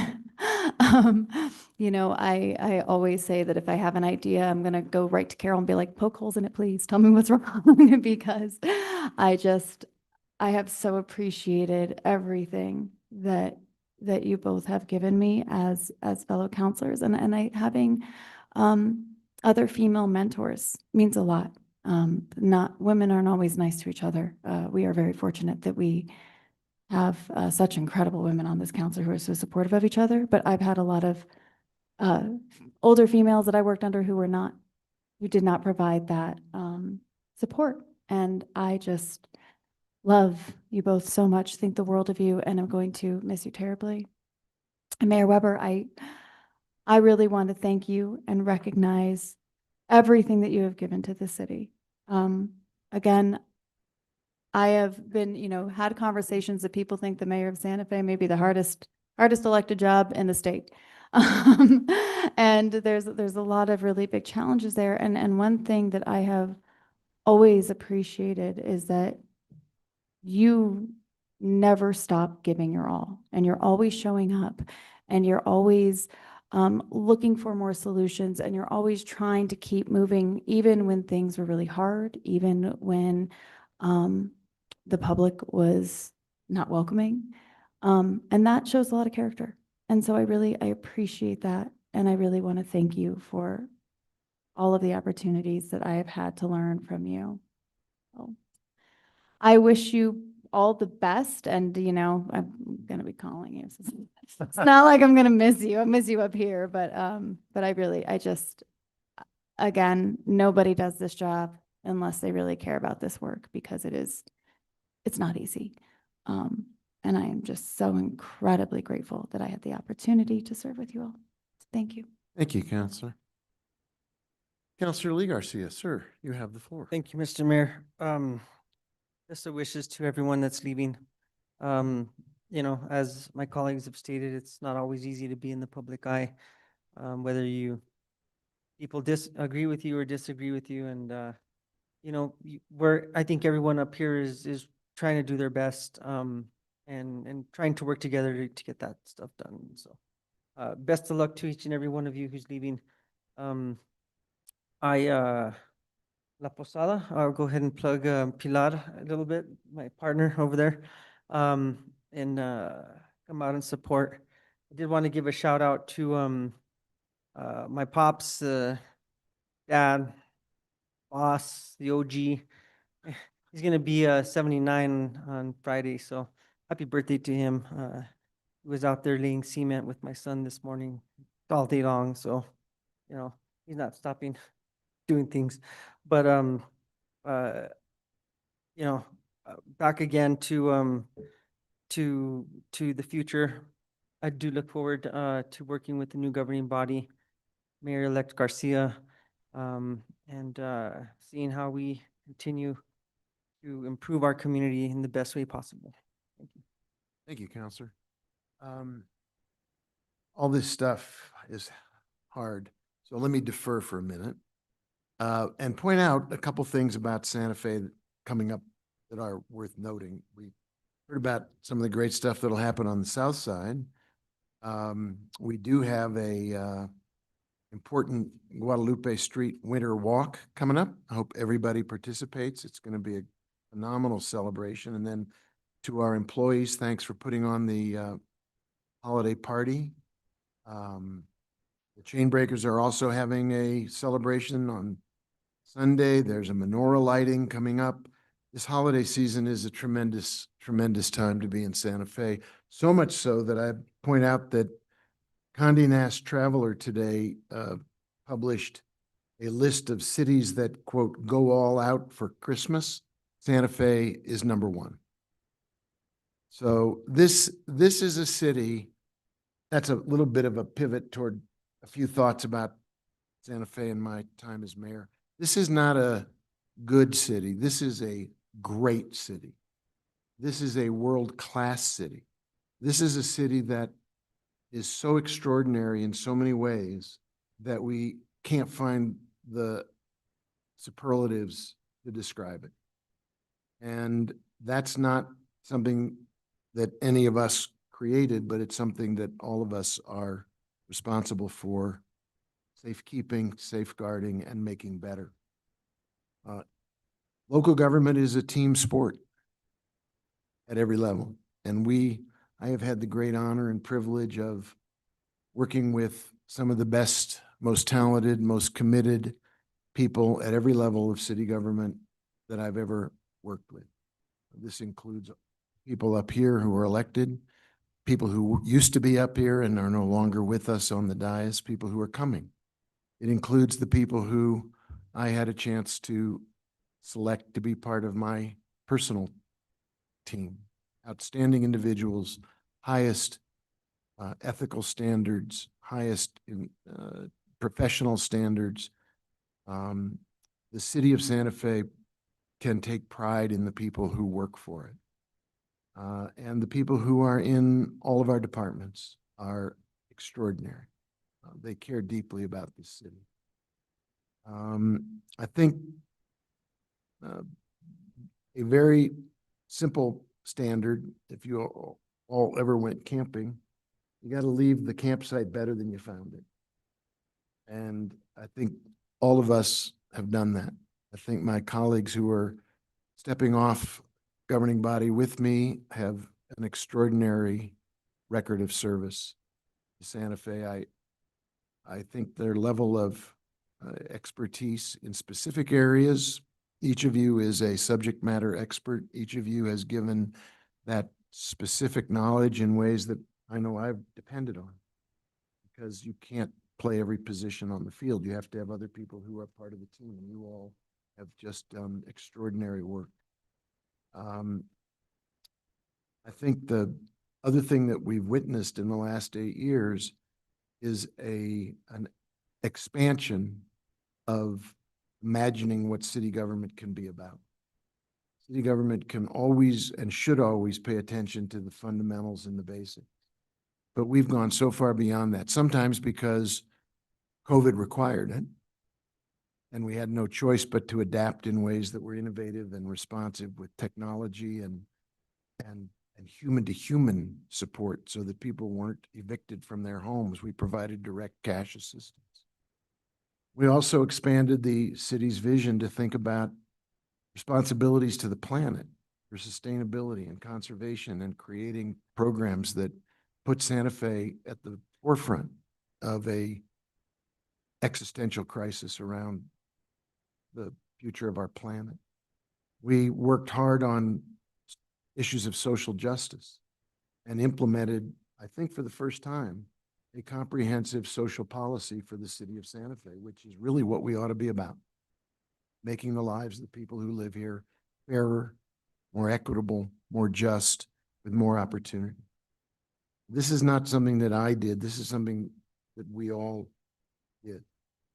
And I think it's a record that demonstrates that city government can make a real difference in people's lives in ways small and large. And I want to thank everybody for the opportunity to work with you. It's been a privilege and an honor. And I expect greatness from the next mayor and the next governing body. I expect that the city of Santa Fe will continue to be a beacon to not just New Mexico, but to our entire country about how to be a place where core values, shared commitment to each other, and leadership with the heart and the head distinguishes this city from any other place in the world. I'll go back to where I started. This is not just a good city. This is a great city. And having the chance to serve as mayor, it's a calling. It's not a job for all of us. It's a privilege of a lifetime. So thank you, everybody. I think we have some more work to do, Madam Clerk. What's the next item on the agenda? Introduction of legislation, 16A, consideration of resolution number 2025-TBD, sponsored by Mayor Ellen Weber and Councilor Jamie Cassett. Resolution adopting annual Open Meetings Act notice standards for 2026. Councilor Cassett, it is kind of self-explanatory. It is quite self-explanatory. Thank you, Mayor. All right, Madam Clerk, the next item on the agenda? 16B, consideration of bill number 2025-23, adoption of ordinance number 2025-TBD, sponsored by Councilor Jamie Cassett and Councilor Pilar Faulkner.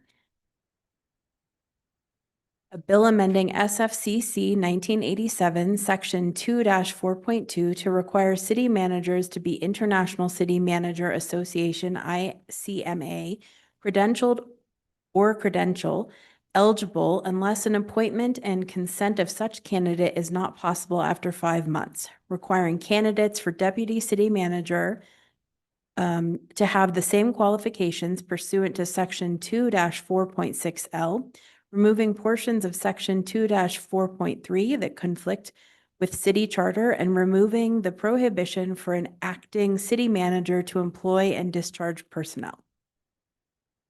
Would one of you like to speak to this? Yes, Both of you. I think both of us would probably like to speak to Go right ahead. Thank you. You know, this ordinance really is a testament to the incredible work that we have seen from Mark Scott, Andrea Phillips, and Rod Gould. And we have had really, wonderful, dedicated city managers in the past. And I have seen how important it is to have somebody who is a professional city manager. This is a career. This is not simply a job. And it bodes a great deal of responsibility. And so I think that the city of Santa Fe deserves to have somebody who is really incredibly qualified to lead this city. And so with this, we really want to make sure that in the future that our city managers have the knowledge, the experience, the education to continue to move the city of Santa Fe forward. Counselor, you're a co-sponsor? Ditto. Very good. We have another item to introduce, Madam Clerk. 16C, consideration of bill number 2025-26, adoption of ordinance number 2025-TBD, sponsored by Mayor Alan Weber, Councilor Carol Romero Worth, and Councilor Jamie Cassett, a bill approving a community energy efficiency development CREED block grant from the New Mexico Energy, Minerals, and Natural Resources Department, Energy Conservation and Management Division, pursuant to the CREED Block Grant Act, to authorize is it a seed or a CREED? Sorry, seed. Seed. Seed program project and approve the terms and conditions of the grant agreement. I think it's self-explanatory, but dive in, anybody. Thank you. I think it's self-explanatory. We've done petitions from the floor, Madam Clerk. I think we're ready to move on to 19 on the agenda. Final action on legislation, public hearings. 19A, consideration of bill number 2025-22, adoption of ordinance number 2025-TBD, sponsored by Councilor Jamie Cassett, Councilor Signe Lindell, Councilor Alma Castro, and Councilor Pilar Faulkner, amending SFCC 1987, Section 5-2 to define abandonment and unattended animal, Section 5-5.4 to prohibit keeping an animal on a median, and Section 5-8.4 to specify that abandoning an animal will incur a fine, creating a new Section 5-8.14, unattended animal, prohibiting unattended animals and imposing a fine, and amending Table 15-12.1 to increase the fine for abandoning an animal from $200 to $500. Impose a $200 fine for a first unattended animal offense and a $500 fine for subsequent offenses, and impose a $50 fine for keeping animals on medians. Thank you for reading that. This is a public hearing. I thought it would be appropriate to ask one or more of the sponsors to potentially introduce it, but then we'll go to the public for comment and then go to a motion and see where we are. I'd like to defer to Councilor Lindell. Counselor? Thank you, Councilor Cassett. Thank you, Mayor. I think that we have some amendments with this that'll be addressed. But I think in the overall that the motivation for this is it's been historically, I've done work on this council that has to do with animal welfare. And that's what this bill is. To me, it's about animal welfare. And I think that it's been misconstrued by many, which it's a little hard to have everyone think that they know your motivation more than what your real motivation is, and take that and run with it. It's not only incorrect, it's unfair. So I think that the question for me is, I don't think that a dog on a median, that's a proper place for a dog to be in the middle of traffic. Certainly, I know that I wouldn't consider allowing my dog to be in that environment or under those circumstances. Just unacceptable. And I think that it's harmful to animals. That's not what medians were constructed for. They have a purpose. It's not for, really, it's not for people or for animals to be on. That's not the purpose of a median. So that's the motivation of this, is animal welfare. And when other folks take it and subscribe other motivations to it, all I can say is that you're wrong. And I think that we've done a fair amount of work on this. I think it's been improved from the time that Counselor Cassett and I sat upstairs and ground this out for hours with legal. And that's what you do. You go upstairs to legal and you grind out the details to the best of your ability. And what you find is that as a council, other people have some ideas that can improve the work that you've done. And that's what we have here.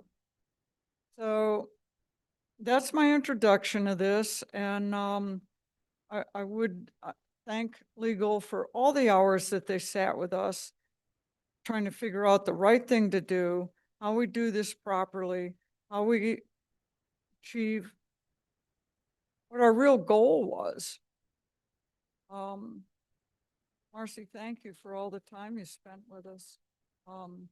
Councilor Cassett, thank you for all the time you spent just sitting up there trying to grind this out and figure out how we could get to where we wanted to go. And with the amendments that are here, I'm really happy with this, and I hope that we can get it moved forward and move on. Thank you. Counselor Faulkner?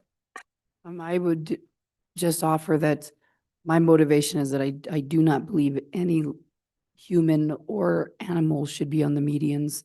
It's very dangerous.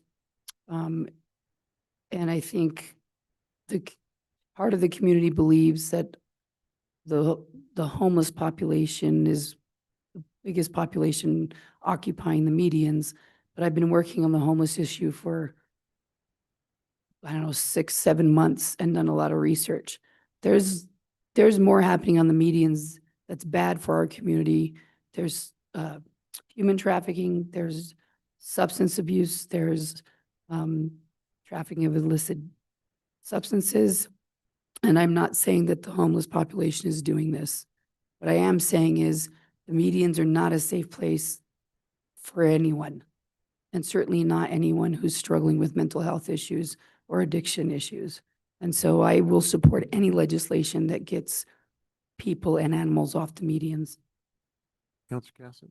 Yeah, thank you so much, Mr. Mayor. And thank you, Counselor Lindell, as well for spending all that time working on this with me. And thank you to the legal team. This is, these things are not always easy to figure out, you know, all the different definitions and the lines and the scenarios and how do you go from one place to another. But I echo, you know, Counselor Lindell and Counselor Faulkner's sentiments around, you know, for me, this is always about animal welfare and safety, and whether or not this is a safe place.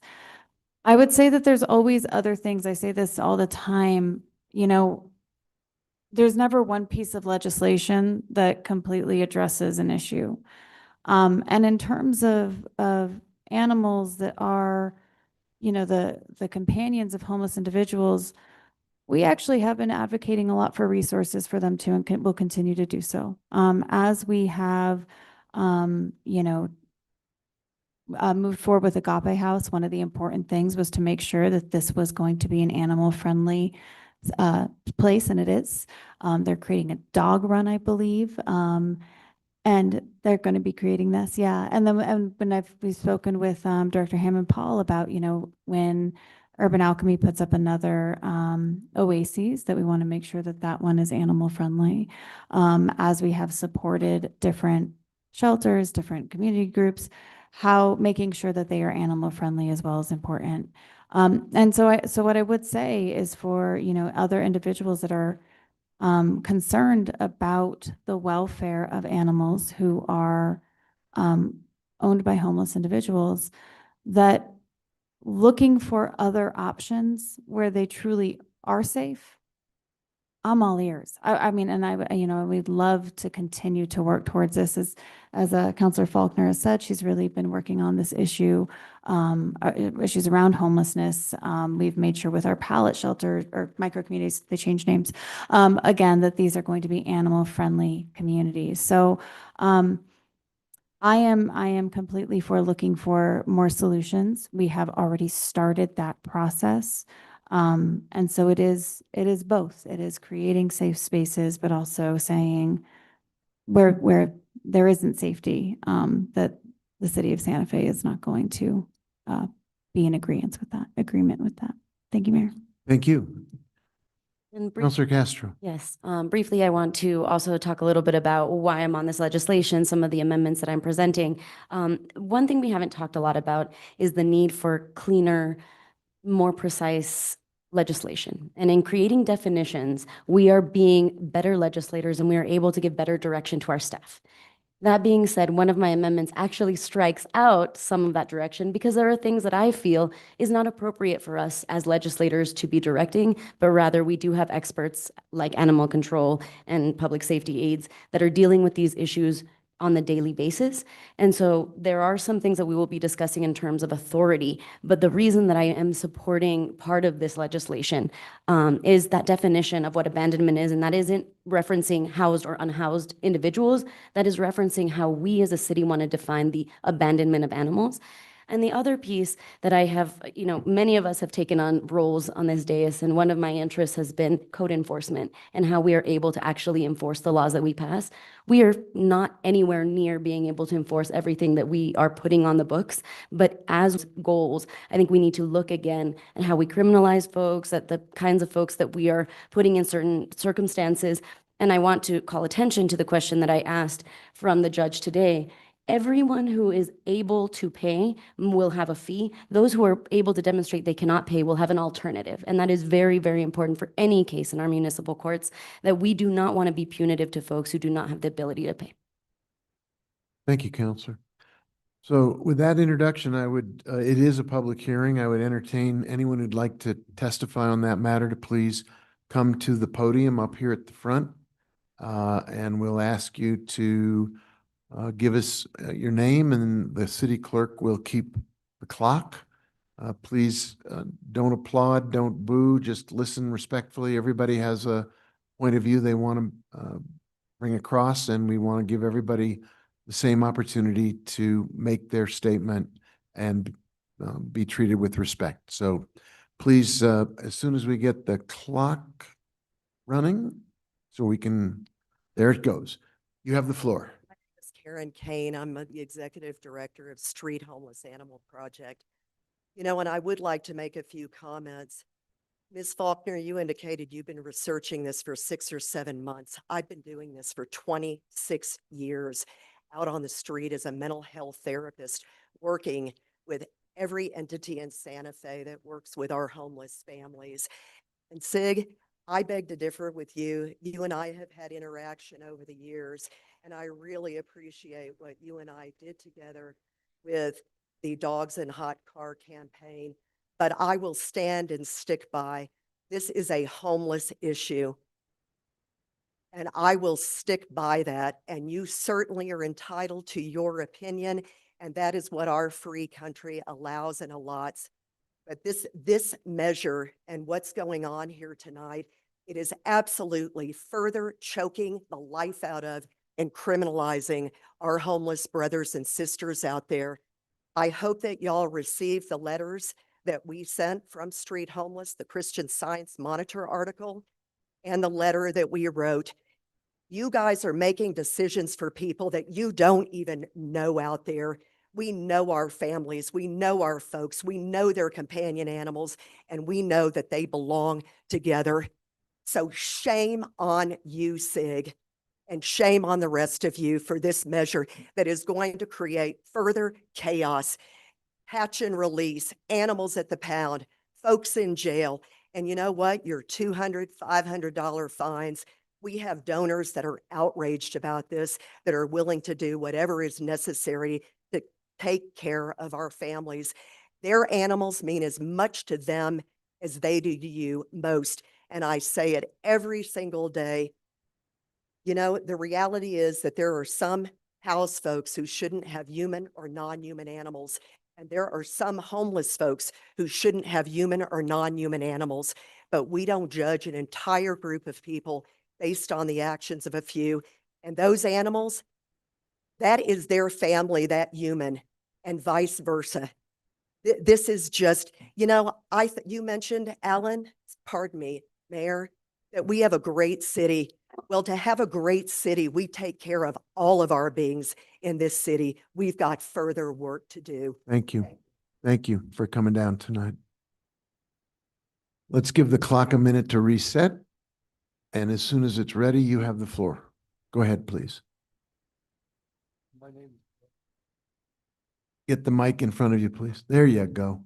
Thank you. my name is Daryl Blair. I live on the streets. I've been living on the streets about 40 years. I've been studying homelessness about 27.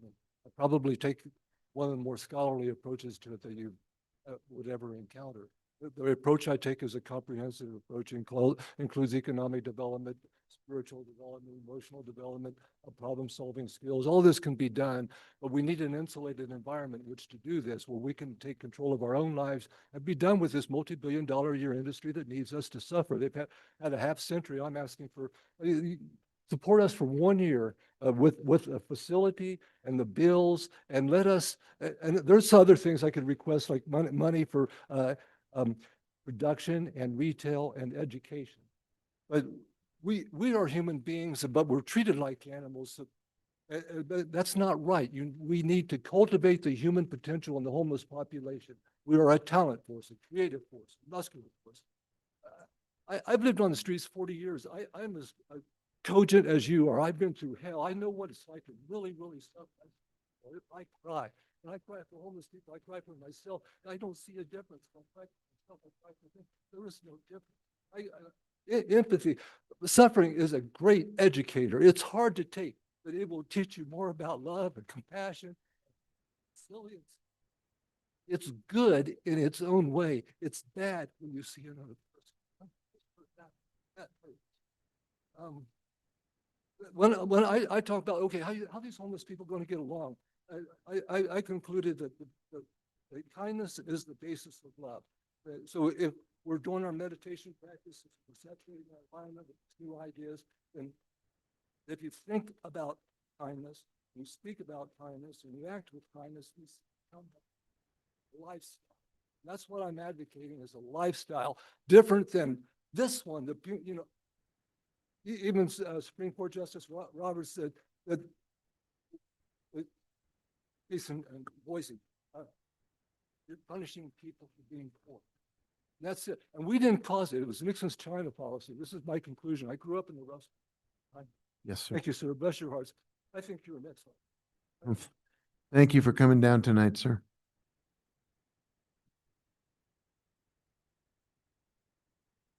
Give it 1 sec.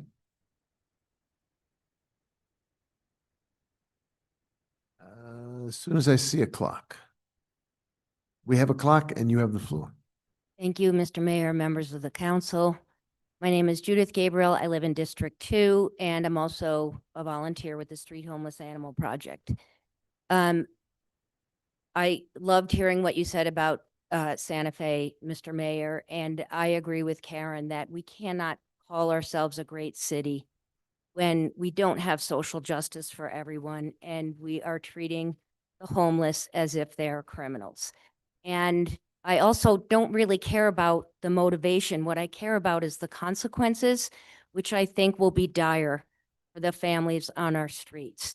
So really, I'm asking you all to reconsider this, do some more work to involve the homeless population in the problem solving, and don't make it punitive from the get-go, but work on some social fixes that will help us, because nobody wants animals and people to be on medians asking for money. They don't have a choice. So I don't believe this is about animal welfare. From my perspective, I think it's punitive. I think it criminalizes homelessness. It will break up families, and it will cause a great deal of misery. And I'm asking you all to vote no on this, including the sponsors. I think this will be a stain on your legacy. Thank you. Thank you for coming down tonight. Give us 1 sec. And you have the floor. Go ahead. I'm Catherine Rowe, and I just wanted to share some experiences. Like the other night, I saw someone I knew, but I didn't recognize him, and he was against the wall on the concrete. It was outside the grocery store, and I went over, and he was perfectly sane and sober, and his dog was with him. He rescued a dog that had been abused, and she didn't trust everyone, but she spent the whole time licking his face. Of course, she had the blankets and the coat, and he was just a lovely gentleman. And I know men who had their knapsack full of dog food, and they're thin, thin old men, but big, healthy dogs. And I don't mind seeing people on the medium. I don't mind their dog happily jumping up, and I don't mind scratches on my car. And I think it's a nice opportunity to help people. And people will give the soft comfort to the animal and not themselves. And these are deep companions. I know a girl who, like me, was orphaned before being an adult, but unlike me, she didn't have any money. She woke up being kicked in a park by a policeman, and it bothered me that she found them frightening. She was told she was cute. She was told by men she cleaned windows, and men would say, "Oh, I know how you can make some real money." And she was assaulted by a bunch of men. And she said she was screaming and screaming, and the police never came. I talked to a woman the other day who could barely walk, and she was afraid of policemen, and that bothered me so much. I've had people standing in mediums hand me back a $5 bill that I'm giving them, much less when you give someone a 20, they're like, "Are you sure?" You should, "No, I can't take this." I mean, you're talking about good people. And it was so sad to me when this woman had got a sleeping bag from a nice gentleman there who lives in his car and has for decades and passes out sleeping bags and things. And I asked her, I'm going to give her one. I said, "Do you need maize?" Because she said she's met such sweethearts out there, as I have, but she's also met bad people. And she said, "No." Oh, but it's not afraid. And that is such an outrageous amount of money to ask someone who's already living through hard times. And so. Thank you. No, you're good. Thank you. Appreciate it.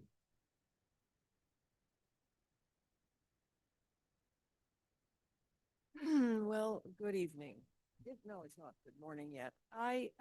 This is really a toughie. And I know it probably has been for all of you.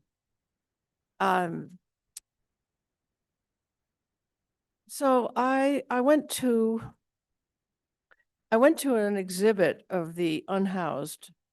It's by the Vital Spaces program over there at El Museo. So I went over to see a friend of mine there because her partner had died, and I wanted to talk about that. And I got to see this really great show of black and white photography done by individuals who call themselves unhoused. And one person there who's in charge, who works with part of the Vital Spaces program, is named Karen Sequoia. I recommend you stopping by there. If she's there, please sit down and chat with her. She's gorgeous. She's fun. She's smart. She's compassionate. And it is very gratifying to hear somebody like that talking in defense of this somewhat alternative way of living. It would be alternative for me. I'm an outgoing person, but I wouldn't be able to do it. And so in my fantasy, I've sometimes thought, wouldn't it be great to, dang, that clock goes so fast. Wouldn't it be great to have some medium where there could be people asking for help for money in that style to which they're used that are wider? That seems odd, I know. But what I don't like is, although the amendments maybe are making an attempt, but it's too abrupt. It's too sharp a change. And maybe there should be an accommodation part way. Last thing I'll say is, when I asked Kiernan, so what should people do? And she said, Santa Fe needs to expand the support services before this goes in. She said she thinks in general, and I think we all agree, but it would be a place where money should be spent, I think. If you feel half compassionate that just save the money. And I think it's great to say that the people who don't have money don't have to pay. Somebody else will pay. I know, I'm so sorry. Thank you. So case management, Thank you. mental health, physical health, and I recommend the show there at El Museo. Thank you. For It coming. really is wonderful. Thank you very much. One sec, and you have the floor. Go ahead. All right, you guys may or may not recognize me. I've been kind of on the streets for a while now. Been asked for it. I'm a veteran. My name's Brendan Tadlock. I'm actually a member of SHAP now. I'm a board member, but I spend a lot of time in the median, and a lot of time I don't get to take my. I have to take my dog with me wherever I go. You know, I don't really get noticed much on the corners, like, you know, by the stores or anything. So I stick to the median, but my dog, if I have to have her with me, she has to be with me. If she's across the street, she'll try to get to me. I don't want her to cross the street. If I'm away from her, she's going to try to be with me. And I know other people's dogs are like that too, you know, and I just don't want them to cross the street and get hit by a car or something, you know what I mean? So I think that they should just stay with their people, you know, and it's just probably, I mean. Thank you very much. Thanks for coming down. How you doing, Mayor? I'm well. Give me one sec. Oh, you have the floor. Go ahead. Service scanner. A lot of these people are physically dependent on these animals. 36.4C, the ACLU is already confirmed. Thank you. Anyone else here tonight who would like to speak on this subject? Now would be the time to come forward. Anyone who is in the Zoom room who would like to speak on this subject?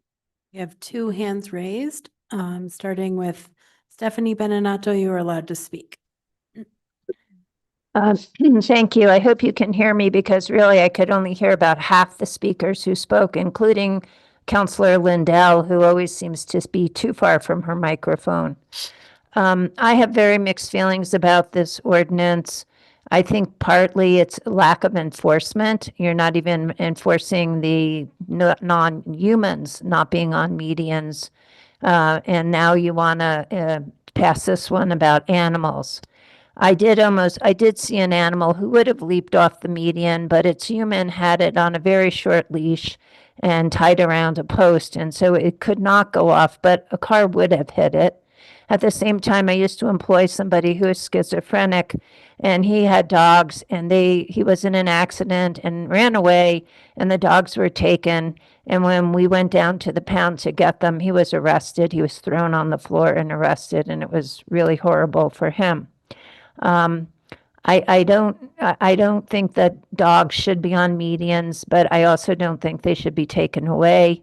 I appreciate that there won't be a fine. There would be service if you don't have the money. And I think abandonment is a lot more than just homeless people. I think there are people who leave their animals out in the yard for hours at end, barking, never hearing them or never even being there. And to me, that is actually much worse than the person who doesn't have a place to put their dog, who keeps the dog with them, and who does actually provide them comfort. So my big thing is really enforcement. And again, to enforce the one about humans not being on the median, and you probably could solve the dog problem as well. And I just want to wish the counselors and Mayor Weber good, I was going to say good riddance. I didn't really mean that. I meant good luck, and I hope that you enjoy whatever it is that you do after this retirement from public service. Thank you. Thank you for commenting. We have another hand in the Zoom room. Michelle Williams, you are allowed to speak. Thank you very much. Thank you, Mr. Mayor and members of the council. My name is Michelle Williams. I am the executive director of Consuelo's Place, and I'm actually in support of this ordinance. I might be one of the few social services folks that actually is. Certainly the primary reason here, of course, is what many of you cited. I'm also personally an animal lover, and this is not a safe environment for animals to be in. They have a heightened sense of, smell and smaller lungs, arthritic environment in most medians that they're going to be laying or sitting on for many hours at a time, often. So I'm not going to advocate for that as in terms of animal welfare. And obviously on behalf of my professional role at Consuelo's Place Homeless Shelter, there are many resources in Santa Fe. We can say that there are not enough shelter beds, there are not enough social services and enough social resources, but they are absolutely out there. And I know that the city has invested in many outreach programs, and the Connect Network, and Judge Chittum talked about that earlier today, and how many people can get deferred to resources in that manner. We certainly use the platform very extensively ourselves. I know Ms. Kane is not in support of this, but she is also a resource for many of these individuals to be able to get the resources they need. So being in the median physically is not the best way by which we can serve the homeless community. So I also liken this a little bit to our speeding ordinances. We largely don't enforce that. It's designed to be an off-ramp to encourage people to comply. It's not about how many citations that we can possibly write for as many speeders as we possibly can come up with. Again, it's designed to defer people, and we want to defer people into the resources that are available. So thank you for your proposal on this ordinance, and I do support it. Thank you. Anyone else with their hand up, Madam Clerk? I am not seeing anyone else in the Zoom room with their hand up. Okay, fair enough. Actually, no, it's not that kind of a proceeding. I appreciated your speaking, but we have a kind of a one to a customer proposition here. There are no further Zoom room people, and everyone who's in the room who's had a chance to speak has spoken. So I think what I'd like to entertain is a motion, and then we can move through the amendments and further discussion among the members of the governing body about how they'd like to proceed. But a motion would get us started. I'll move to approve. We have a motion to approve as a general matter. That's the main motion. Do you want to start working our way through some amendments? Can I ask for just a question? So I think some of these amendments, like Amendment A, which is mine, which lowers the fee, and I'm sorry, mine and Councilor Cassett's, was already adopted. It would be helpful to know which of these have been adopted already. So the only one that we did not move in committee was B. There was some discussion, which we will continue. A and C have both been adopted, is my understanding. Is that correct, City Attorney and City Clerk? I remember councilors, I would actually defer to Marcy on that one. Marcy, do you have a track of the? I know Amendment A was passed and that changed the caption and the fee, but I don't know after that.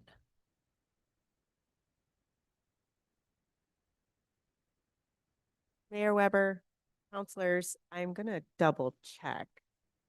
Amendment A definitely was adopted at quality of life, I believe. And then I'm checking on Amendment C real quick. No worries. But our understanding was that it passed in quality of life this past. We did adopt it about a week ago. That Or is correct. exactly a week ago. So that's correct. So both amendments A and C have been adopted. Amendment C was adopted at quality of life. So. Okay. So I would be moving only Amendment B at this time, and I would like to do a small explanation of what it does. I would like you to do a complete explanation of what it. Wonderful. So if, for those of you who are following along on page 11, and this would be section 5-8.4, we're starting at line 5. There is some redundancy in the iterations of this bill.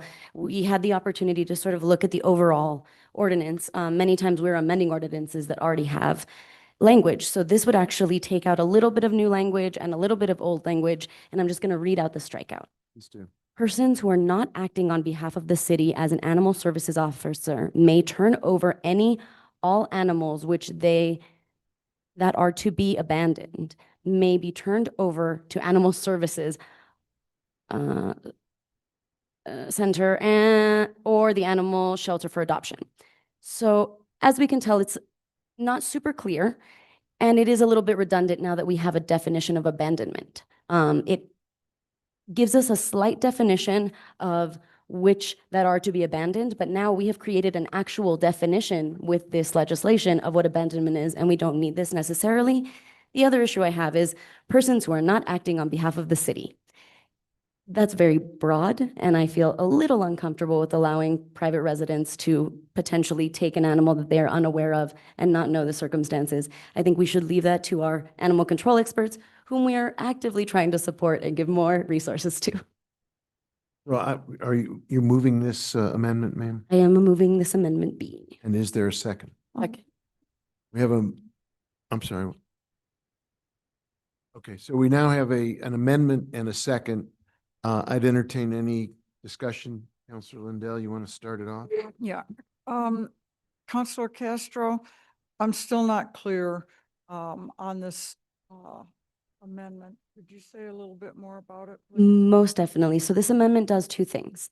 It doesn't criminalize or disallow individuals from taking an animal to the shelter. We are basically being silent in this code about how to deal with that. And we are allowing for our communications, our animal control services, and our experts to communicate with the public what they should do if they find an animal who is in distress or abandonment. Instead of directing persons who are not acting on behalf of the city, we are allowing this code to be silent on that issue, and we are going to communicate with our constituents and our residents through animal services, which I've already had a conversation with Officer Lowry about how we can start doing that.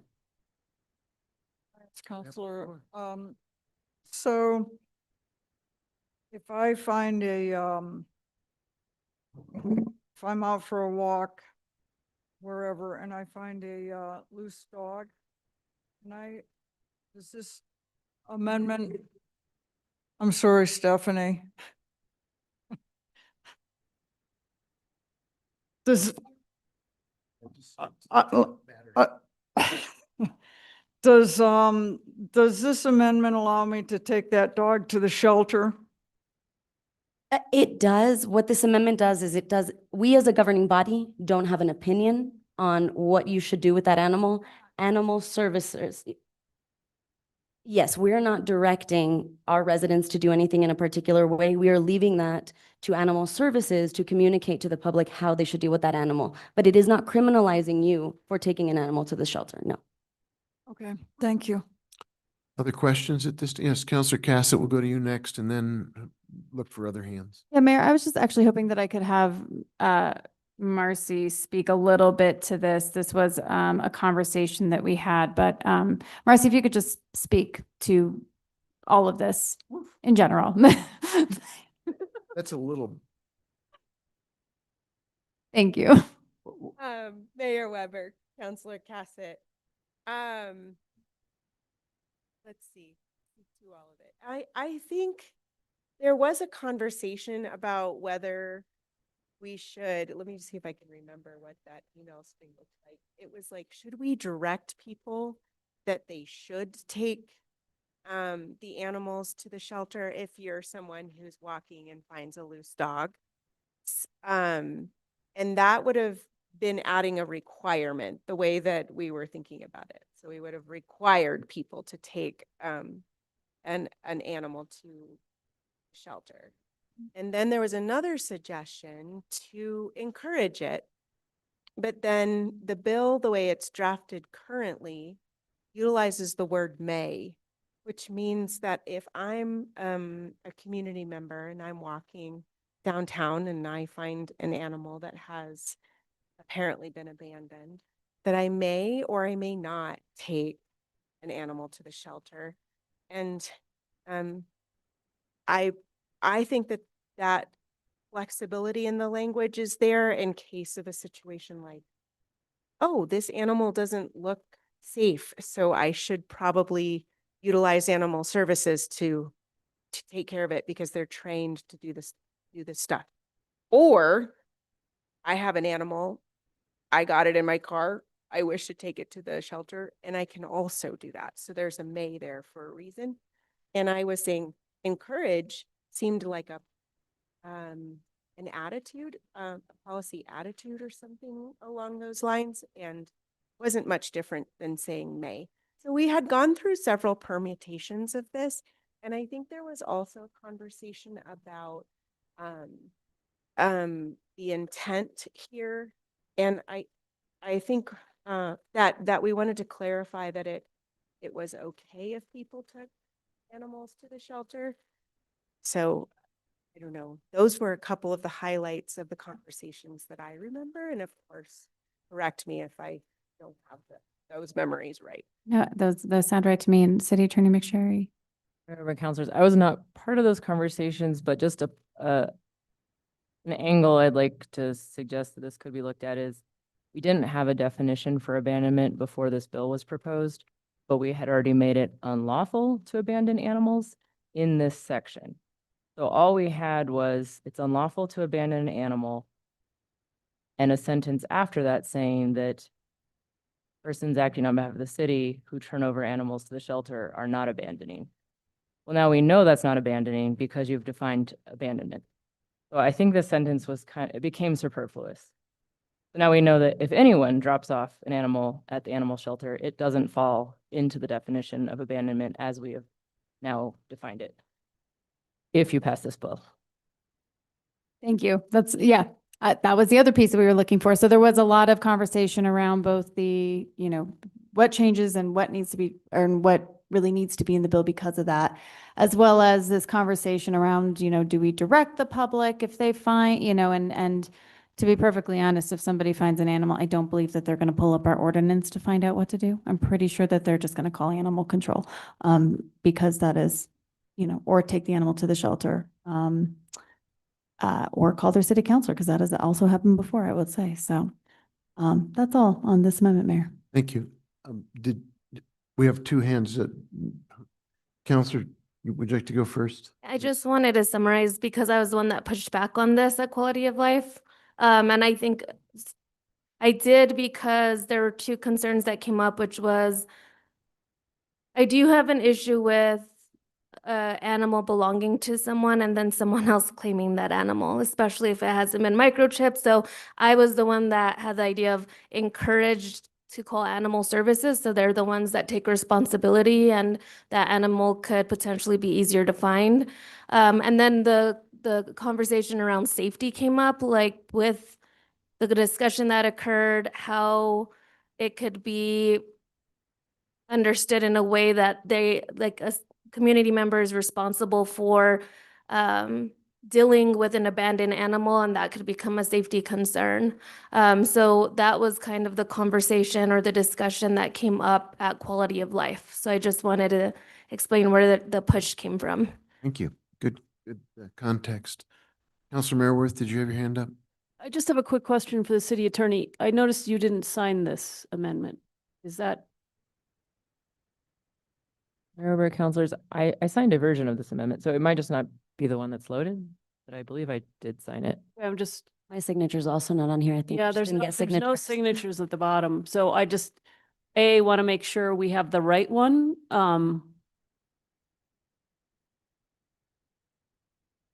Counselors, Mayor Weber, let me double check. Interesting.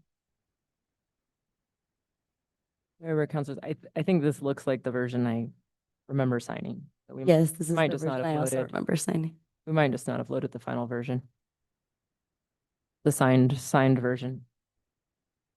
I'm getting confirmation that this is the version that the sponsor acknowledges. This is the version I intended. Yes, it strikes through that entire section. Okay. Happened to forward the signed version, if that makes everyone comfortable. Well, it seems like we should probably have the signed version. Yeah. I'm thinking it's signed on quality of life agenda. I wonder if we uploaded it new because we pulled it to have that discussion. Yeah. Point of order. Hang on one second. Counselor Garcia, you have a point of order? If Counselor Castro is okay with the amendment, ultimately the amendment does not need the city attorney's signature to be considered. So No, we're and just I'm- trying to I'm- confirm that it's yeah, the correct I'm one. not suggesting that it shouldn't be considered. I'm just saying it'd be good to have the one that is signed, just for my files, if that would be all right.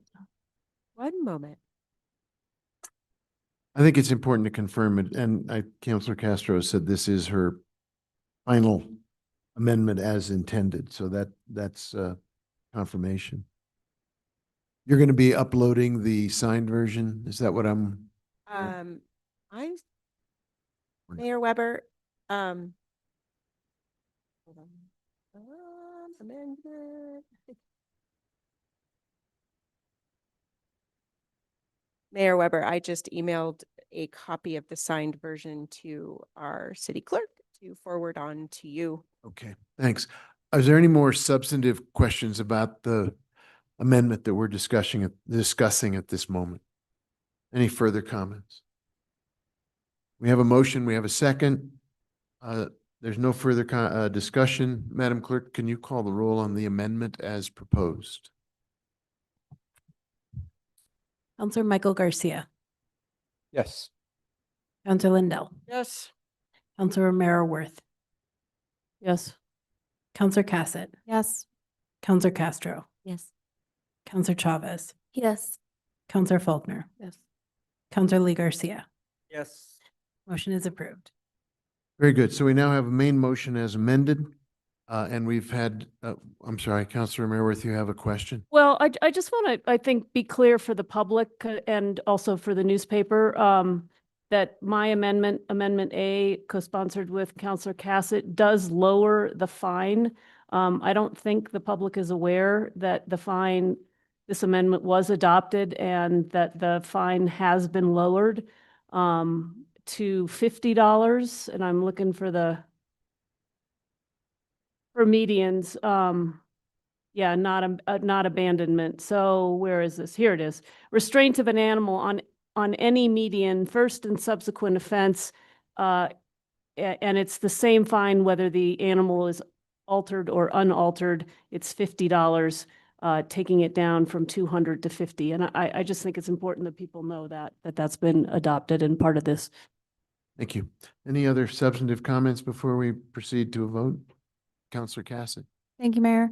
I think one thing that I do want to, it's been kind of referred to, but this bill also does more than just talk about the medians. In fact, it talked about abandonment, and that was a big piece of this as well. I know that that has been the component that has gotten the attention, and I've even found myself referring it to, just in shorthand, the animals on medians bill, and then having to correct myself that there's more to it than that. And I think that that is really important. The other thing, that I want to bring up as well is I think Counselor Castro, I really appreciate you asking Judge Chittum earlier today.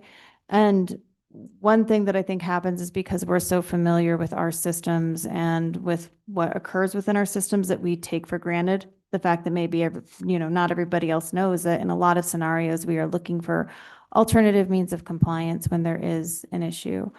And last but not least, I think that there is always going to be work to be done in this area. I really appreciate Michelle Williams coming and speaking as somebody who is working and talking about a lot of the resources that are available. And, as I've said before, hey, if there's a lot of donors who really want to assist with this, then let's have a conversation about where we might be able to set up some safe spaces for animals. I mean, I think that there are other solutions other than putting an animal in an unsafe position.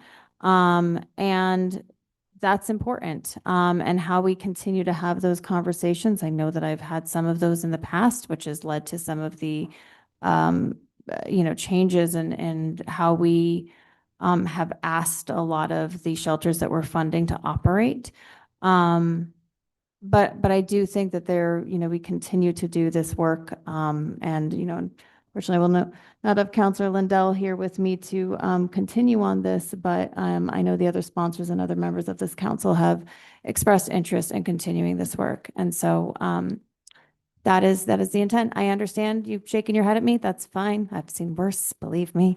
But that is, I don't say things just for fun. So that's all. Thanks, Mayor. Thank you.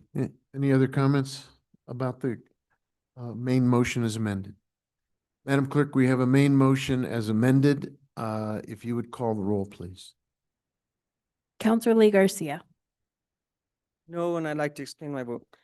Counselor Michael Garcia, No. Counselor Lindell, Counselor Romero Worth, Yes. Counselor Cassett, Yes. Counselor Castro, Yes. Counselor Chavez, Yes. Counselor Faulkner. Yes. Motion is approved. And I believe Counselor Lee Garcia, you'd asked the chance to explain your vote, sir. Thank you, Mr. Mayor. You know, a while back, we passed an ordinance that prohibited individuals from standing on medians less than 36 inches. And to this day, we still see many of them on the same medians. While I do agree that it's not a place for an individual or even an animal to be on the median, I have a hard time with voting for something where I don't feel we're going to be able to enforce full-heartedly, and where it would potentially put a person at risk of losing their companion, which is difficult. And so I think that's the main reason why I voted no against this. And I wholeheartedly support animals and want the best for them. I don't believe that they should be on the medians, but I don't feel that this is something that, I don't know how we're going to enforce it. Thank you. Thank you, Counselor. Madam Clerk, could you take us to the next item on the agenda, please? Item 20, public hearings.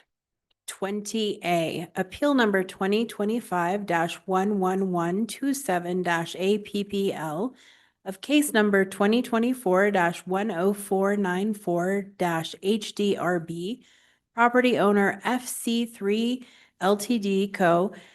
appeals the Historic Districts Review Board July 22nd, 2025 decision denying the project applicant RKO Architects' request for an exception to remove and replace all windows and doors on a contributing building at 206 Mackenzie Street in the downtown and east side historic district. Very good. I just got a whisper from Counselor Castro. If you could send her a link, she's going to have to finish the evening from remote participation, but she will be able to zoom in if we give her a link.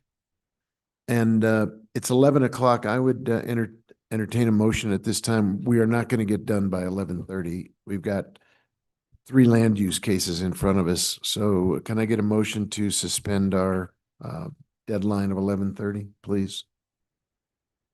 Motion to suspend. Thank you. Is there a second? We're not going to get done by 11:30, I promise you. We're not going to end now. We got 3 people waiting to be considered in some cases here that we advertised. I think we can buckle down and get them done, but we have to do it. Is there a second to the motion to suspend? Second. Thank you. Madam Clerk, I understand the resistance. I'd like it to be an earlier night, but we have these 3 pieces of work in front of us. Could you call the roll on the motion to suspend? Counselor Lindell, We get to stay together longer. no. Counselor Romero Worth, Yes. Counselor Cassett. Yes. Counselor Castro, sorry, is out. Counselor Chavez. Counselor Faulkner. No. Counselor Lee Garcia. Yes. Counselor Michael Garcia is not here. Need a majority of the whole on this one. 5 votes. We only have 4 so far.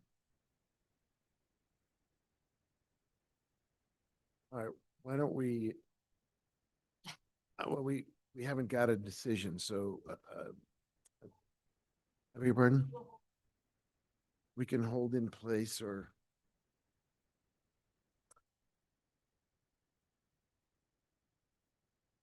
I know. And we can't really begin, I would just as soon complete this work before we move into the case, because I don't want to get to 11:29 and. Mayor, you can vote because it's legally required to take action if you'd like. I vote yes. Does that give us 5? All right, I think, the good news is we get to spend more time together. But no, we're not going to do that. Frank, I apologize for interrupting you, but I just didn't want us to get a half an hour into this case and then discover that we have to have this vote. So this is a public hearing. And the rules of public hearings apply, which means I need to make sure all of the members of the governing body can say they are not, they did not engage in ex parte communication or anything that would cause them to be anything less than fair and impartial. We'll start with staff report. Then applicant can have an opportunity to speak. The public will be sworn and comment, come back to the governing body to ask questions. Once we close the public hearing, it is closed and no further questions are appropriate. We'll entertain a motion and a second. We can discuss the motion, then have a vote. Mayor, I think Frank does have a specific case procedure for you as well. I do, and I was wondering if IT could ask my PowerPoint to video monitors. Would IT be available? Yeah, you also need to make sure you're speaking into the mic and that it's on, because nobody just heard what you said. It is on. All right, good. So, and if I may approach. yes, please. Thank you. And I've tendered a copy to Mr. Furry as well as and Your Honor, I should have included Pamela Coster or Coaster.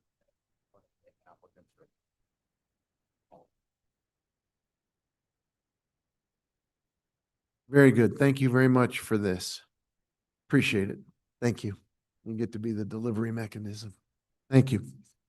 Okay, let's begin with the staff report, if we could do it and hold it to no more than 10 minutes. Well, thank you. Oh, there we go. There's mine. And you got to get in front of the mic again.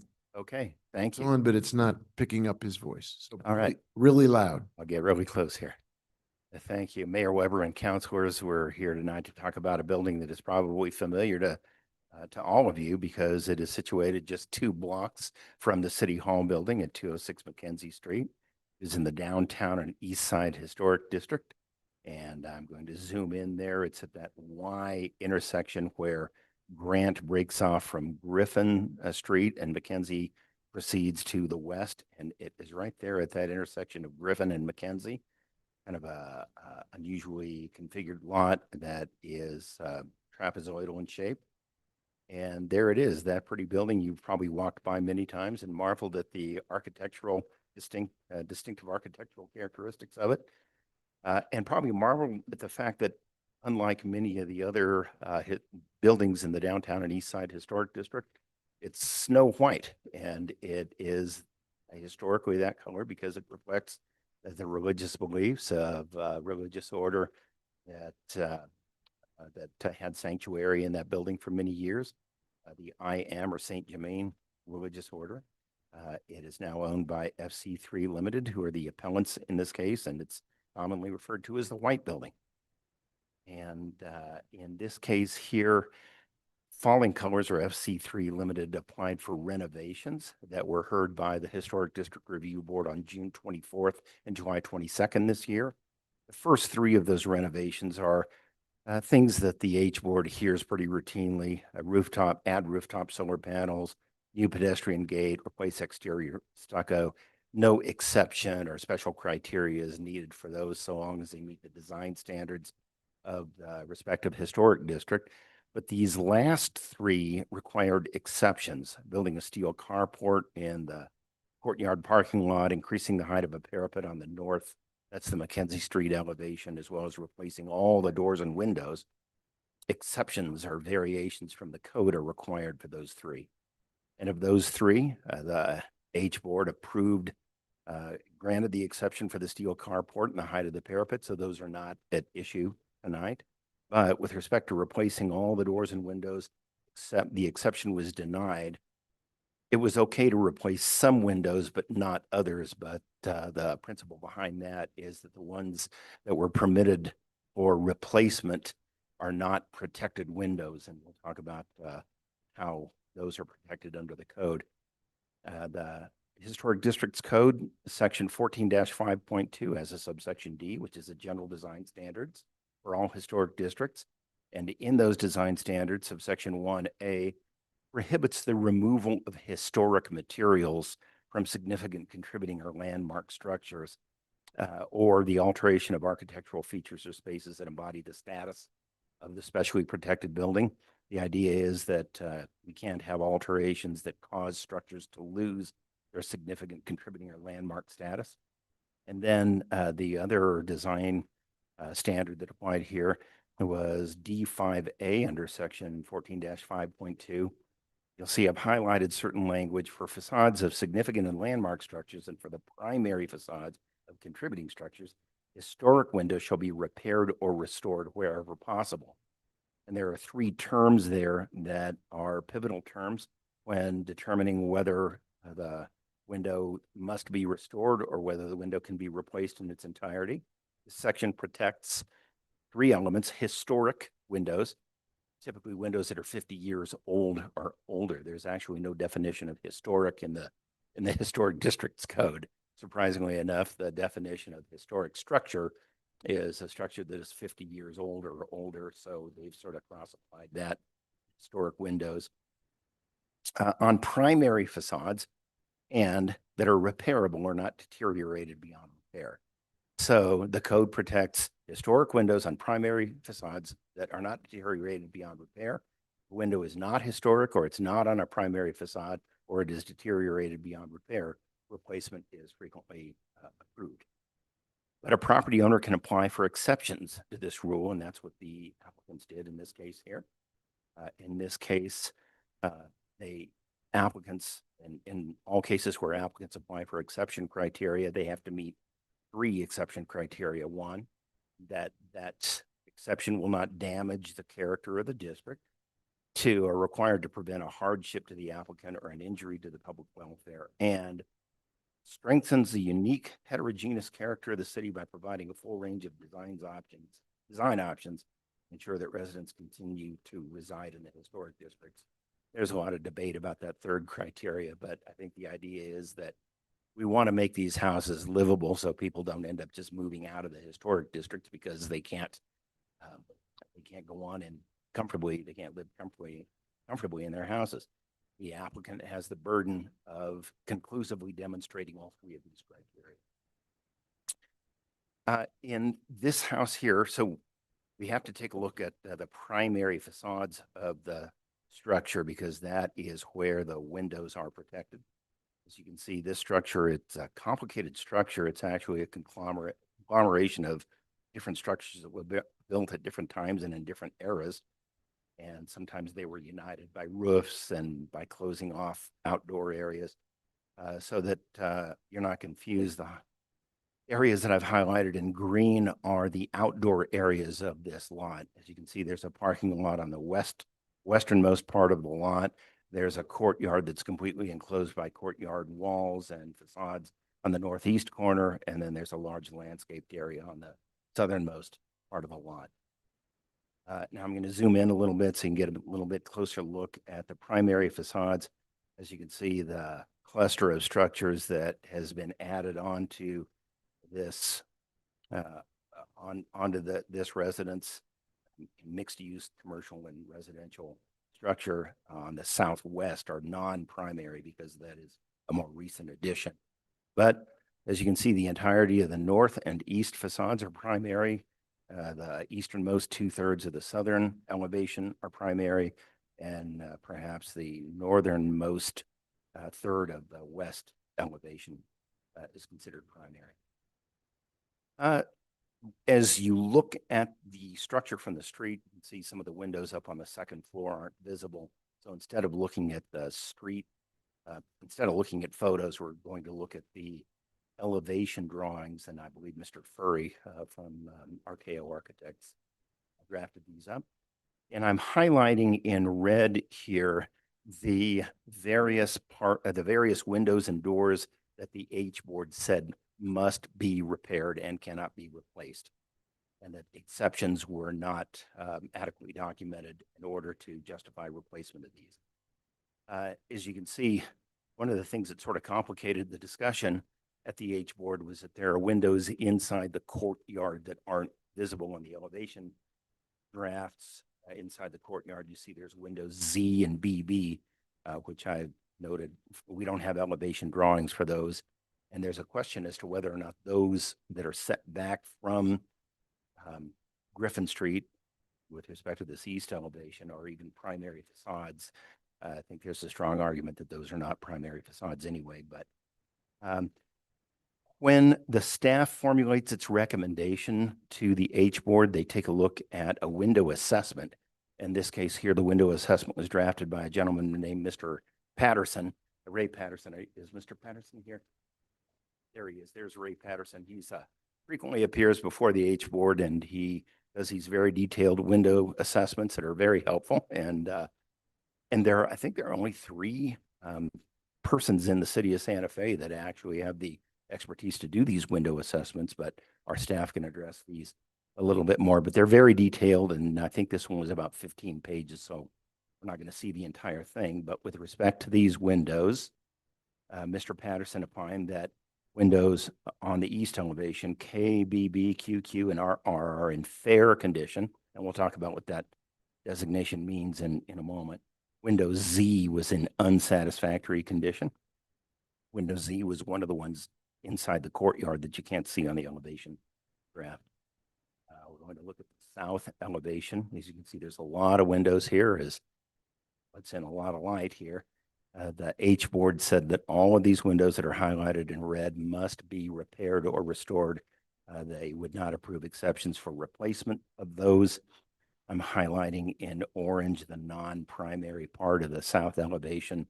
Those windows are not protected under the code.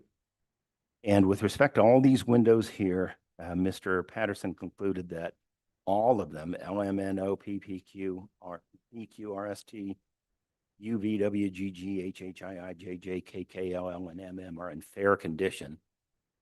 Just to give you an idea how these window assessments work and to give you an idea about how many windows this structure has, Mr. Patterson starts with A on the windows and he numbers the doors and goes A through Z. And when he runs out of letters, he starts lettering them A, B, B, C, C. In this case here, he went through A through Z and A through YY. So there are 51 windows or sets of windows because some of the letters refer to clusters of windows anywhere from 2 to 11 windows. So there are well over 100 windows on this very complex structure. Here's the west elevation. This has some of the newer parts of this structure. As I'm highlighting in red the windows that the H board said must be repaired or restored and not replaced. All the rest of the windows on this elevation are eligible for total replacement because the southernmost 2/3 of the west elevation are non-primary, highlighted in orange there. And in this case here, Mr. Patterson concluded that windows E, OO, and NN are in fair condition. To give you an idea of the complexities here, you can see the windows in the upper right corner there. Those are windows JJ, which face east, but they're actually on a primary south elevation.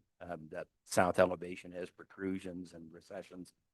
And so some of the elevations, some of the facades on the south protected elevation face actually east and west, and windows JJ are on the east facing elevation, east facing facade of the south elevation. So here's the north elevation. That is the facade of the structure that abuts Mackenzie Street. I've highlighted in red the windows that the H board said must be repaired, cannot be replaced.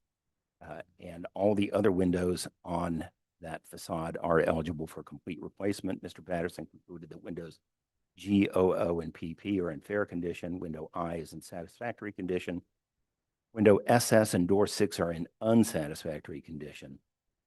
Those and I think window Z were the only windows that Mr. Patterson assessed that he concluded are in unsatisfactory condition. Give you an idea of what all those window and door conditions designations mean. There are 4 categories. Window assessors typically, there's a premium category, but in this case here, none of the windows were deemed to be in a premium category. Those are like brand new windows with no deterioration whatsoever. Satisfactory, it means that it shows somewhere the window members are still intact. Putty glazing may be cracking, but intact frames facing members have less than 30 to 40% deterioration. Fair, which is the category most of the windows of this structure fell into, have exterior finishes that are cracked and peeled, missing the bare surfaces, putty glazing cracked and missing in 30 to 40% of the sashes. All sashes, frames, and casings have some members 30 to 40% deteriorated. Unsatisfactory exterior finishes completely deteriorated. Unsatisfactory is the only category where the window assessor, and in this case, Mr. Patterson, actually draws the conclusion that they are beyond repair.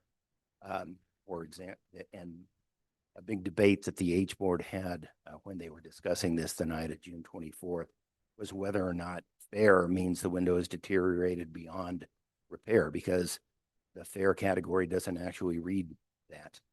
That is a factual determination that must be made by the H board. There's a decision tree, which I'll show you in a moment, but there are also extensive collection of photos of some.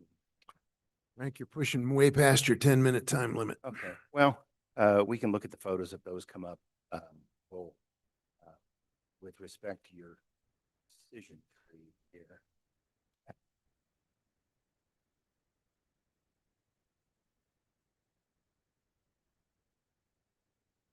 What you first do is ask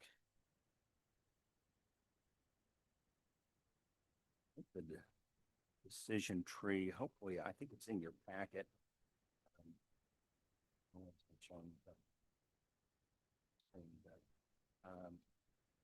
What you first need to ask is, have the appellants conclusively demonstrated all three criteria for an exception to historic district standards, prohibiting removal of historic materials, prohibiting replacement of repairable historic windows on primary facades? And you have to answer yes to all three of those questions. And if you answer yes to all three of them, then grant the appeal. But if your answer to any of them is no, then the appeal should be denied. Thank you for your attention. I'd like to note that Land Use Director Heather Lamboy is present, as well as the senior planner on this case, Alder Rand. Thank you. Thank you very much. We have the appellant or the appellant's representative in the room. Please come forward if you have a presentation you'd like to make, and try to keep it within 20 minutes if you can. I know you've got a lot to cover, but. Sure, no problem. Madam Clerk, are we swearing folks in? Yes, Mayor. Please raise your right hand. I state your name, I, Braden Furry, residing at street name only. Don Gaspar Lane, Solemnly declare and affirm that the testimony you have in reference to this item shall be the truth and nothing but the truth, and do this under the penalties of perjury. Thank you. Go ahead, sir. Thank you, Mayor Weber and council members. I will try to be brief. We went to 2 historic board meetings to get the windows looked at. It got pushed to a second one because of the complexity of the building that you've just seen a little bit of. As part of that historic review process, we were required to hire a pre-approved expert to do an assessment on all the windows and doors, which we did, which was Mr. Patterson. He put together the report that you saw a little bit of and probably have in your packet, where he deemed all of the windows historic and non-historic, and all of the doors historic and non-historic should be replaced due to their deterioration, due to damage caused by prior renovation and construction practices that were done on the building. And when we went to the second historic board meeting, where it was actually, we went through this in detail, one of the members on the spot basically came up with his own assessment after only visiting the building for about an hour. He did not touch a window. He didn't try to use a window. He didn't try to open it, see if anything was actually usable. He made comments that, you know, I don't see any damage on the interior walls, because as part of a second tour of the building, we actually went through the interior of the building. so we could see any damage on the interior. Well, when you're letting in moisture from rain or whatever, you need to have had it rain in the near past, and it had not. So on the spot during the historic board meeting, he came up with these four motions without he didn't do any kind of in-depth assessment of any of the doors and windows. Mr. Patterson was there for several days, several hours a day, doing his assessment, did thorough investigations of each of them and came up with his report. And furthermore, the motions at the historic board that night, for instance, one door and window that they want restored was not even there. It was gone from the building from prior construction purposes. One that was wanting to be restored was deemed non-historic. So, and in the motions, there's 7 groups of windows that account for over 20 windows that weren't even listed in his report. So they don't even have a designation according to these findings. So based on these motions that were done, in our opinion, on the spot without any assessment that was in depth or even did any cursory look at these items, show that these were not, that the findings should not be followed like they were motioned.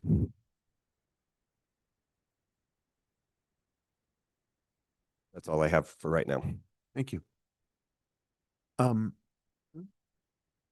you also going to testify, or are you just, yes, what, you're gonna have to get sworn in as well. I state your name, raise your right hand, sorry. I state your name, Hi, Mindy Hale, residing at street name only. Piedras Rojas. Solemnly declare and affirm that the testimony you have in reference to this item shall be the truth and nothing but the truth, and do this under the penalties of perjury. Yes. Thank you. Mayor, council people, I appreciate you guys having to step in on an H board matter.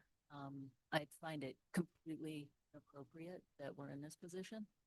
We did everything that was asked of us. We went to the H board. We hired the city-approved window assessor who came through the building and spent days and hours to come up with an assessment that gave us direction on how to continue our efforts to rehabilitate this building, which we are doing with the utmost care and are very excited to bring back into the lexicon of downtown Santa Fe.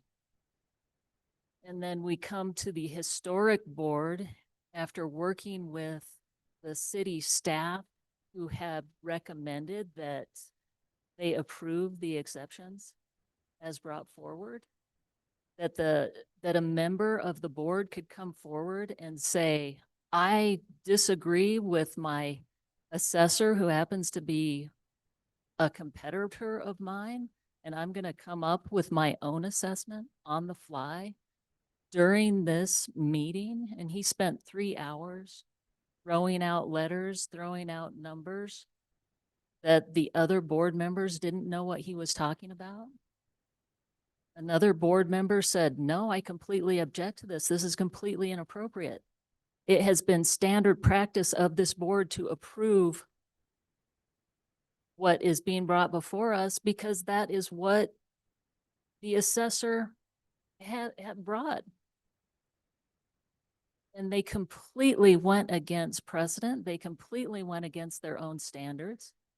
They have you in this position now, having to make a ruling on a building that you haven't had any time to spend with.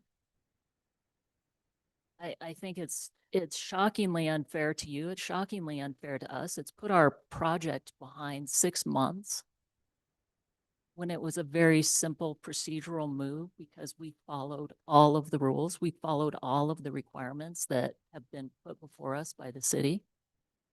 We want to do what's right with this building. And we ask for your help to basically take the assessment from our expert that we hired from your list and approve us to move forward with our project. Thank you. We now have an opportunity for sworn public comment.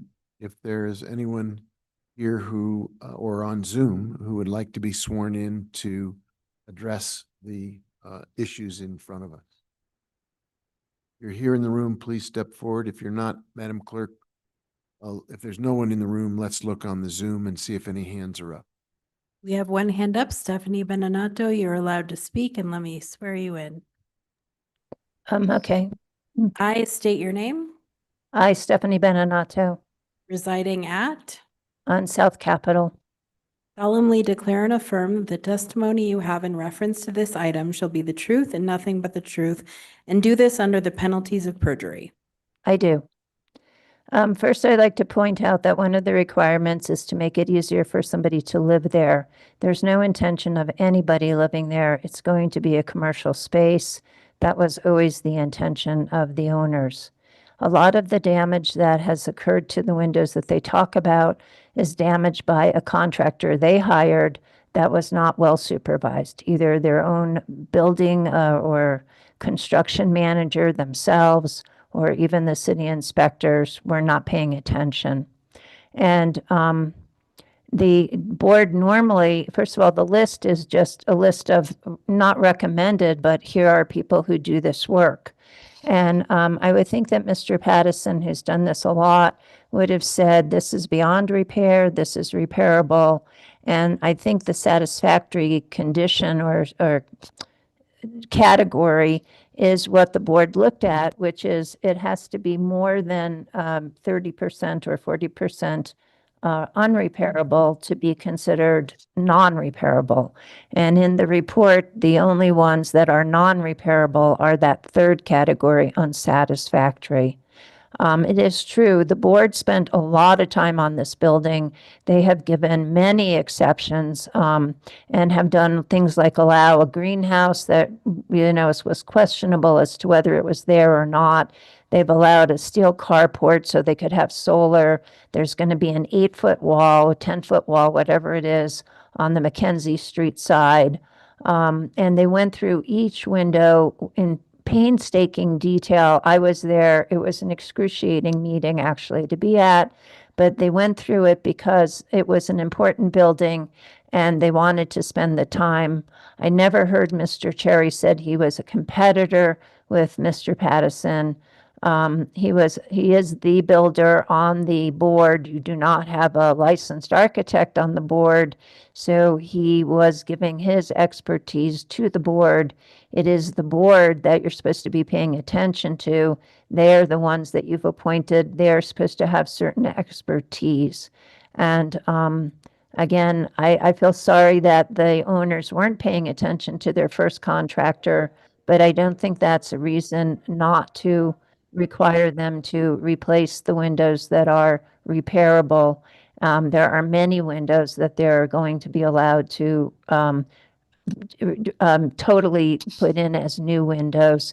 And again, I think if you don't have the historic material there, you lose the authenticity of the building, and it begins to make it like Disneyland historic preservation as opposed to real preservation.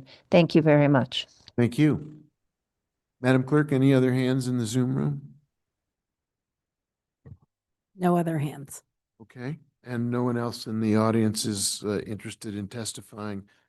I'm going to turn to, I apologize. Someone else is interested in testifying. Thank you for raising your hand. We'll need to swear you in.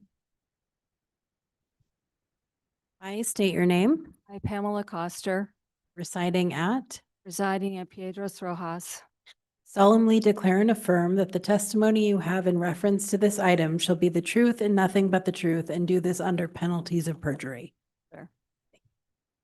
Yes. I wanted you guys to know how much we love this building and the care that we are taking with it. And really about the windows, yes, we're following the assessment because there is damage to the building of water coming in. We are looking at this building and preserving it for the next 100 years, as it has been. We have not changed the footprint. We have taken every care to restore it. We have brought people in from Santo Domingo to replace the adobes. We have just done, I invite you all to come and look at what we have done. We love this building. We are so disappointed at being in this position. By having the windows compromised as they are, the walls get wet when it rains. As you know, what happens to buildings when moisture comes in the walls? It's not going to stand for the next 100 years. It won't probably stand for the next 15, not all of the walls, if we don't take care of what needs to be taken care of. We are here to preserve and restore that building. That is our only intent. And I hope you take that into consideration. Thank you. Thank you. Anyone else who wishes to come on forward and be sworn in, please? Yes.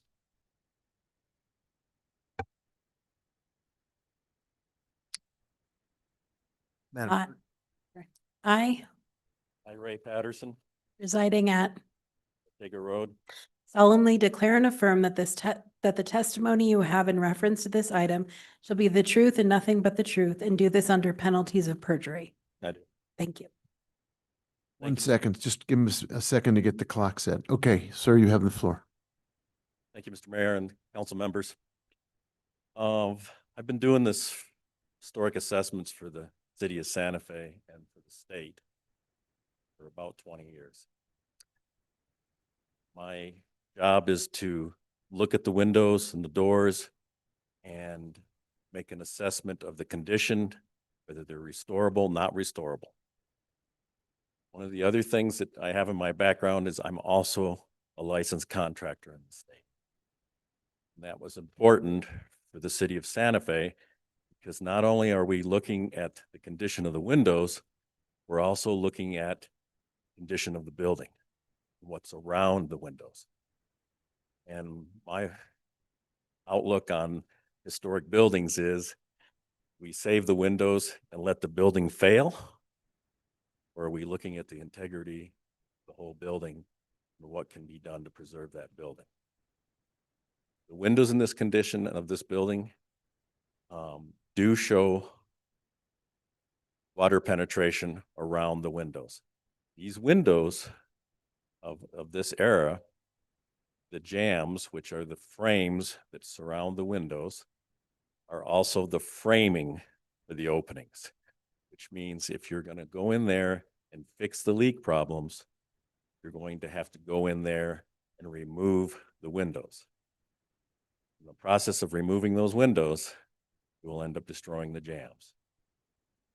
They are correct that the details on these windows, molding details, the wood trim details that are on the sashes, which are the part of the windows that slide up and down or out, have been damaged by prior contractor. But that detail is now all gone. So it's kind of lost its historic look right there on the windows themselves. So that's the reason you see my recommendation of fair, but it doesn't take in consideration of what's going on around the windows in the building. Thank you. Thank you, sir. Thanks for being here tonight. Anyone else who wishes to testify? I'm going to open up the floor for council questioning of staff, parties, witnesses, the general public. I think we need to keep to the 10-minute rule tonight because we're getting late.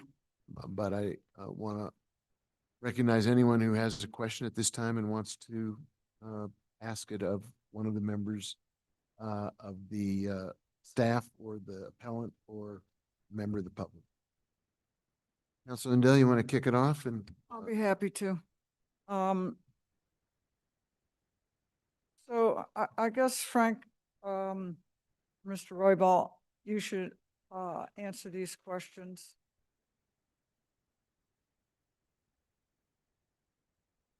It's from what I read in the report, staff recommended and said that the appellant met all the exceptions. Mayor Weber, Councilor Wendell, that is correct. Thank you.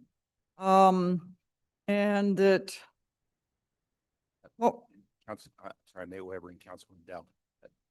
With respect to one of the project elements that's not at issue tonight, the staff said they did not meet the exceptions. Board allowed them to redraw the parapet on the northern. Frank, I don't think you're speaking into the microphone again. Okay. The staff opined that the applicants had not met the exception criteria for the parapet extension. They redrew the parapet extension and the H board approved it, but that's not an issue. that's not what we're talking about. With respect to the windows and doors, the staff found that they had. That's all we're talking about tonight. So this is what I'm coming up with on this, that the owners were asked to have an assessment, a survey done of the doors and windows of this building. And they selected a contractor from a list that the city keeps of people that the city feels are qualified to do this work. So they went ahead and they did that. They did what was asked of them. And from that report, there's a lot in that report, but let me just say that from the report, it was recommended that the doors and I don't think this is for you now, Frank. I think that this is for Mr. Patterson. From your report, the summary was that the doors and windows should, for various reasons, should be replaced, correct? Yes, ma'am. Okay, so, and part of the reason is that even though it may not be obvious in taking a quick tour through the building, that this building is susceptible right now to water damage. Yes, ma'am. So we kind of have what looks like a forest through the trees situation here. Do we want to save the windows and the doors because they're historic and let the building fall down around them? Or shall we? And as I understand it, if these windows are replaced, they have to be replaced in such a manner that they completely mimic the existing windows. Yes, ma'am. The term is in like and kind. Like and kind. I like that term. So they would look exactly like the windows that are there now, correct? That is my recommendation, yes. So it just seems to me, and I'm going to editorialize just a little bit, that when things like this happen, if someone follows everything asked for and they come up with a report, that how long were you there? How long were you in that building? 3 to 4 days. Okay. So 3 or 4 days, and then the report is disagreed with or disparaged by someone on the board that's been in the building for 1 to 2 hours. It seems brutally unfair to me. And I think that when those kinds of things happen, when other people would look at a historic building that they may love, they may absolutely love it, but they go, you know what, we can't take this on. It's way too much risk, and we do everything we're asked to do, and then it's still not okay. I think that we hurt our historic heritage that way. We hurt ourselves because buildings will sit and deteriorate because people don't want to go through this process. We've seen it. And we've heard loud complaints about it. So I'm concerned about the water damage in this building. I don't know if you can answer for the applicants, but how long has this restoration been going on?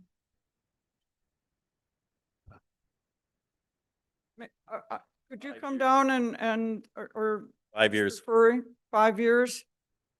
Is that right? You have to step up to the mic, sir. 5 years total, 2.5 years with the first go around, and then this second one is now going on 3 years to 4. So 5+ years. 5+ years. That's a mammoth commitment to a building. I mean, I'm sure it's got blood, sweat, and tears and a lot of zeros and commas. So I'm going to support this appeal. And I think there's a lot in our report. And, you know, I printed it out. I marked up numerous places. I'm not going to go over every one of them because I think that this water damage and the way this whole process went is, it's clear enough to me what we need to do. So thank you, Mayor. Thank you, Counselor. Other questions from members of the, yes, Counselor. Thank you, Mayor. I kind of want to piggyback off of what Counselor Lindell said. I think that I'm really concerned by a process where we have an expert bring very clear information in front of a board that is supposed to serve our community. And makes their own assessments during that process.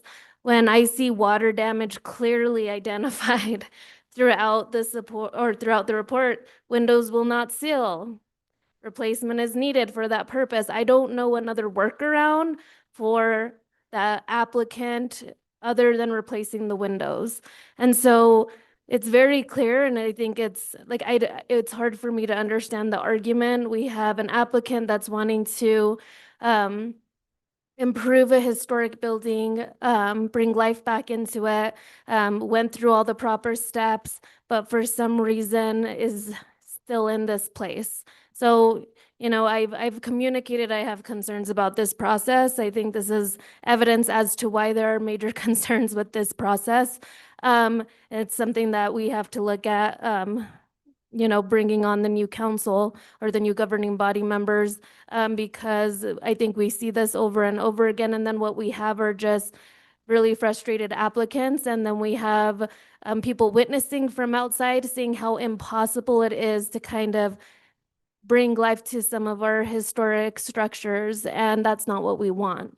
So I appreciated Councilor Ndell's comments. I know I've been asked before about my concerns with this process or why I have them. This is evident. This is why I have the concerns that I do.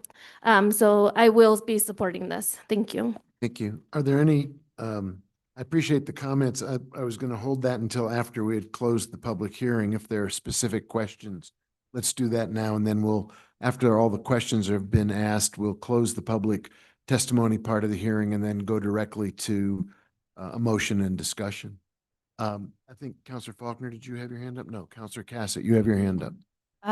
Thank you, Mr. Mayor. Thank you, Mr. Patterson, because that was what I needed to hear. But Mr. Duran, as long as you are here, and I appreciate you being here, is there anything else from the staff perspective? Because you did recommend approval of this request. Is there anything else that you would add from the perspective of, you know, city planning staff?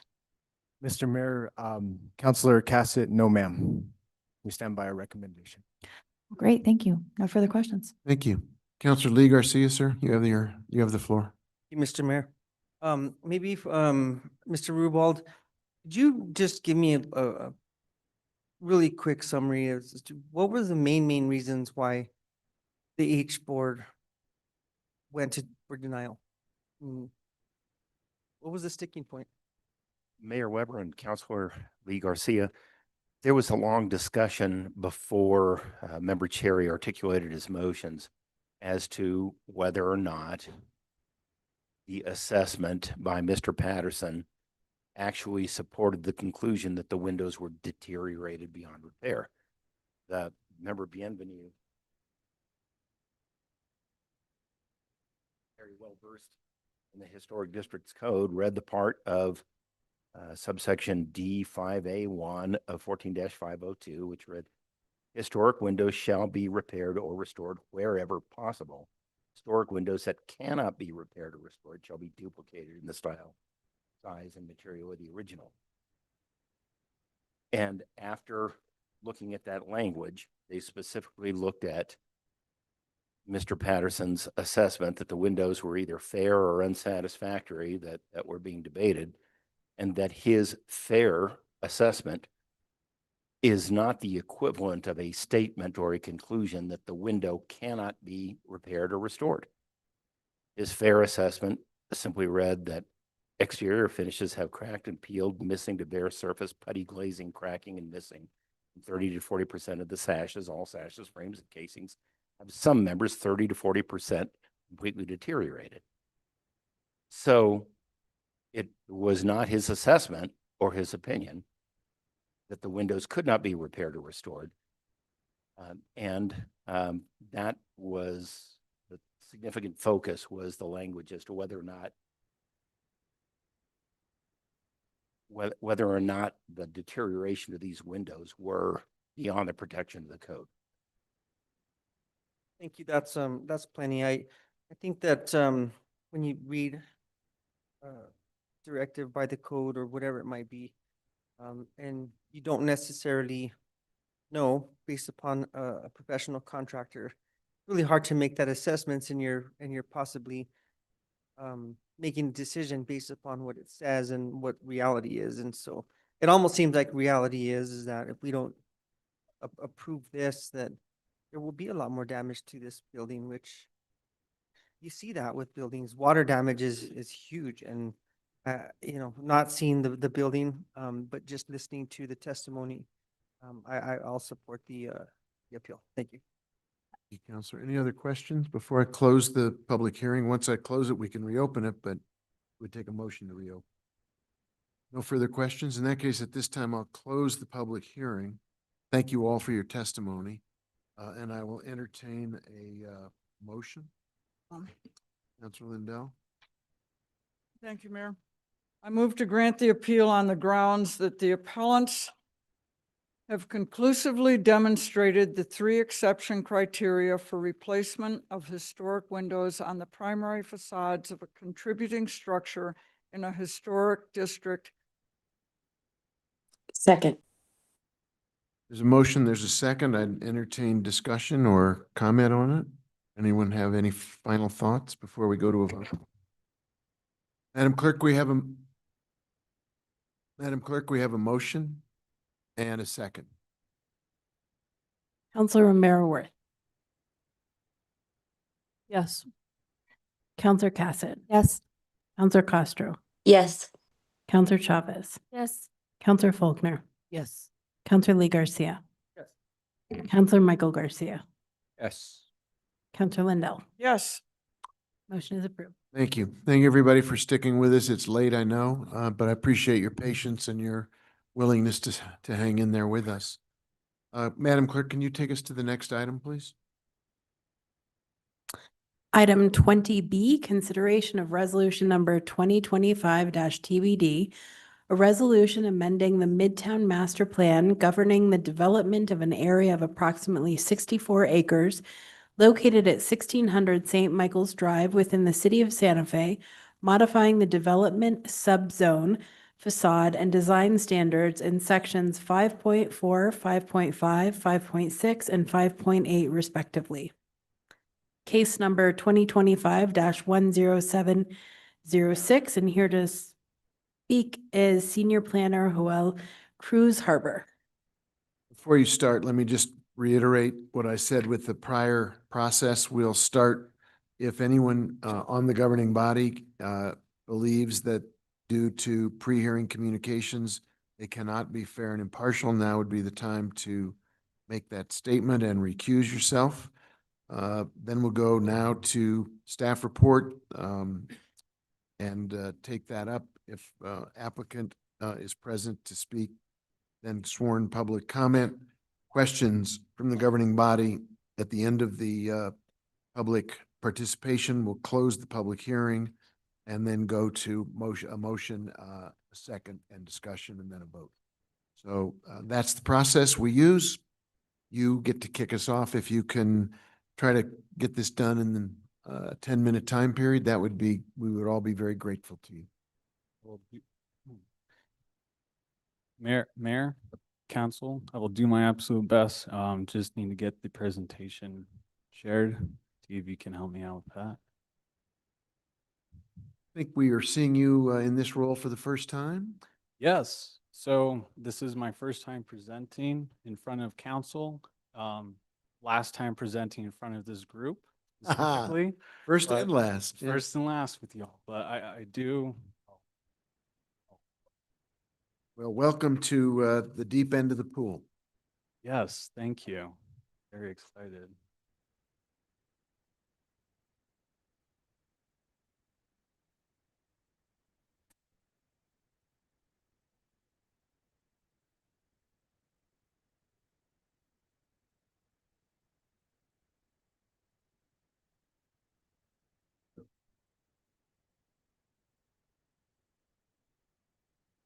Happens at planning commission too, so don't worry. Yeah.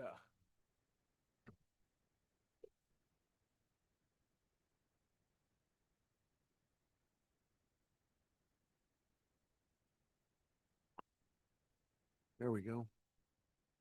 Talk about team effort here at the city. Okay, my name is Joel Cruz Haber.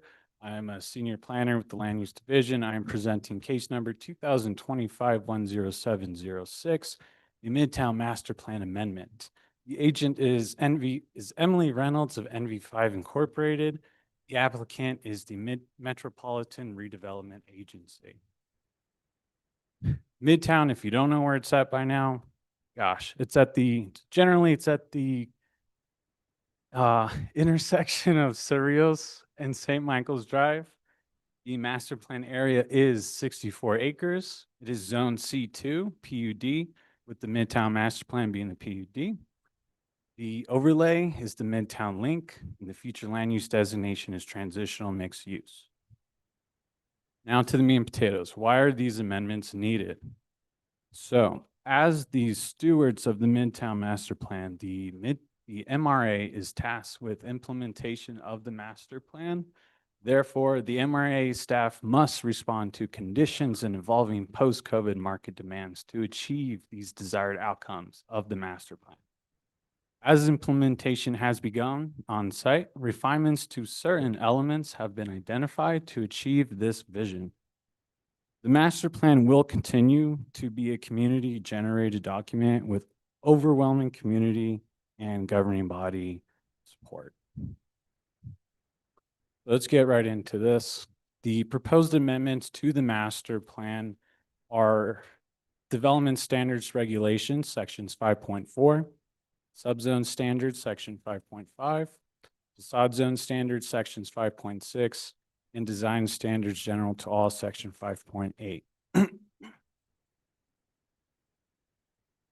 The first proposal to section 5.4 is to remove facade zone standards, Main Street office standards at the mixed use facade northern facade zone. I know that is tricky. I have the next slide will clearly illustrate.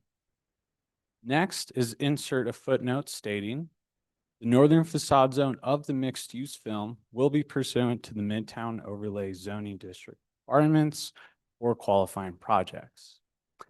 Lastly is the change tract O, which does include the Benildes building, to mixed use center.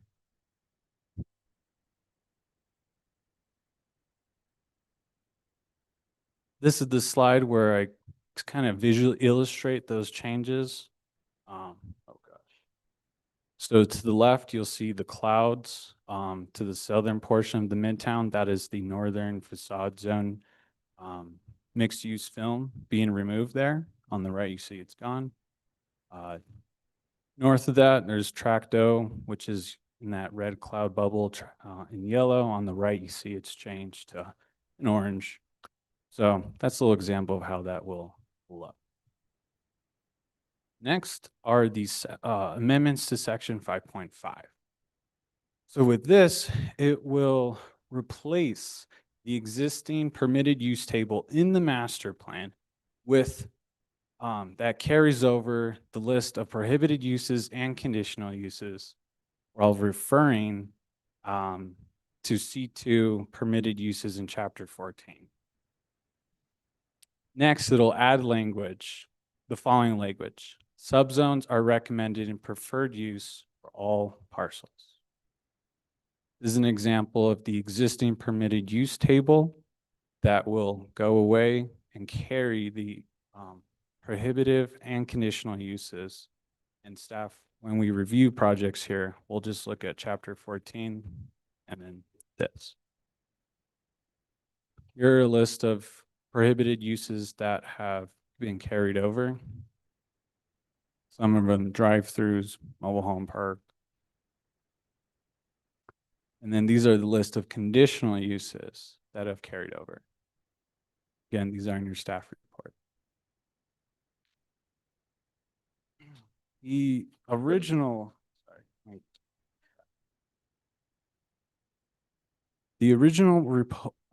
proposal requested a removal of step back requirements for all buildings at facade zone.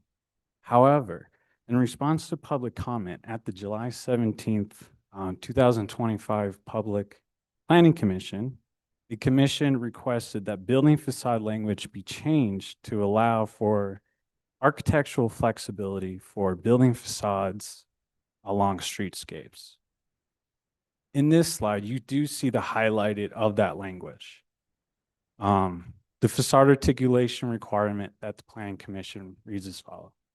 Building facades exceeding 3 stories and facing public streets shall incorporate articulation at regular intervals of the building facade to enhance the pedestrian experience and soften the architectural massing within the streetscape.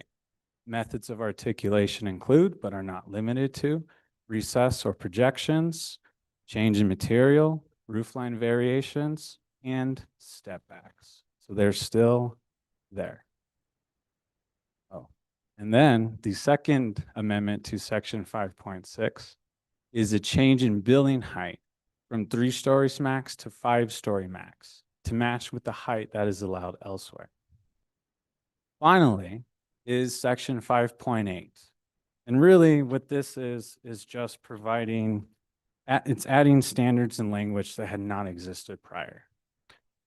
So for example, the first being landscaping. The proposal will require 2-inch caliper trees throughout the entire Midtown site, whereas street trees will require 4-inch caliper. This is an illustration just to show the height difference when they are planted. This amendment was reviewed by our landscape engineer, Lawrence Rivera, and here's a note of him approving that amendment.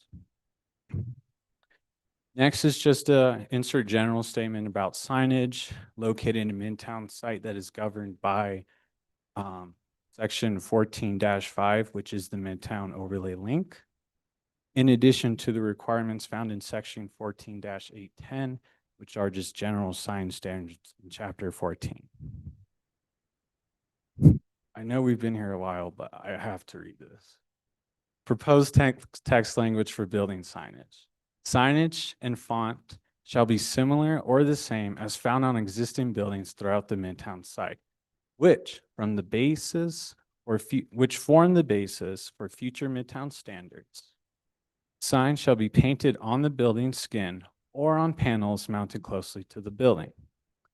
Pin and channel letters and numbers shall be mounted closely to the building. Pole mounted signs are not permitted.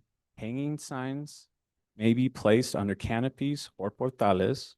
Sign logos and text may be internally illuminated if lamp is not visible and light does not glare or impede vision. Next are site directional wayfinding signs.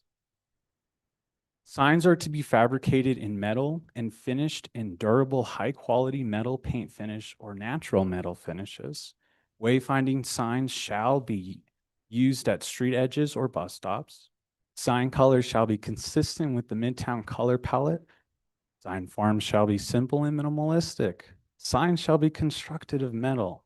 Color shall be black, plus 1 or 2 accent colors using the Midtown color palette. Signs, logos, and text may be internally illuminated if a lamp is not visible and light does not glare or impede vision. Wall signs associated with film studios, stages within the Midtown Link Overlay District, and whose sign faces parallel to a wall or garage attached to the film studio stage shall be painted and not exceed 380 square feet. And finally, the last amendment. It is to our murals and art installations. The language reads as follows: publicly visible murals and art installations are permissible with approvals from the Metropolitan Redevelopment Agency. The relocation of existing sculpture and installation of new art in public and publicly visible spaces are encouraged and must consider structural stability, weather, circulation, and safety. Murals on public property shall comply with the MRA Public Arts Murals Agreement. The applicant has met the requirements of this process. They did go through an ENN in June of this year. They received a recommendation of approval from the Planning Commission in July of this year. This governing body was duly notified with letters and site posts on November 24th, as well as a legal description post on November 24th. Site posts are required to be visible 30 days.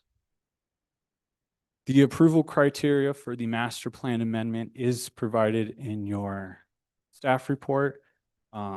Staff finds that the applicant has met the approval criteria and concurs with their findings. And to get to the bottom of it, the Planning Commission and staff does recommend approval for case number 2025-10706, the Midtown Master Plan Amendment. The motion is there as followed. If you have any questions, I can take them now. Thank you. Actually, not right now. First, we have a little more business to do, but thank you for the presentation. Thank you, Mayor. Yes. Mr. Mayor, I am the agent as the Metropolitan Redevelopment. I was going to Agency. Well, acknowledge that you're actually the applicant here. So you have the floor. Again, I hope you can be reasonable in your time constraints. I will do my very best. And I take this opportunity to say good morning. Mayor Weber. Oh. Councilors. I will be as quick as I can. I want to first thank Joel Cruz Haber for his work collaborating with both the City Attorney's Office and the MRA. And a big thanks to NV5, who has acted as our agent, represented this evening by Emily Reynolds and previously Lisa Gavioli. I just want to take a moment. I do not need to be sworn in, correct, since I am staff? Mayor Weber, councilors, it depends on what you're going to say. Yep. If you're going to be giving personal testimony, then you should be sworn in. If you're going to be speaking to the record and what people can find in it, then you don't need to. I will be speaking to the record. Thank you for that point of clarification.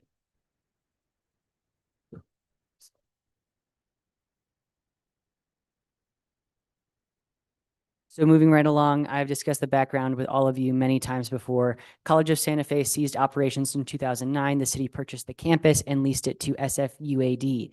The city collaborated with members of the public to produce the Remike Plan, one of the first initiatives along our commercial corridor over there. In 2016, another effort was implemented with the Midtown Link, the local innovation overlay, local innovation corridor. As of 2018, SFUAD closed, and this governing body passed a resolution 2018-54 to initiate the redevelopment process. This kicked off community engagement and identified that part of the process moving forward should include a master developer.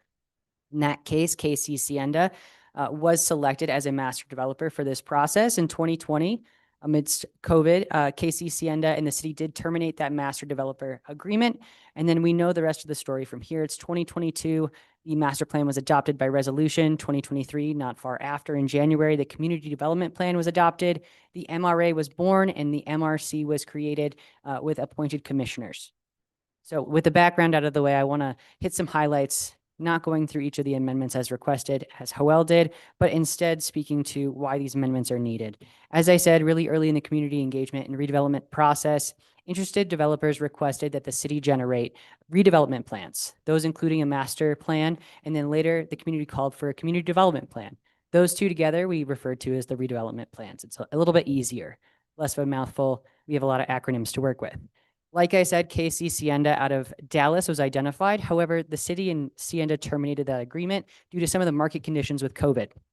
The master plan was then later adopted, but it was in that case overly prescriptive, with a secondary permitted use table that lived within the master plan, and it included many subzones that were overly restrictive on commercial uses throughout, despite the community development plan calling for a lot of housing units, specifically 1,100, 30% of those being affordable.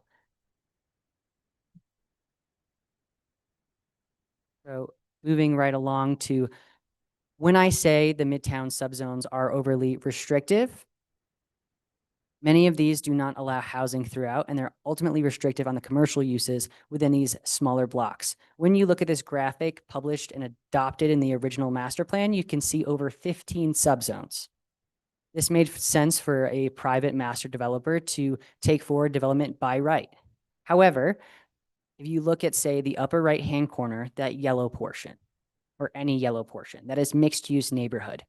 In that mixed-use neighborhood, the only commercial interests that would be permitted include antique stores, art supply stores, bookshops, and floral shops.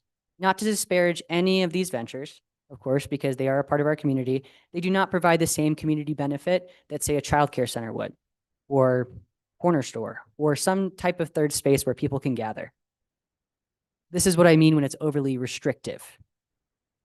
I want to remind folks this evening, although I was before you a little bit earlier, the Midtown Development Proposal Review process does allow this body and our Metropolitan Redevelopment Commission, as well as the public, a few bites at the apple. Before I came before you today with items 10C and 10D, I had to review the development proposals according to the criteria from the master plan and community development plan.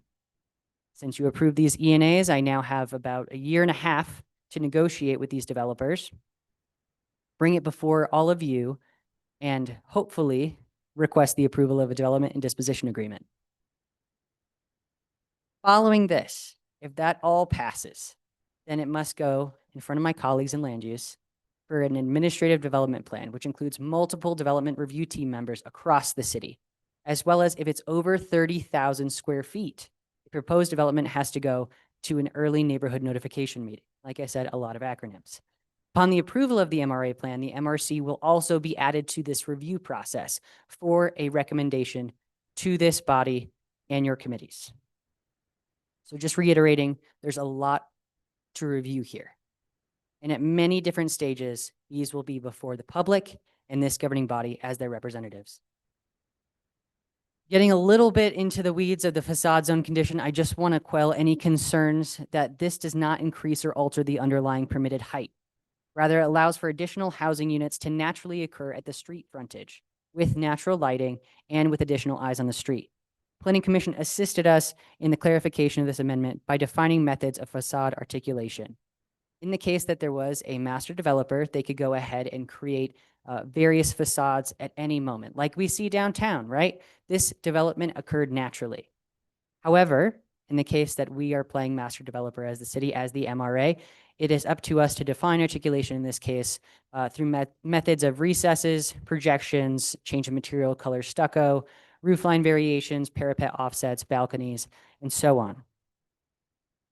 The intent of these facades facilitating high pedestrian density in some cases and commercial activity or an intimate streetscape along the edges will remain. This will remain in the plan. These graphics as examples for future developers will remain and will help in our stewardship, as well as these frontage types that we see naturally occurring downtown in Santa Fe every day.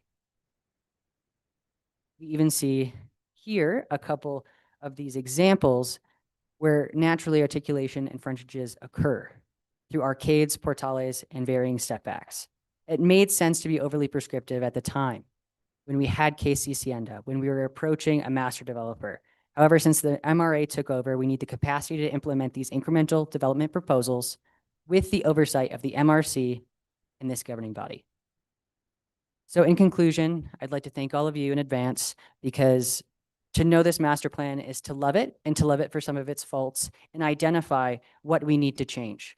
As a master plan, as a community development plan, as the land use code, these are meant to be living documents, and they're meant to be adjusted to the community aspirations as we empower the intent of the community and respond to market conditions as well. Thank you. Thank you very much. Let's turn to the general public. Anyone in the audience here in the room who'd like to step forward, be sworn and testify, please do that now.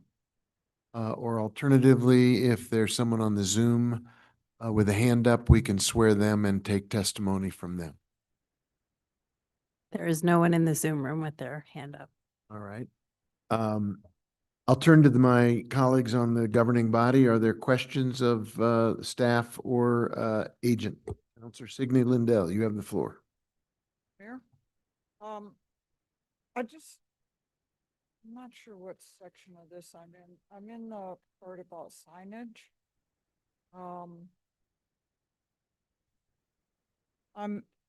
The sentence that says wall signs associated with film studio stages within the Midtown link shall be painted and shall not exceed 380 square feet. I'm just so curious. How did we come up with 380 square feet? Because that's a big sign. That's a huge sign. Mayor Weber, Councilor Lindell, I agree, it's a very large sign. But when it comes down to the health, safety, and welfare, when we're identifying these in the case of emergencies, when a large panel garage door says stage B, it is considered a sign. And so in this case, we've made language that tailors directly to our film interests to help our first responders. In the case of this, it is considered a sign. Those garage doors are 380 square feet, exactly. So it's that case where we can point exactly to those sections. You know what, I'm still not following. What sign would be 380 square feet? Identifying what? Yeah, so, whoa. So if you go to the Midtown area today, and you see the Driscoll building or the film studios, Garson Studios, there are existing large A, large B, large C letters on the garage doors that lead to the stages.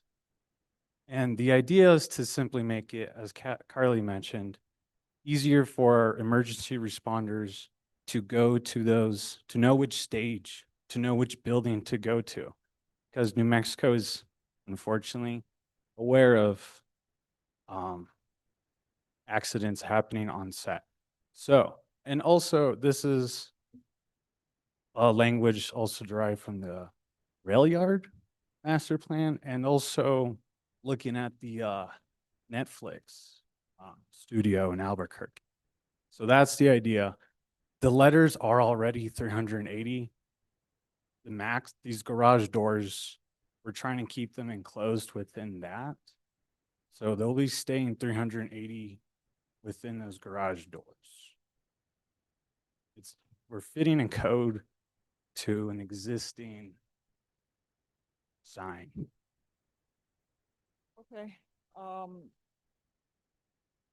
So they're strictly for identifying a location, correct? Mayor Weber, Councilor Lindell, that is correct. They're strictly for identifying the sound stages. Not all of our emergency teams have participated in Lost Bus. However, those who do, were able to see the stage A through E on those doors.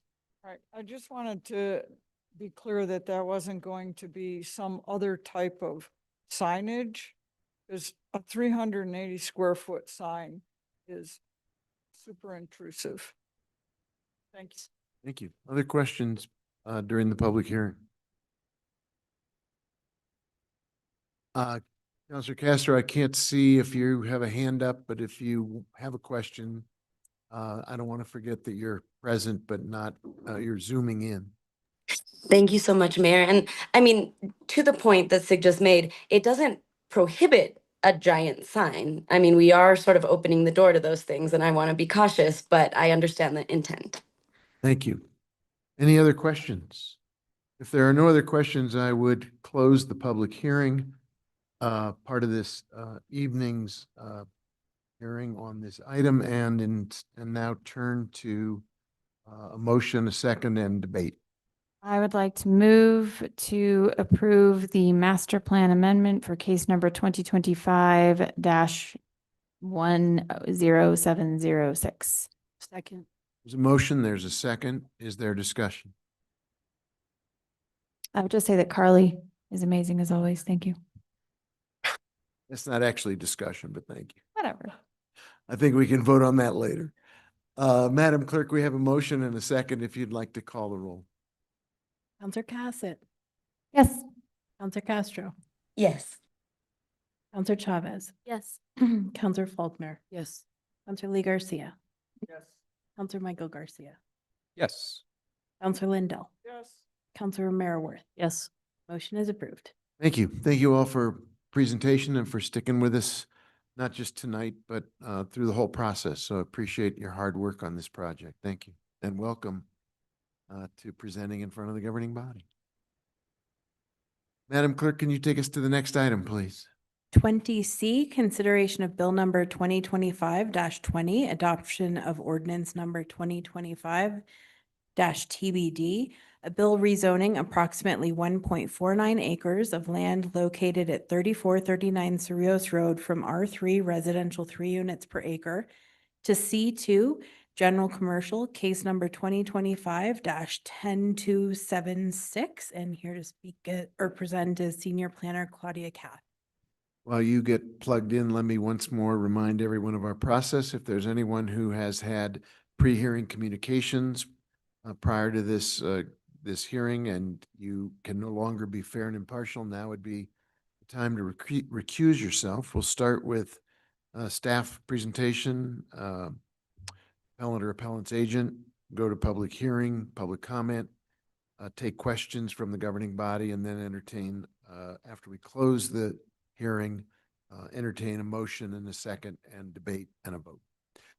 So with that, you have the floor. Again, I'll encourage you to try to keep it within a 10-minute presentation envelope.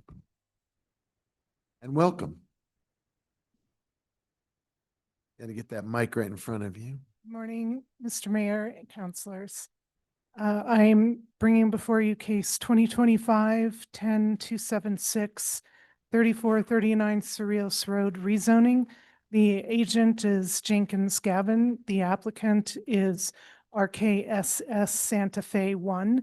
And the applicant requests to rezone a 1.49 acre property from R3 residential 3 dwellings per acre to C2 commercial, C2 general commercial.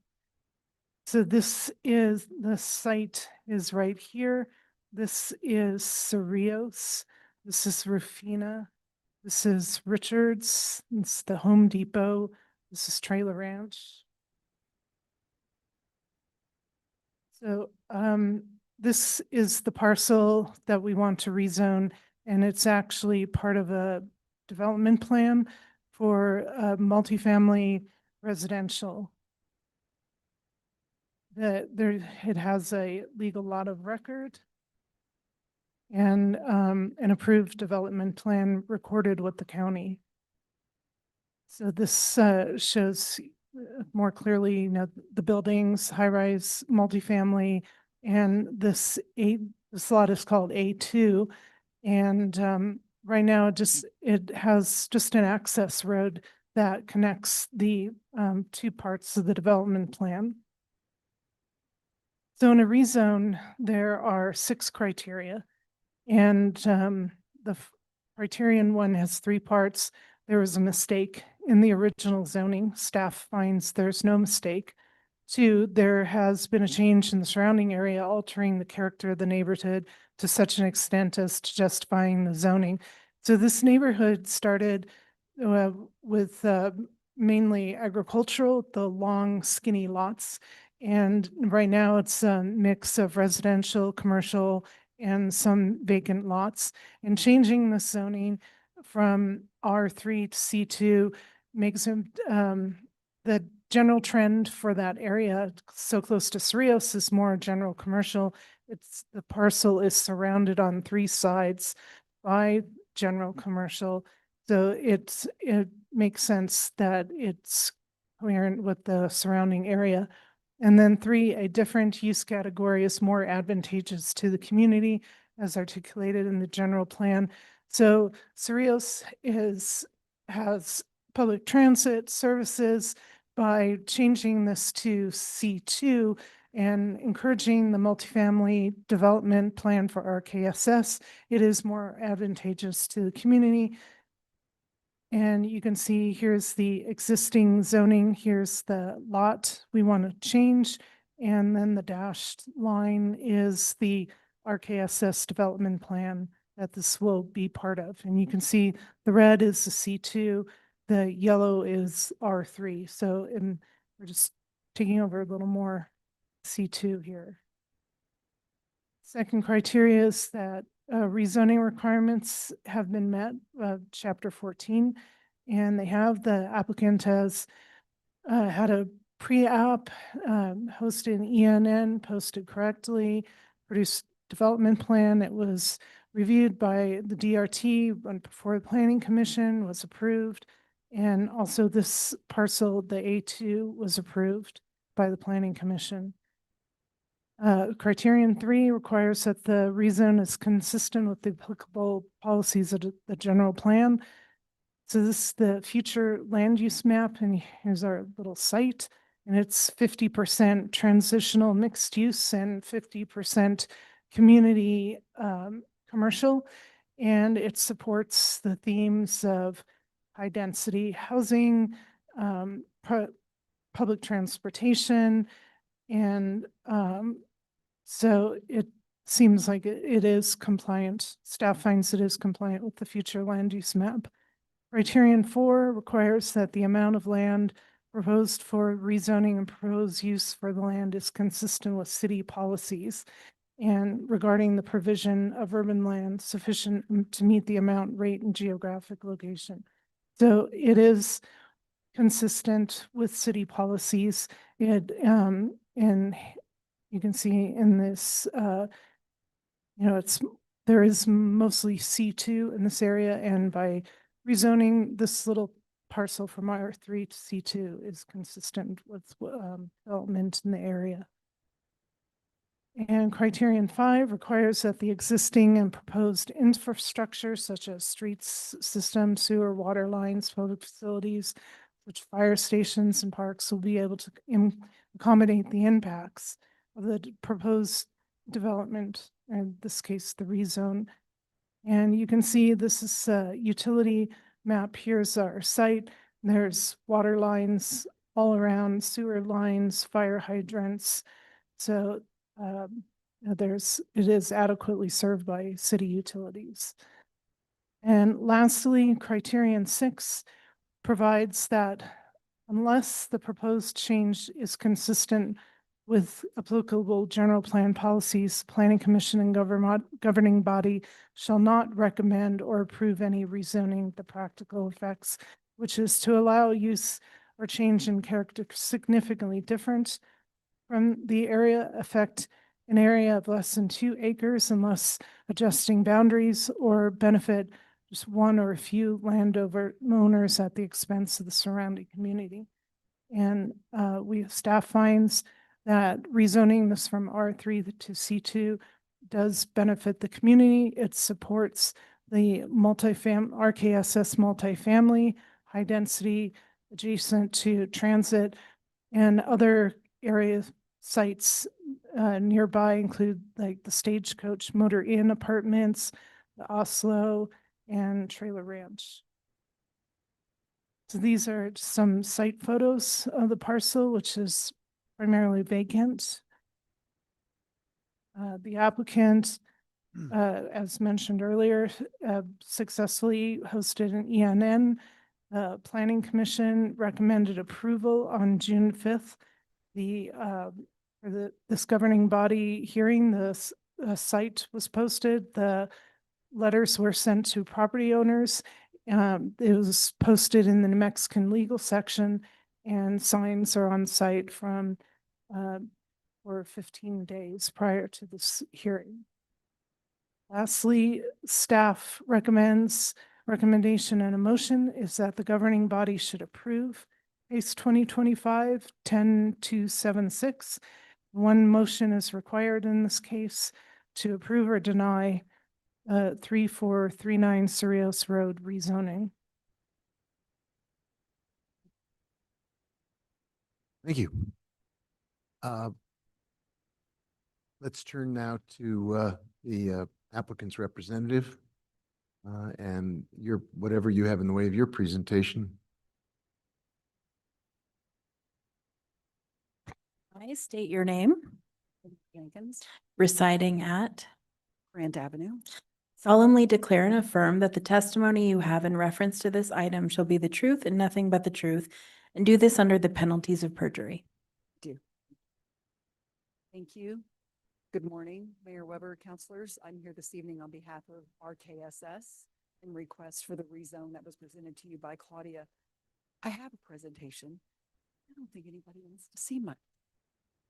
Claudia was very thorough. So I am going to respectfully request your support of this. It's a very simple little rezone. It's just an in-holding parcel that is part of an approved development plan.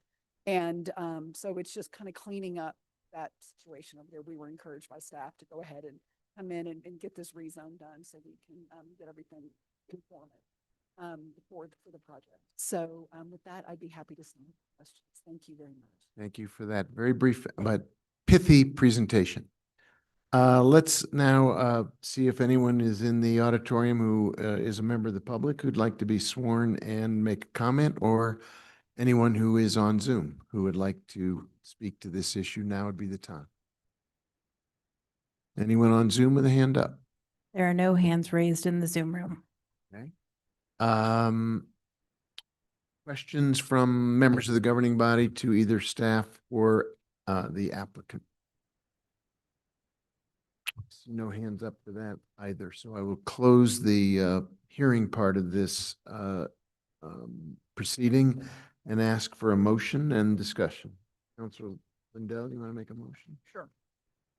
I move to approve case number 2025-10276, adopting Bill 2025-20, changing the official zoning map designation from R3 to C2 for plus or minus 1.49 acres located at 3439 Cerrios. Second. There's a motion and there's a second. Is there discussion? No hands are up. Madam Clerk, would you call the roll? Counselor Castro. Yes. Counselor Chavez. Yes. Counselor Faulkner. Yes. Counselor Lee Garcia. Yes. Counselor Michael Garcia. Yes. Counselor Lindell. Yes. Counselor Romero Worth. Yes. Counselor Cassett. Yes. Motion is approved. Very good. Thank you, everyone, for sticking with us. Appreciate it. And for the pithy comments. Madam Clerk, what's next on the agenda? I don't think we're done yet. Appointments. 21A Metropolitan Redevelopment Commission, Richard Chosky, reappointment, term ending 01/2031. Move to approve. Second. There's a motion and a second. Is there discussion? Madam Clerk, can you call the roll on the appointment? Counselor Chavez. Yes. Counselor Faulkner. Yes. Counselor Lee Garcia. Yes. Counselor Michael Garcia. Yes. Counselor Lindell. Counselor Romero Worth. Yes. Counselor Cassett. Yes. Counselor Castro. Yes. Item 21B, appointment of city historian, Dr. Andrew Lovato, term ending 12/2026. Move to approve. Second. There's a motion and a second. Is there discussion? Would you call the roll on this motion, please, Madam Clerk? Counselor Faulkner. Yes. Counselor Lee Garcia. Yes. Counselor Michael Garcia. Yes. Counselor Lindell. Counselor Romero Worth. Yes. Counselor Cassett, Yes. Counselor Castro, Yes. Counselor Chavez. Yes. Motion is approved. Thank you. And then we have C. 21C, Poet Laureate. Tommy Archuleta, term ending 12/2026. Move to approve. Second. There's a motion and there are many seconds. Is there a discussion? Call the roll, please. Counselor Lee Garcia, Yes. Counselor Michael Garcia, Yes. Counselor Lindell, Counselor Romero Worth, Yes. Counselor Cassett, Yes. Counselor Castro, Yes. Counselor Chavez, Yes.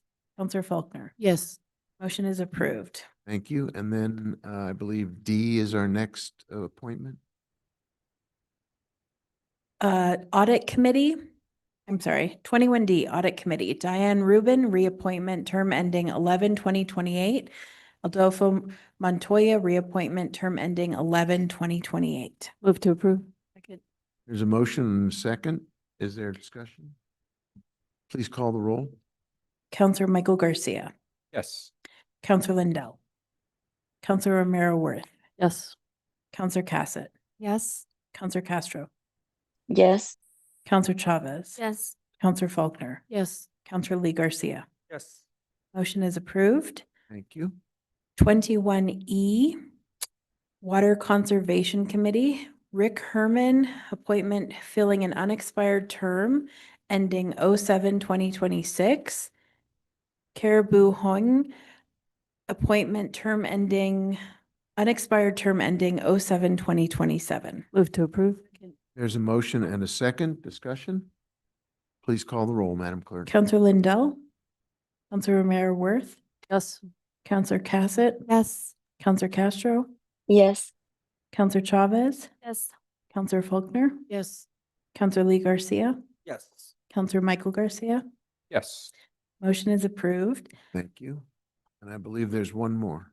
21F, Santa Fe Women's Commission, Ann Brunson, reappointment, term ending 11/2027. Move to approve. There's a motion and a second. Is there discussion? Please call the roll. Counselor Romero Worth, Yes. Counselor Cassett, Yes. Counselor Castro, Yes. Counselor Chavez, Yes. Counselor Faulkner, Yes. Counselor Lee Garcia, Aye. Counselor Michael Garcia, Yes. Counselor Lindell. Motion is approved. Thank you. That completes not just tonight's work, but it completes this governing body's work. Thank you, everyone. We are adjourned.